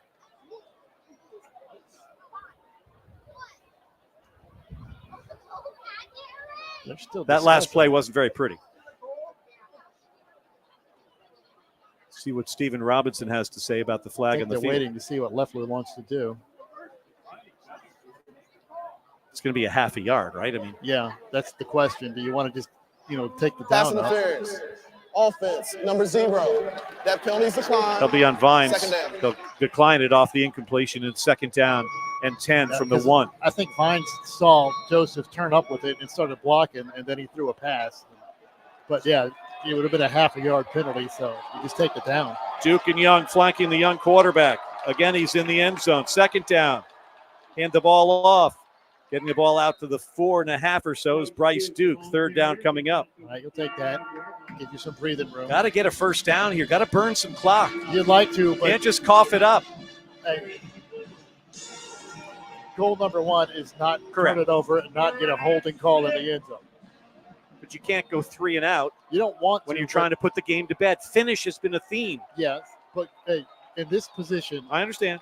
I'm all right with just setting it up to kick it and get some field position. Joseph throws far side. Pass is incomplete. Duke couldn't hold on to it. So the clock will stop. See, this is just bad news bears here. 8:17. I'm not worried about the clock yet. You've got to be worried about the clock when you haven't put a game to bed all year long. Yeah, but we're not going to. Oh, that's down player. That's Barlev. Switched from right guard to right tackle. And has been doing a pretty decent job out there. DuBose-Bourne has been where the pressure off the edge has come from his side, although it really hasn't been that bad. He's on his knees now. He's up. It's a nice round of applause from the fans here in Ohio. Head coach Ricky Ronnie greets him as he comes off. I didn't hate that last play call. I didn't like the throw. Joseph put it way too far out in front of Duke, but they had some blocking. You got to execute these plays if you want to win a football game. You absolutely do. This isn't camp here. Again, goal number 1 here is not turn it over and not get a safety. Goal number 2 is execute a play when it's harder to. Yeah, but you didn't turn it over. You're going to have a chance to kick it. You end a possession with a kick is not always a bad thing, especially when you start on your own 1 yard line. I'll give you that. Hall gets this boot off. Big East will gather it at midfield. And he goes up to the right-hand side to the 45 and taken down at the 44-yard line. Good coverage right there from the Monarch special teams. And now the defense has to make a play of its own. I mean, if you don't get a first down, that's about as good as you're going to get True. out of that. I'll give you that. But my point is, if you're going to win football games at this level, you've got to make plays when they count. And the Monarchs haven't been doing that all year long. You do. But, again, you're starting on your 1 yard line with a backup quarterback. I'll take a punt to the midfield. All right. I don't love it. I'd like to not have to be in that situation in the first place. If you don't love it, you'll date it. Yeah. All right. Bowling Green realizing because of the missed extra point from the Monarchs, they're a field goal away from taking the lead. We're midway through the fourth, and Stewart has the football and is going to get bottled up after having a lot of success last drive. Running back Terrion Stewart is going nowhere fast with this first down carry for nothing. Culbreth back in and got in on the bottom of that tackle. Good to see him back out there. The Devereaux did a pretty good job. He came in and instantly got a tackle for loss. Stewart remains at running back. We'll keep an eye on Harold Fannin, the all-everything tight end who stands to the left of quarterback Connor Bazelak right now. Bowling Green sub, so the Monarchs get a chance to sub, and Ricardo Williams is going to take his time doing that. Two wide receivers to the near side, one to the far, and again, Fannin is standing to the left of the quarterback. And it's a question. Delay a game. Defense number 2, disconcerting signal. A disconcerting signal. It's one of those things again, which, all right. That seems to be a point of emphasis because we've seen it like 3 times, and we've seen it like 2 times in the last 10 years. And from 2nd and 10, you go to 2nd and 5, and they move deeper into your territory. Again, these mistakes at this level are what you put in the why we lost bucket, if you need to. I don't know what he did. He must have clapped his hands or something. And again, I think there's an emphasis being put on. I agree, and I've seen it, and each time I've seen it called, I'm not really sure why or how. Here's a handoff, a deep handoff, and Stewart's going to get taken down at the 39-yard line. That'll bring up 3rd down and 5 for Bowling Green as we're under 7 minutes to play. Well, they timed that up. That was almost really well done. Blitz coming in for the defensive backfield, timed up. But he just went a little bit too far, and it opened up a lane, but Amari Morrison had him around the waist and rode him down, because if not, that blitz was already fired, and there's nobody else on that side of the field. So Amari, great job with the tackle there. 23-21, Old Dominion leads Bowling Green. 6.5 to play in the fourth. A 3rd down and 6 for the Falcons on the Monarch 40-yard line. Need to get to the 34. Connor Bazelak back to throw. Backpedals, pass, complete. This is Fannin, missed the first tackle. Gets to the 33-yard line. That'll be very close to a first down, and I think he's got it. They probably would have gone for it, even if the tackle was made, the initial contact, but it wasn't. He got out of another tackle as he's done all career long and moves the chains for the Falcons. The middle screen, and they executed that really well. They disguised it and waited until the last minute, sucked as much of the defense in as they could, and then dumped it over to him. Manning brought him down, but not till after he reached the yard to gain. And here's a handoff to Patterson, and Patterson's going to get gobbled up for maybe a loss of 1 at the 35. The run defense has been really good tonight. They have not given up a whole lot. I mean, everything they have gotten has been a fight to pick up on the ground. 2nd and 11 for Bowling Green as we're heading toward the 5-minute mark. Monarchs by 2. 79 yards rushing tonight for a defense that's averaged 215. Bring a man in motion. That's Johnson. Official gets out of the way. Shotgun snap. Bazelak goes far side, completes the pass, but immediately brought down on the far side. They blitzed coming through the A gap. It was Nawatala, and he dumped it out in a hurry because he saw it coming, but that's an outstanding tackle out in the flats. That's Rankin over there stopping Pegues, and it's 3rd down and 11. It would be about a 52 or 53-yard field goal attempt from here for the lead. Could be 2-down territory, but it's 3rd and 11 right now for Bowling Green, moving right to left. Orange helmets, orange jerseys, white pants. Monarchs all whites here in Bowling Green, Ohio. Quick pass, near side. Pass is going to be caught. Wide receiver screen. Can't get out of the second tackle. Brought down at the 33-yard line. It'll be 4th down. That means they're going for it. You make that call on 3rd down. Fannin lost his helmet, so he won't be in if they go for it. Well, that might That's have a great changed their point, decision. James. Here comes the kicker. That may have changed their decision. It's going to be a 50-yarder for Into the lead. wind again. It's about the same spot where he came up short last time. There's really no wind to speak of now. Has it died off now? Jackson Cleather, a 51-yard field goal from the near hash mark. Again, this would be a career long to give Bowling Green a lead with 3:57 to play. The ball is down. The kick is on its way, and it is no good. Monarch defense holds with under 4 to go. And a flag is down. Oh, did they hit him? You have got to be kidding me. Somebody went over the top. That could be a call as well. If they call leaping, it's 15 yards. Might have been. I think it was Koa. You have got to be kidding me. Personal foul. Leaping. Oh, Defense man. number 10. 15 yards from the previous spot. Automatic. First down. Automatic first down. Yeah. Yeah. Here's the thing. Here's the biggest problem with this. He went right over. You find ways to lose games. That's what you do when you're struggling. That's a legit call. He jumped right over top of the center. So the defense once again has to come up big. And if But you Bowling Green given fresh life. And even if a field goal attempt comes out of this, it'll be much shorter than the last one was. Monarchs could have been off the field. Hand it to Stewart off right tackle. Spins inside the 15.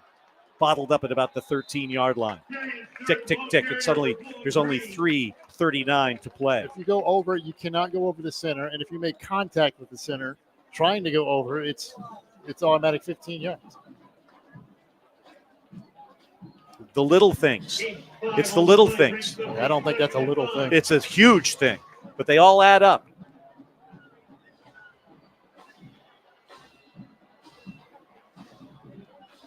Second down and 5. They're just going to try and burn clock. All they need is 3 because of an earlier mistake. All they need is 3. Hand the ball off to Stewart, and Stewart's going to find his way to the end zone. Touchdown, Bowling Green. And that might not be as horrible as you might think because there's time now at least to get a drive going the other way. 27-23 Bowling Green. But now you lost the lead, but you got to get a touchdown.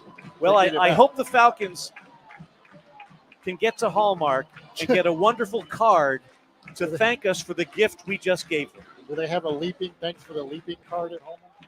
Leap year comes early to Ohio. They're going to go for 2 here. Try to make it a 6-point lead. Don't really understand why you're going, but why not? High snap, rolling right, throw it over the middle. That's incomplete. I do, because we missed an extra point already. You put 6 points on the board, they get a touchdown, you still got to make an extra point at the time. True. As All it right. is, I mean, there's no difference between a 5-point lead and a 6-point lead. 3:01 to go. Monarchs with all 3 of their timeouts, and they're trailing Bowling Green 27-23. We're going to take a break. Get back here on the ODU Sports Radio Network. Video board for the Sayers Point Drive Summer Racing Fair. Their vehicle dealerships, the Sayers Point Green or Sayers DJ. It was Seth Nawatala, not Koa. It was 7. They said 10. Yeah, it was 10. It was hard to tell because of the hair.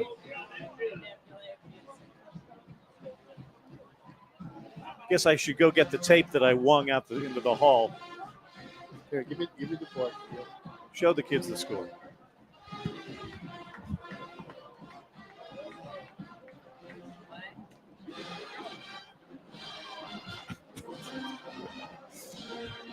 That was the roll of tape. That wasn't just a ball of tape.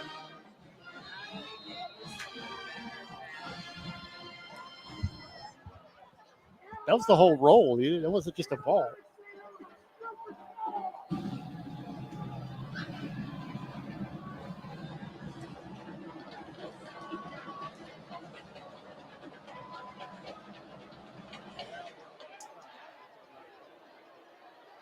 Of course he's going to return it. Of course he's going to return it.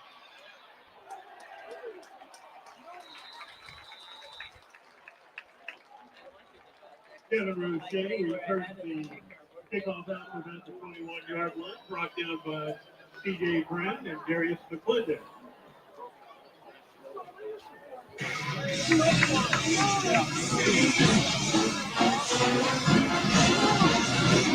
What break did we just do?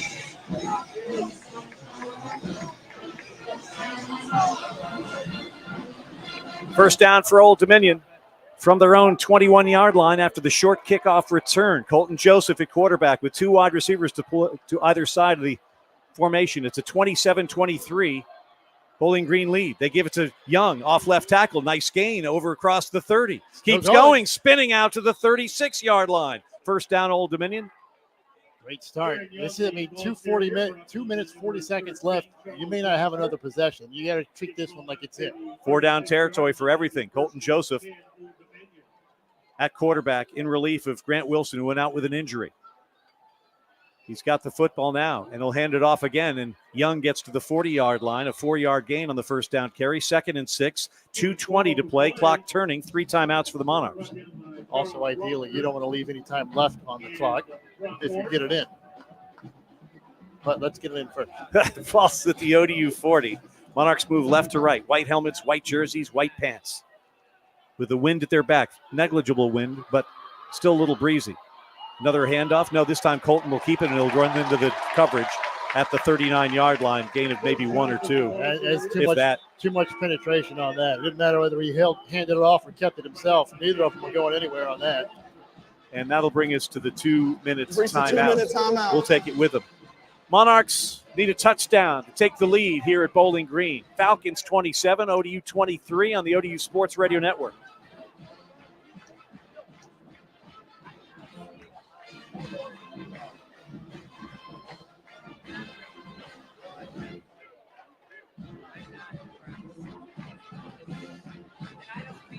Five for 13 on third downs tonight.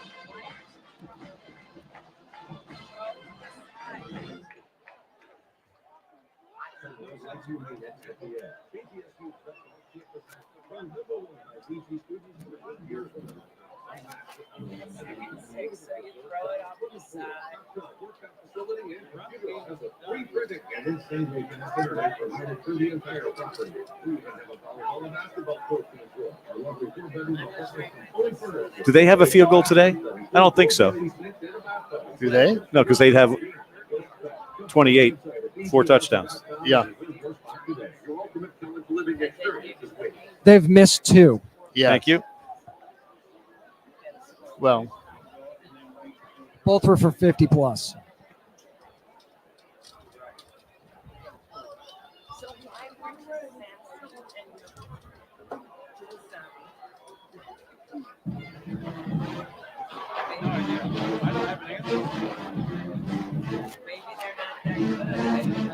Technically, it was 1 because the other one was wiped off for the penalty.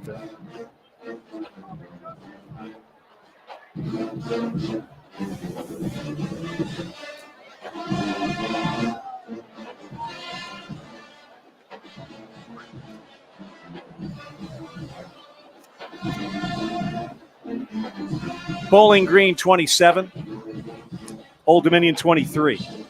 1:57 to play. Monarchs all 3 of their timeouts. They've got the football. They've got to make something happen here with a backup quarterback. Colton Joseph, the redshirt freshman from Newport Beach, California, got the start against Virginia Tech.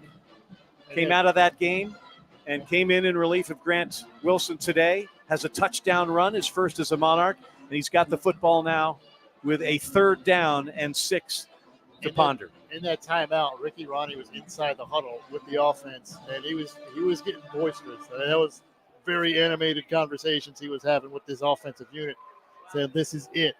You want to make a season turnaround, you got to do it right here, right now. This is where you got to play. Aaron Young, the running back to the left of Colton Joseph. 2 wide receivers to each side of the formation. Monarchs need to get to the 46-yard line. They are 6 yards away from that goal. 2 downs to get it done, 1:57 to get on the board and get their first win of the year. Joseph claps twice. And we got a timeout called by Bowling Green. That'll be their 2nd. Timeout, Bowling Green. So as the play clock dwindles, the tension heightens, and Scott Loeffler calls for time. Interesting. James, what kind of anxiety are you feeling on that Monarch sideline? The palpitations are a little bit harder than they were earlier, that's for sure. And I think that I'm not the only one here because, I mean, you got to figure that this is the ball game right here. Want to keep in mind that win, lose, or draw, Monday night's another edition of the Ricky Ronnie Coaches Show. We will be at Grain at Hilton, Norfolk, the Maine, 7 till 8. And we hope you can join us there. Always have specials there and a lot of good fun at Grain. And we'll be talking about this game and looking ahead to Coastal Carolina. The Ricky Ronnie Coaches Show from Grain at Hilton, Norfolk, the Maine, Monday night at 7 o'clock. Right now, work to do on a Saturday on a 3rd and 6. Ball in the middle of the football field for Colton Joseph. Same alignment as before with 2 wides to each side. 3 claps, now 4. He's got the football. Back to throw, looking near side. Steps up in the pocket, going for it all. This is for Deontay Vines. The pass is overthrown and complete. No flags on the play. And I thought Colton might have had some room to run. Yeah, I think he did too. It's not a terrible decision. It's a one-on-one matchup with Vines down the sidelines. He just overthrew him. Now it's 4th down. But he did have some room to run there if he wanted to.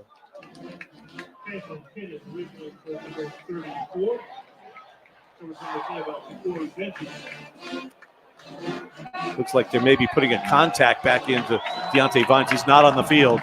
And this is a 4th down. Could be your ball game right here, gang. 4th down and 6. They need to get to the 46. Joseph has the football, going to throw. Pumps once, rolls to the far side. Off a back foot, pass. Caught! Conroy, did he hold on? Yes! First down at the 45 of Bowling Green. He bobbled it, but he got it wrapped around his body. He held on to it. 3rd catch of the night. Every single one of them has been enormous for Conway. 2 touchdowns, and that one right there that keeps the game alive. From the 45, clock turning, 1:33 to play. Colton Joseph, 2 claps, now 3 claps in the football. Whoa. Almost lost it, finally handed it off to Young. Young dives down to the 41-yard line. Tick, tick, tick, tick, tick. Monarchs with 3 timeouts, and they'll use their first, I believe, right here. Yeah, Ronnie used that one from the sideline. I mean, it's not optimal, but time's not a super concern. But you don't want to, if you're not ready to get up and run another play quickly, you don't want to waste too much. Well, and the thing is, it can be dicey. We saw in the Virginia Tech game last night, the trouble with the play clock or the game clock for Brent Price started with about a minute left. And it was in the middle of the drive, not at the end of it, but he burned a lot of time right there without using the timeout. When he had timeouts, he just waited to use them. Time for our Lexus Look Ahead, brought to you by Lexus. Lexus encourages you to experience amazing. Tonight from Bowling Green, we'll have our Monarch football postgame show at the end of this one. And then we'll get on a plane and head from Bowling Green back to Norfolk. And then we'll get back to practice tomorrow night. And the Ricky Ronnie Coaches Show from Grain at Hilton, Norfolk, the Maine, on Monday night at 7 o'clock. And then you turn your sights on Coastal Carolina. But right now you're fully focused on Bowling Green and what could be your first win of 2024. 2nd down and 6 to go for Colton Joseph. Aaron Young, the running back, stands to his left. 2 wide receivers to each side. Conroy and Williams to the far side. And they'll take it up the gut. Joseph inside the 40 to the 38. Field goal does you no good right here. No, but again, it's 4-down territory all the way. So and you've got time. 3rd and 3 doesn't kill you. 3rd down and 3. Need to get to the 35-yard line. Hand the ball off. Lunging and getting the line to gain is Aaron Young to the 34. First down, Old Dominion. 1:02 to play. Stops the clock for a moment. 2 timeouts remaining for the Monarchs. Just 1 for Bowling Green. Joseph back to throw. Can't turn it over. He's going to run it this time. Keeps the ball himself. He's at the near sideline. Dives to the sideline and will stop the clock after a 5-yard gain to the 30. Well, this kid's gritty, man. If nothing else, he is not afraid of the moment. He is grinding. 50 seconds to play here in Ohio. 27-23. Bowling Green leads Old Dominion. 31 yards to go. Put it on the 31. 2nd and 6 from there. Joseph with the clap. Now everybody looks to the sidelines. Young's to the left of the quarterback. 2 wide receivers to each side of the formation.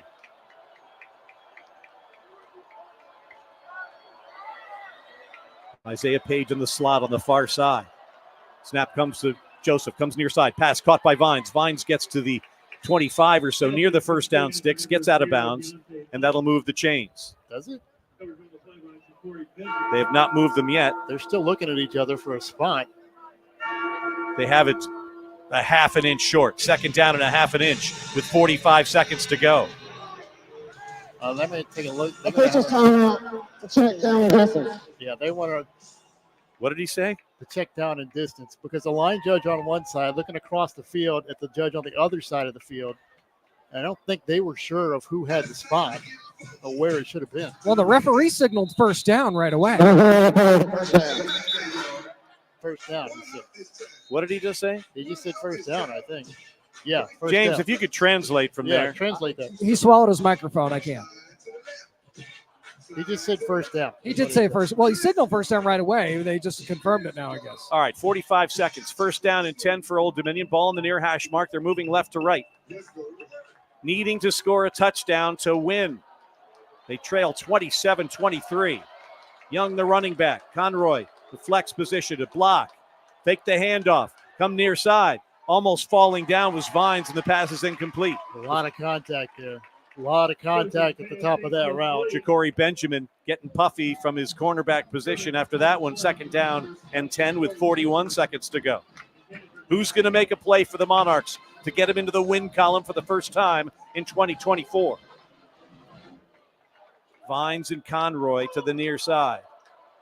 I guess they called that incidental, but there's some pushing going on at the top of that, and Vines fell down. Page and Williams to the far side. Young to the left of the young quarterback, Colton Joseph. 41 seconds on the clock. From the 25-yard line.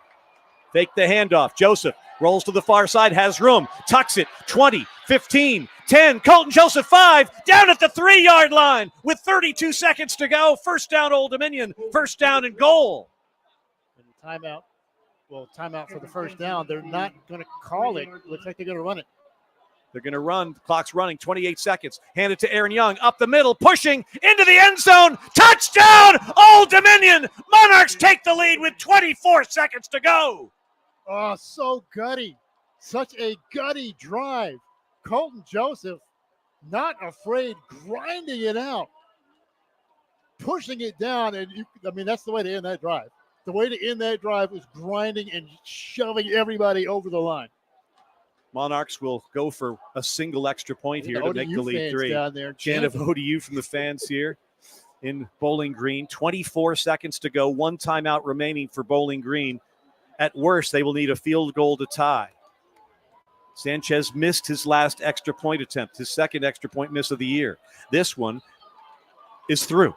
And with 24 seconds to go, the Monarchs have taken a 30-27 lead. What a drive. That was a low-key, very large extra point. And had he not missed the other one, then it would not have mattered. Very happy scoreboard. Wow. James, talk to me. That's something. Welcome to college football, Colton Joseph. I think somebody's growing up a little bit today. We've seen some throws out of him that we didn't see in the Tech game, albeit he was only in there for a drive and a half or so. Yeah. But we've seen the confidence grow, and that only comes from getting experience and making plays. Still not lighting it up passing-wise, but 6 of 13 for only 26 yards. But on the ground, Colton Joseph, 9 carries, 65 yards, and a touchdown. Pegues is back. Ball with blew Patterson. off the tee again. I thought you said it wasn't windy. James anymore. keeps saying it's not windy, but the streamers are whistling off that thing like. To be fair, they weigh basically nothing. Yeah, but they're looking like Beyonce's hair in front of a photo shoot. It's not nearly as bad as it was earlier. It blew the ball off the tee. It blew the ball off the tee. Well, not where I'm standing. Here comes Sanchez. Actually, this is Chang. End-over-end kick.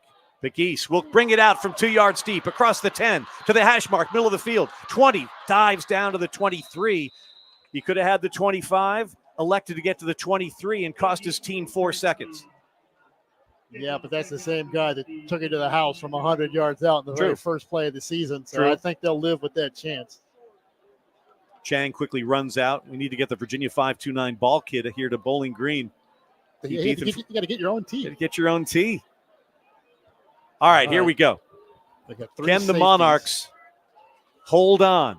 Remember, Bowling Green only needs 3 to tie. Connor Bazelak, we'll get you his numbers in just a moment. Right now, he's got a first down from the 23. 3 safeties, 20 yards deep. Bazelak steps up in the pocket, has a lot of time, dumps it off to the short man, and that man is tackled and he fumbles it out of bounds at the 28-yard line. This is Finn Hogan on the reception for Bowling Green. 11 seconds. We'll take that all day. 25 of 30. Timeout, Bowling Green. Now. This is their final timeout of the half. This will be a full timeout.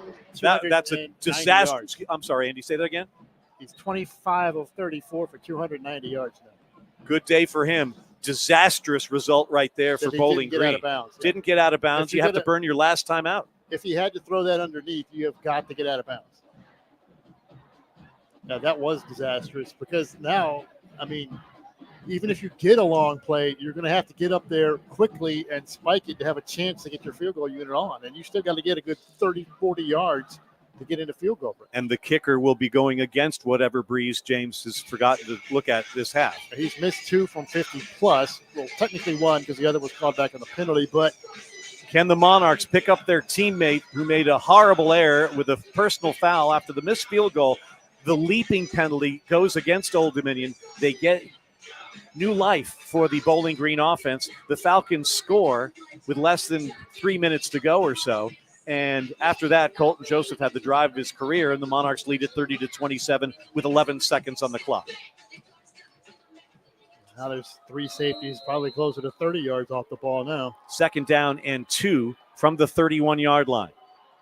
Bazelak drops back, steps up, still looking. Pass is going to be caught at the 40-yard line and brought back with 3 seconds to go. No timeouts, but they'll wave the arms and stop the clock because of the first down. 3 seconds on the clock. Last play coming up, barring a penalty. Everybody's back. They dump it off. They get it to Fannin, and it's time to a little lateral city. He's going to throw the ball back, and it comes to a lineman. Where's he going to go with it? He throws it back, and that comes to Bazelak. Bounces in front of Bazelak, picked up by Fannin now. Fannin has it once again. I'll just stop, and then there's Johnson going to Fannin. That was a forward lateral right there, and a flag is down. So this isn't happening, kids. The ball's up for grabs. It's covered by Old Dominion. That's a fumble, and ladies and gentlemen, the dress is in the bag. The game is not over. The game is not over. Please stay on the sideline. It's not over because of the penalty. They'll decline the penalty because it was a forward lateral about 8 laterals ago, and the Monarchs will get into the win column for the first time in 2024. Colbreth a little bit slow in getting up. He was down by where it finally ended. Offense, number 1. That penalty is declined. Ball game is over. Ball game is over. How about that, Monarch Nation? How about that? Final score from Bowling Green, Ohio. In come-from-behind fashion, the Monarchs make it dramatic and make it memorable and make it into the win column. Old Dominion 30, Bowling Green 27. Monarch Football Postgame Show is next on the ODU Sports Radio Network. Also, be sure to visit Bishop's Burger Bar after tonight's game. Kitchen is open late for all Falcon fans. Fans vote online each week at PGSUFalcons.com throughout the football season for the Ironworkers Local Union number 55 Ironman of the Game.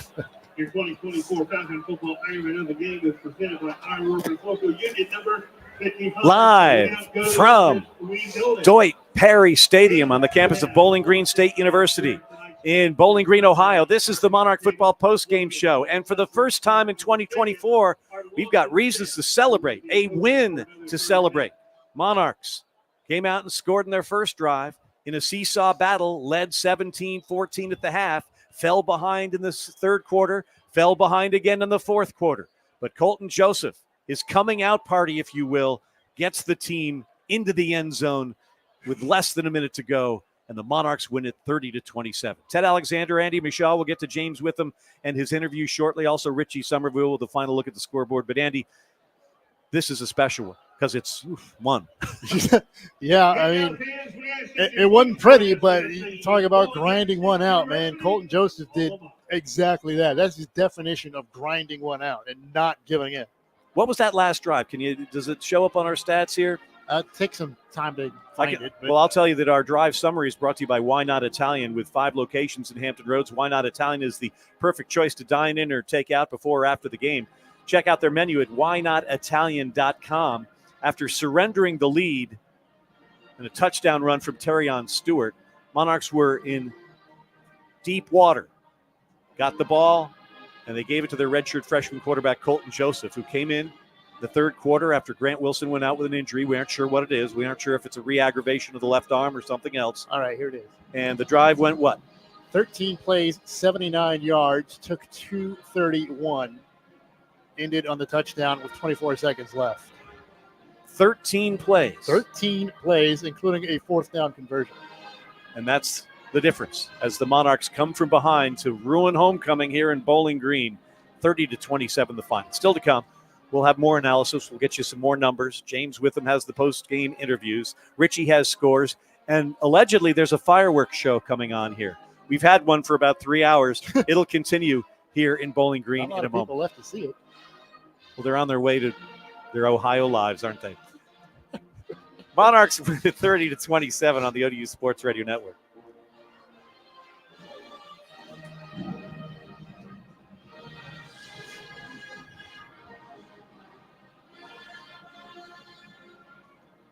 I'm going to wait until we get stuff back in studio, recorded, ready to go before I start unplugging things. Oh, very good. We'll bring it over.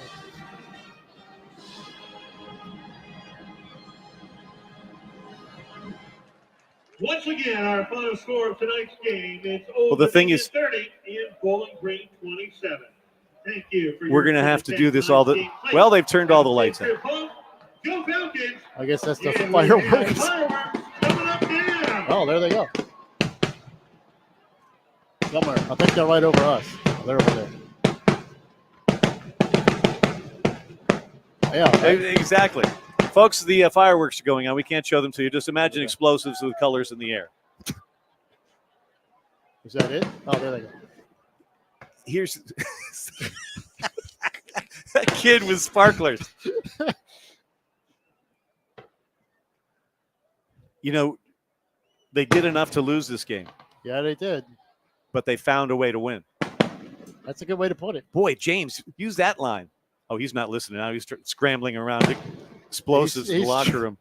He's dodging artillery to get interviews. Correct. Yeah, he was having signal troubles. Richie, just keep that in mind. He's going to try and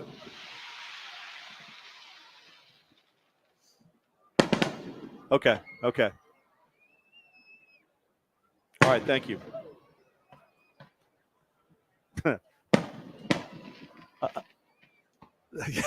That's right. Well, you'll always know where we are or aren't.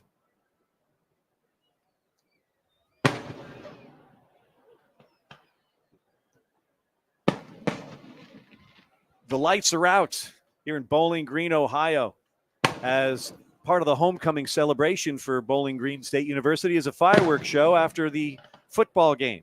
A football game they thought they were going to win. But the Old Dominion University Monarchs have shown us some heart throughout this season, Andy Mashaw. And with their backs against the wall and their starting quarterback on the sidelines, they sucked it up, made the plays they needed to. And in a game where they made enough bad plays to lose, they found a way to win. Yeah, exactly. This is something they had not done. It's been the other way around. They made enough plays to win and found a way to lose. This was the exact opposite of that. Hard-fought game. Again, another one-score game because, I mean, why not? But this time they were gritty and they gutted it out. That last drive was impressive. And most of it was on the ground, except, a couple of one screen pass and then the fourth down conversion. Conway had 3 catches, 2 touchdowns, and a fourth down conversion. And the thing is, we saw it in practice. We saw it in the spring, Andy, what Conroy can do for this offense, what any active tight end can do. Look at Fannin today. Yeah. And he was that guy today. Thank you very much. Brought us some stats. He was that guy today. And that was important, desperately important on the fourth down play. But for Joseph to keep his wits about him and to get the protection from the line, and Conroy did what he needed to do to get open, executed the play, kept the drive going, won the football game. And I mean, they both completed. You look at the stats. They both completed 6 passes. Joseph and Grant Wilson both completed 6 passes. Wow, that's interesting. But obviously, there's a couple of bigger ones for Grant. But hey, rushing touchdowns got it done. Here's the problem with we're doing a little simulcast on the stream here. Normally, I could just scramble around and look for my glasses anonymously. Are you kidding me? I'll see the future with that. I have no idea where the glasses are, but we'll continue to figure this out. That was an unqualified shot. That was unnecessary. No, it was probably prescription, and No, they're not prescription. Those are just readers? Yes. Here, let me try. I'm going to get Ted Gunk on my glasses. Oh, these are good. Monarchs took the lead in the first quarter. First time they scored in the first quarter. An 8-play, 75-yard drive. Pat Conroy, 9-yard touchdown pass from Grant Wilson. It was 7-0. Then Fannin gets an 18-yard TD reception from Bazelak to tie the game at 7-7. Then, right after that touchdown, 1st and 10 for Wilson and Conroy. And Grant does the catch the shotgun thing, step up, jump up Tebow style, and dumps it over the line to Conroy, who'll go 75 yards for a touchdown. Unbelievable play that we've never seen here. Is it in Florida? Oh, we Is it did. Urban Meyer's Gators? We did see it. We saw it on the goal line for a 12-yard touchdown earlier, but all right, not in the middle of the field. We haven't seen it.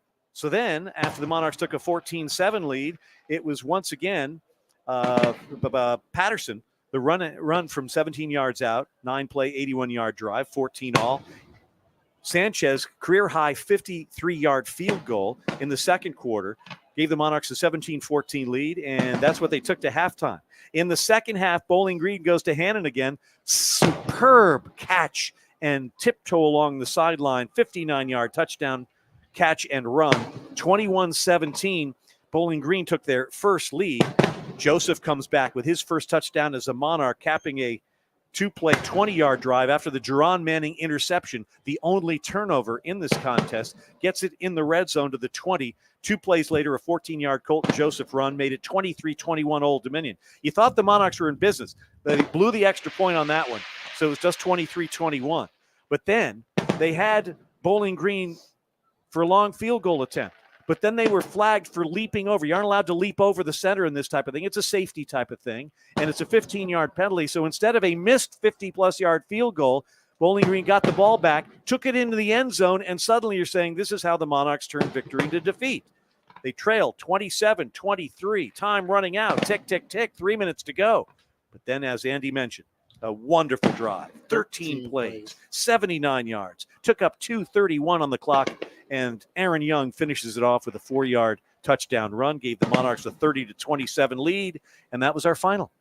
Whew. I mean, you look at some of the team numbers, 189 yards. If you're going to look at numbers, take a look at these. I got these. If I keep it this far back. All right. 189 Crosby's trombone. yard rushing. Yeah. Again, they didn't light it up passing, but they did what they had to do. So 63 plays to 69 plays in favor of Bowling Green, but that was pretty close. Total yards, 333 for Old Dominion, 399 for the Falcons. Penalties, aside from the huge one, the leaping one, they really stopped having a whole lot of issues in the second half. They only had 6 penalties for 48 yards. Again, they came in averaging close to 70 a game, and so getting 48 is an improvement. And the biggest one, 3 for 3 in the red zone. They did not kick a field goal in the red zone tonight.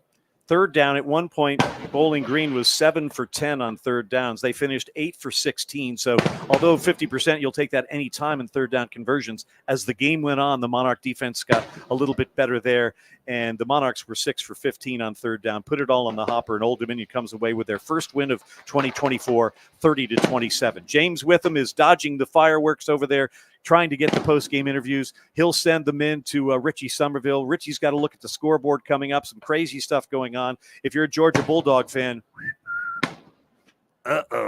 that's all coming up as the Monarch Football post-game show continues after a 30-27 win at Bowling Green. This is the ODU Sports Radio Network.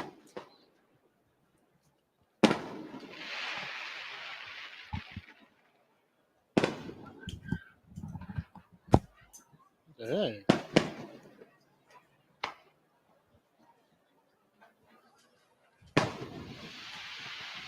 Oh, there they are.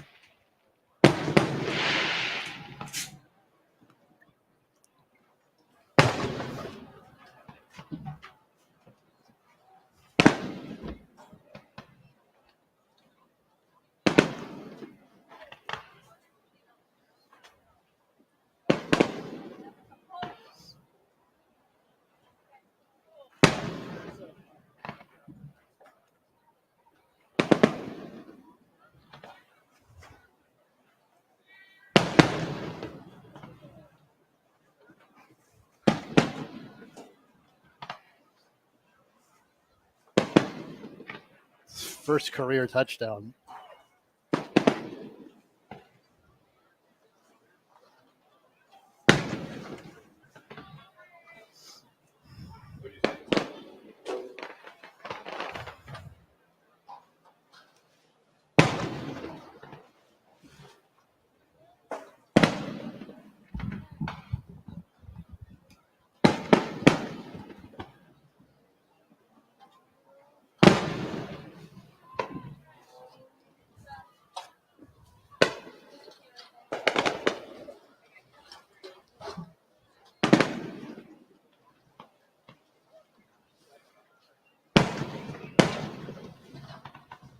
Okay.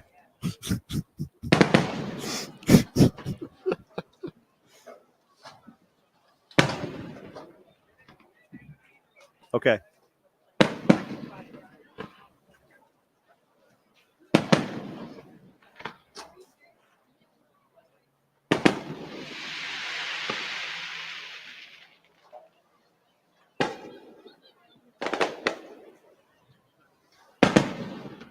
Back live at Bowling Green, Monarch football postgame show.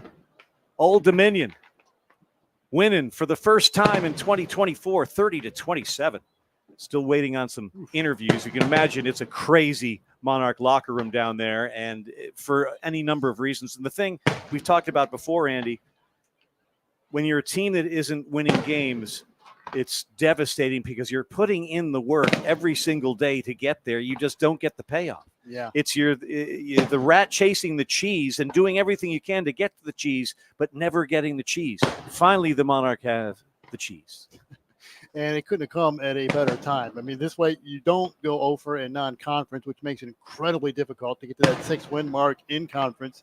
Now you feel like you got some momentum. You feel good. This team knows, okay, now we can finish some games.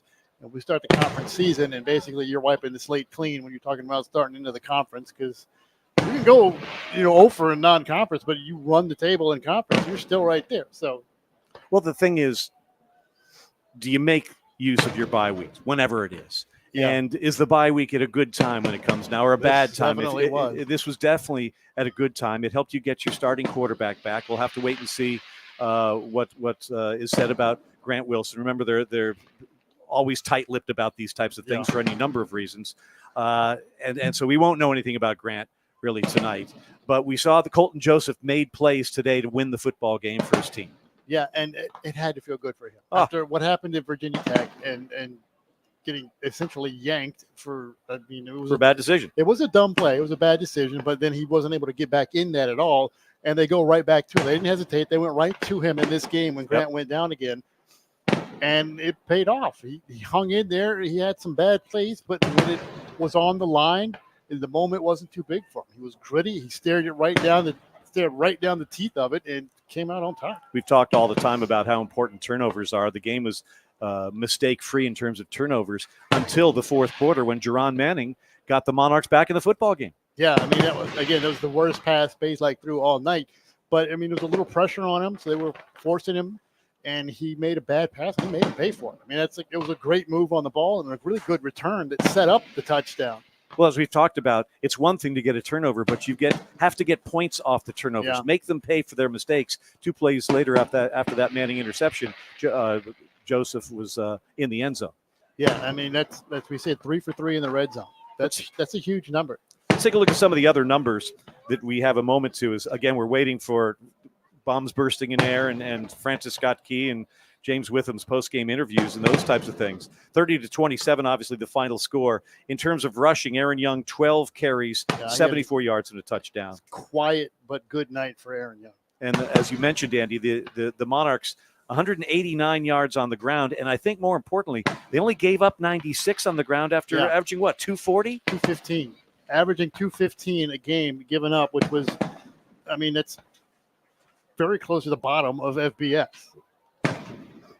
Other areas when it comes to we talked about some of the team stats in terms of tackles. Jerron Manning, not only his third interception of the year, tied for the team league with 9 tackles. Koano Atala, 9 tackles. Mario Thompson, 9 tackles. Jalil Culbreth, 8 tackles here tonight. Noatola Koa had the Monarchs' lone sack, and the defense did what it needed to do. Yeah, I mean, it's a tough game, man. This is a very good Bowling Green team. Harold Fannin may be one of the best players we've seen ever. 12 He's got the carries, size. 12 catches, 188 yards, and 2 touchdowns. And look at the 12 targets. Yeah. 12 catches on 12 targets. The ball did not go anywhere near him, and he didn't catch it. And if you're going to watch the NFL draft this spring, and this guy's got everything. His name comes up, they're going to show that play that he made against Old Dominion for a 59-yard touchdown. Turn your body in funky, contorted ways to make the catch, and then keep your balance all the way down the sideline. They show that one. They're going to show the one against Texas A&M, which was almost the same thing, only it was a little more open on that one. But yeah, I mean, he's got all the tools. Both teams now 1-3. Old Dominion getting set for Coastal Carolina in Conway next Saturday. Bowling Green will travel to Akron to take on the Zips next week, also with a 1-3 record. 30-27, Monarchs over the Falcons. Our Monarch football postgame show continues from Ohio in a moment on the ODU Sports Radio Network.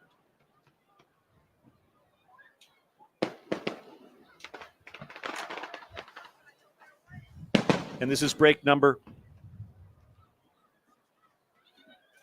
Do you get anything from James yet?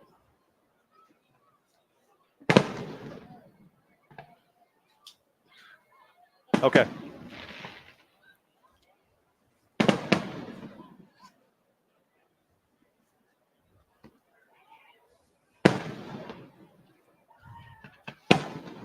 You want me to start breaking stuff down or wait? Yeah. We'll have time. Because I've got to break stuff down too, and we're always the first down there anyway.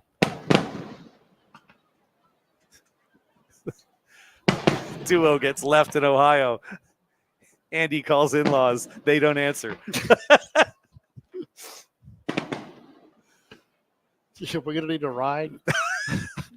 No, we can wait.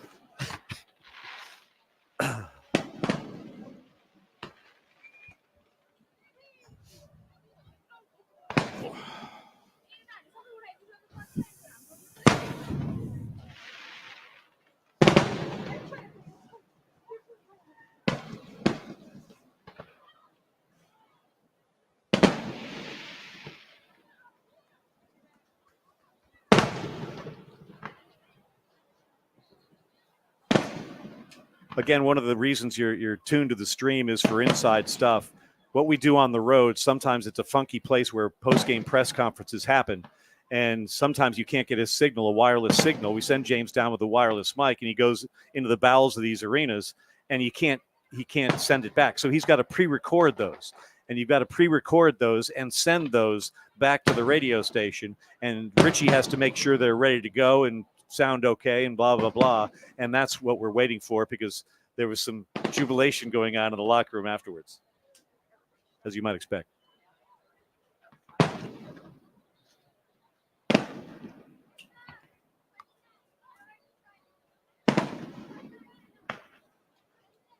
Celebrating a Sausalito summer night in September in Bowling Green, Ohio. It's the Monarch Football Postgame Show.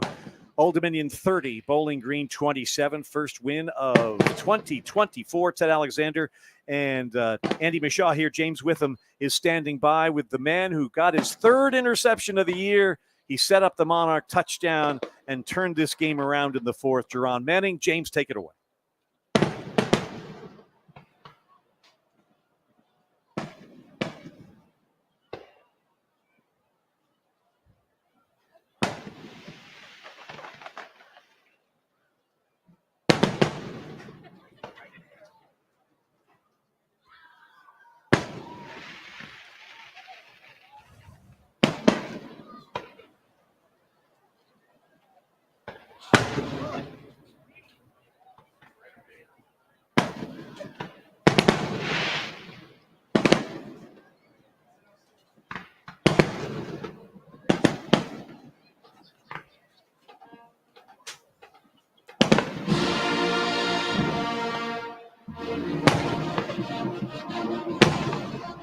Oh, James is here.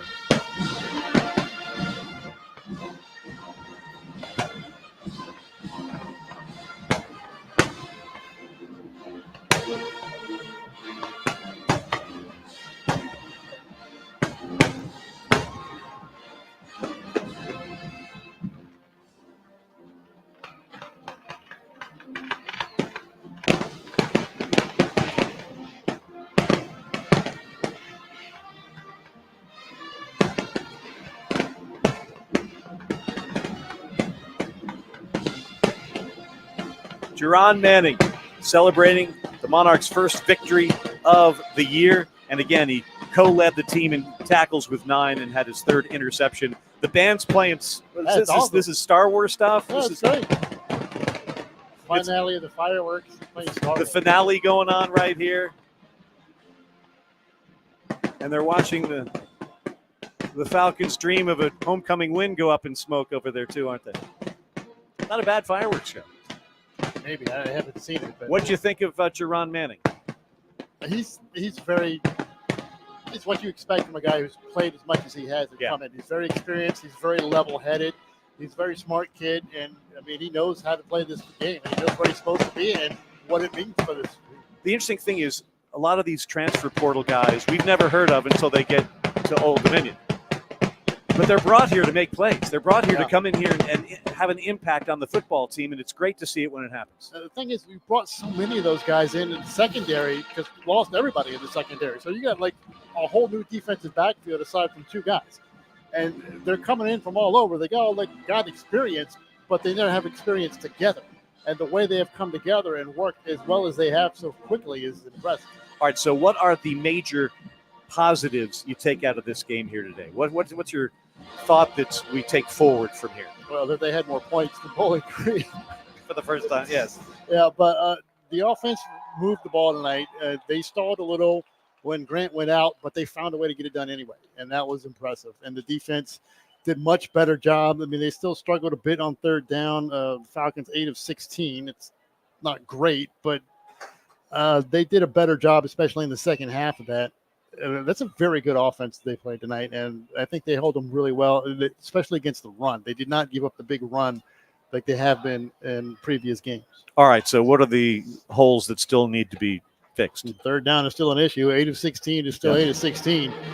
So they're going to need to find a way to plug that hole on 3rd down and get better. And I'd like to see again, it's going to depend on the quarterback situation as to how much we can do with the passing game or not. But we'll find that out. Well, we saw Colton when he gets a chance to set his feet and step into the throw. He's got an arm.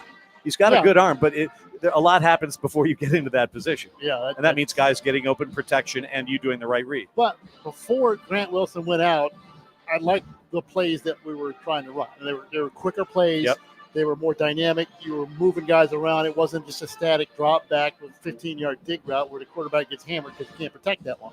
We were moving things around a little bit, getting guys out into the flats and getting things open. I like that. Monarchs came in averaging 295 offensively. They had 333 tonight.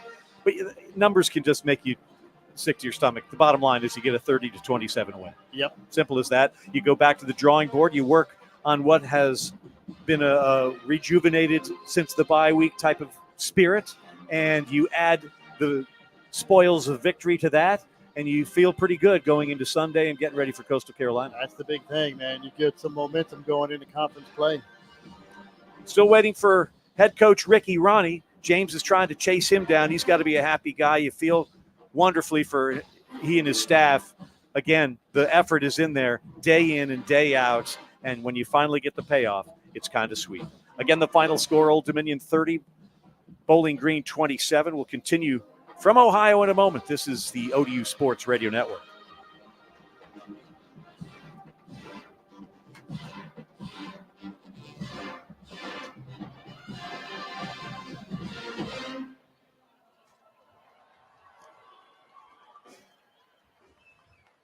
So you're still waiting. And what break is this?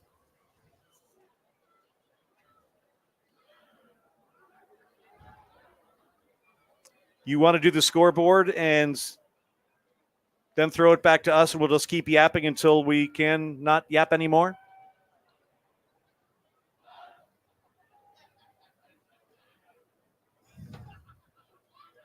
Okay, good call, good call. No, that's a good call. Thank you. Yeah.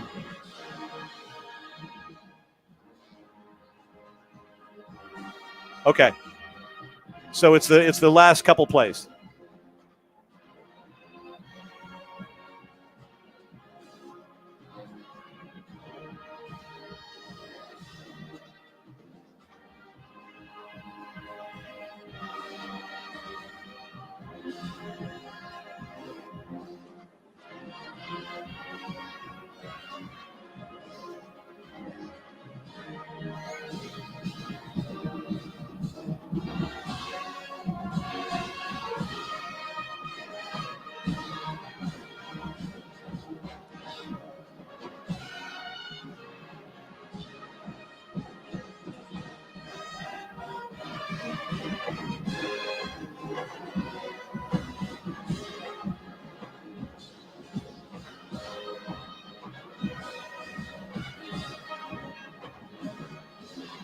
Yes, yes.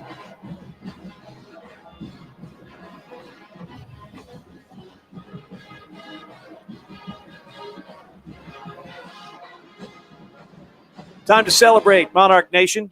Your first win of 2024. It's a 30-27 decision at Bowling Green. Monarchs now 1-3, getting set for Coastal Carolina next Saturday in Conway, South Carolina. Aaron Young led the Monarchs with 12 carries, 74 yards rushing. He had a touchdown, the game-winning touchdown, average 6.2 per carry. He's standing by with James Witham.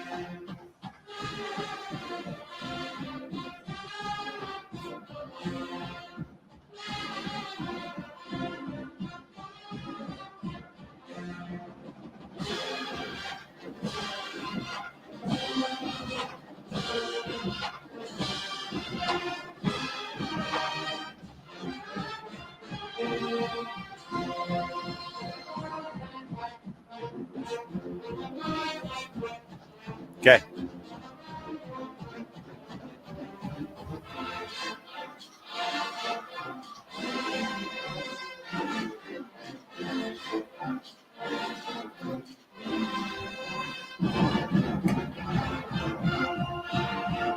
All right, thank you, James. Just want to listen to the band for a second. These guys are cooking. After a loss, second largest marching band in the country behind Jacksonville State. Thrives in Bowling Green, Ohio. Giving us Maynard Ferguson's Birdland. How about it? Soundtrack to a Monarch celebration here hundreds of miles from home. 30-27 the final score.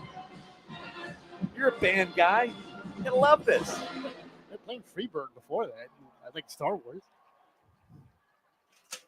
Meanwhile, back at the victory, you can hear some relief in these guys' voices as well. Definitely. Don't start pulling. No. Don't start pulling. Not pulling. You're pulling things that you don't need. He's got the wires going. We got more wires here than ever, folks. And this, if it all goes to hell in a handbasket, A, it's Andy's fault, and B, CA. Now, trying to help get us out of here. We don't miss the plane, and we're stuck in Ohio. No. What did you think when you hear relief in the guys' voices? Oh, definitely, yeah. I mean, like you were saying, I mean, it's the grind is there. I mean, whether they win or lose, they're grinding, and week in and week out of practice, it's nice to finally get the payoff for it. Aaron Young, one of James Witham's post-game interviews. We're efforting to get James with Ricky Ronnie, who will be breathing a sigh of relief, and it'll be a happy plane ride back, about 90 minutes from the Bowling Green area back to Norfolk International. And it'll be a fun trip back to campus and a nice Sunday for these guys for the first time all year. You know, whether you're classmates or whatever, you know, when you aren't having success and you're the high-profile folks on campus, it can be difficult because the noise can get a little deafening in a negative way. And when you finally have something to be happy about, it's really cool. Oh, yeah. I mean, it's not just on campus, it's online. But trust me, they know about it. They feel it. They hear it. Ricky Ronnie, head coach, has his first win of the year. He's with James Witham.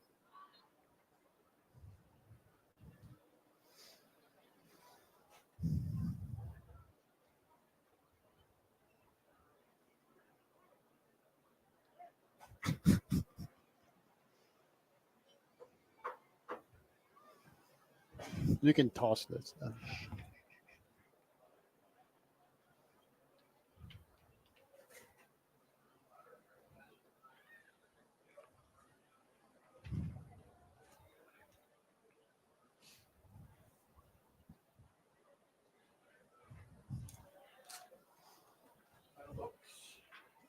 Three good? I count three, so just make sure nobody's on.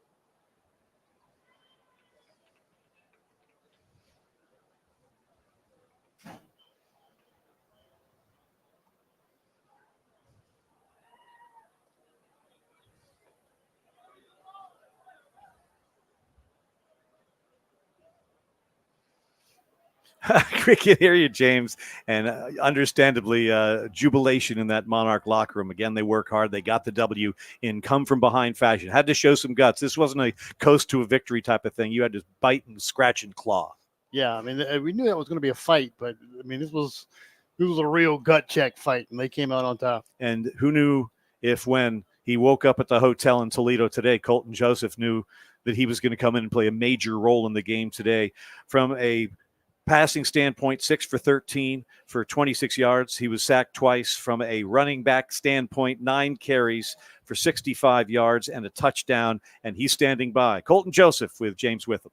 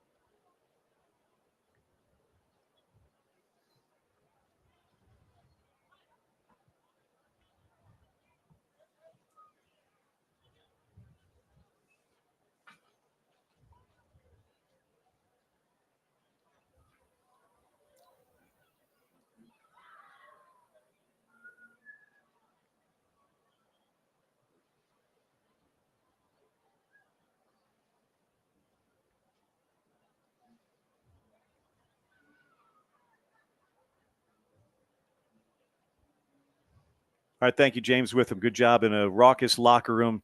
They went 1-0 today, Andy, and that was the mission. Did. Yes, they did. 30-27, the final score. 19,140 on hand here in Bowling Green to watch it, and they see their team fall to 1-3. Monarchs improve to 1-3. Still to come, we'll get you our play of the game, but right now, there were other college games going on today, as crazy as it may seem. Richie Somerville's been keeping an eye on them. Richie, one more look at the scoreboard from our Monarch Game Day studios.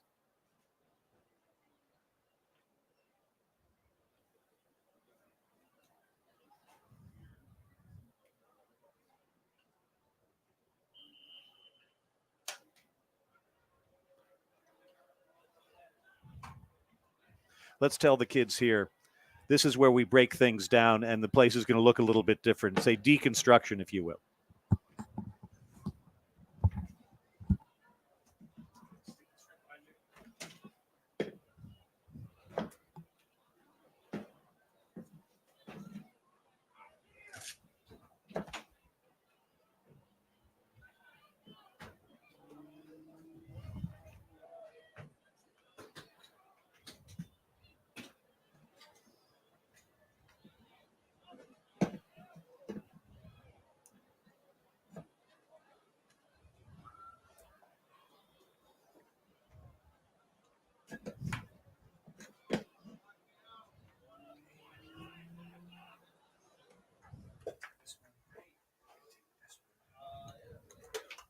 When in doubt, don't pull stuff. Oh, I know what needs to be. Sorry. I got the fiber here. We got I'm up here to get those other 2 wires.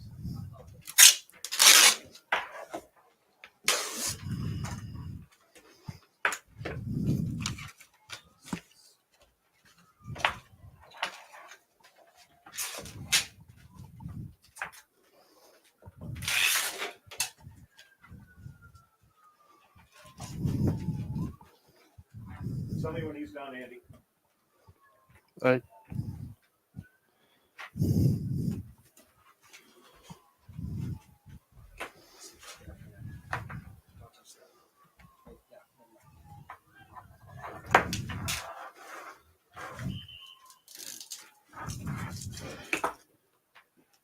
He's done. In the break. In the break. Okay.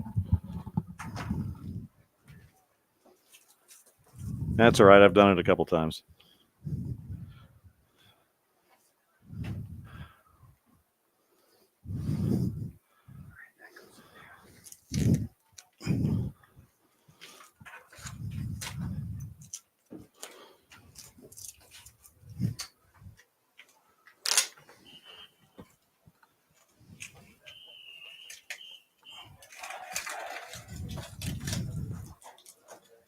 Easy on the camera, Andy. Yeah, I know.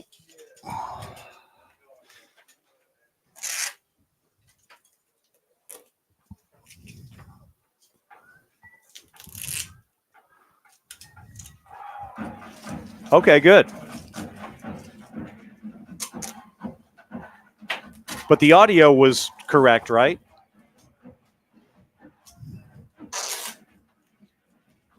Oh, okay. Okay.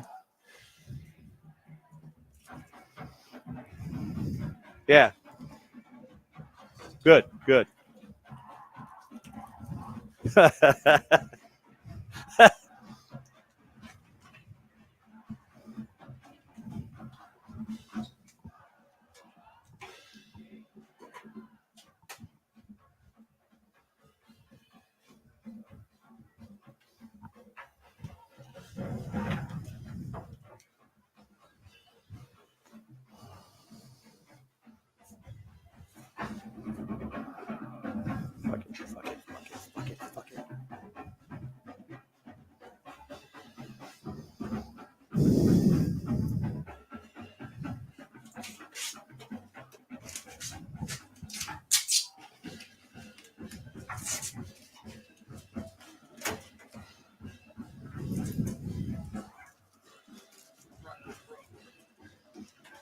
All right, here we go.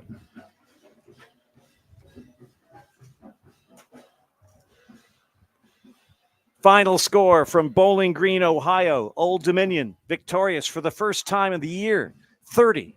Bowling Green, 27. Back to wrap things up in the Monarch Football postgame show after the first win of the year. A come-from-behind doozy. Ted Alexander, Andy Michaud, James with him here. And, Andy, let's get to our play of the game. I mean, in a seesaw battle, you could pick just about anything. But you got to take going down the stretch with Joseph. Oh, yeah. Your first win, you got to take the play that gets you into that win. And it was actually kind of 2 plays that got you there. All right, bonus play of the game. Roll it.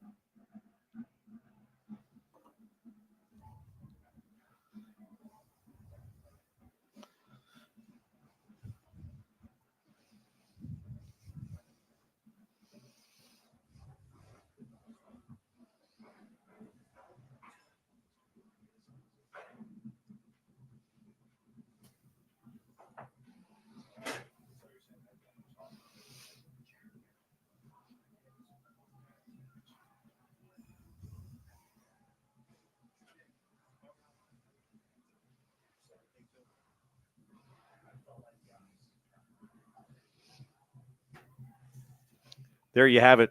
The Colton Joseph run that led to the Aaron Young touchdown run. A lot of folks might have thought take the time out there or take the time there, but they kept their act together, didn't go too fast, but they went quickly enough to beat the defense into the end zone. Yeah, they had plenty of time. The only question was if they wanted to take a timeout to discuss what they wanted to do. They knew what they wanted to do, and they just got up and ran it and did not give Bowling Green a chance to reset.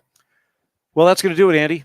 A big win for the team. Off to Coastal next week. Coastal came from behind to beat the Monarchs in Norfolk a year ago. Ethan Vasco, the Oscar Smith High School product, came back and thought he might be a Monarch for a while. Then he went to Kansas. Then he went to Coastal, and then he took the Monarchs lunch money in the second half of the game last year, and the Monarchs will be remembering that next week.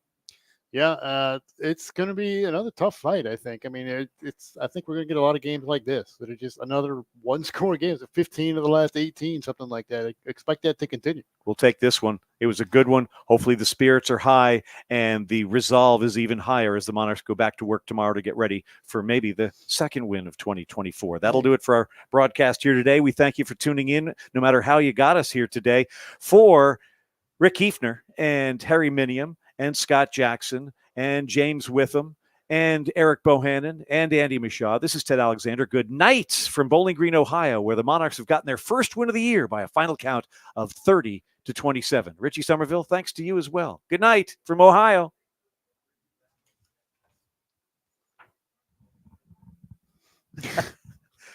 Thanks to you for tuning in. It's been nutty. Let us know what happens. Hopefully we didn't break anything. Good night. How about this? We got to win. We're going to have to do this forever. Come to the beautiful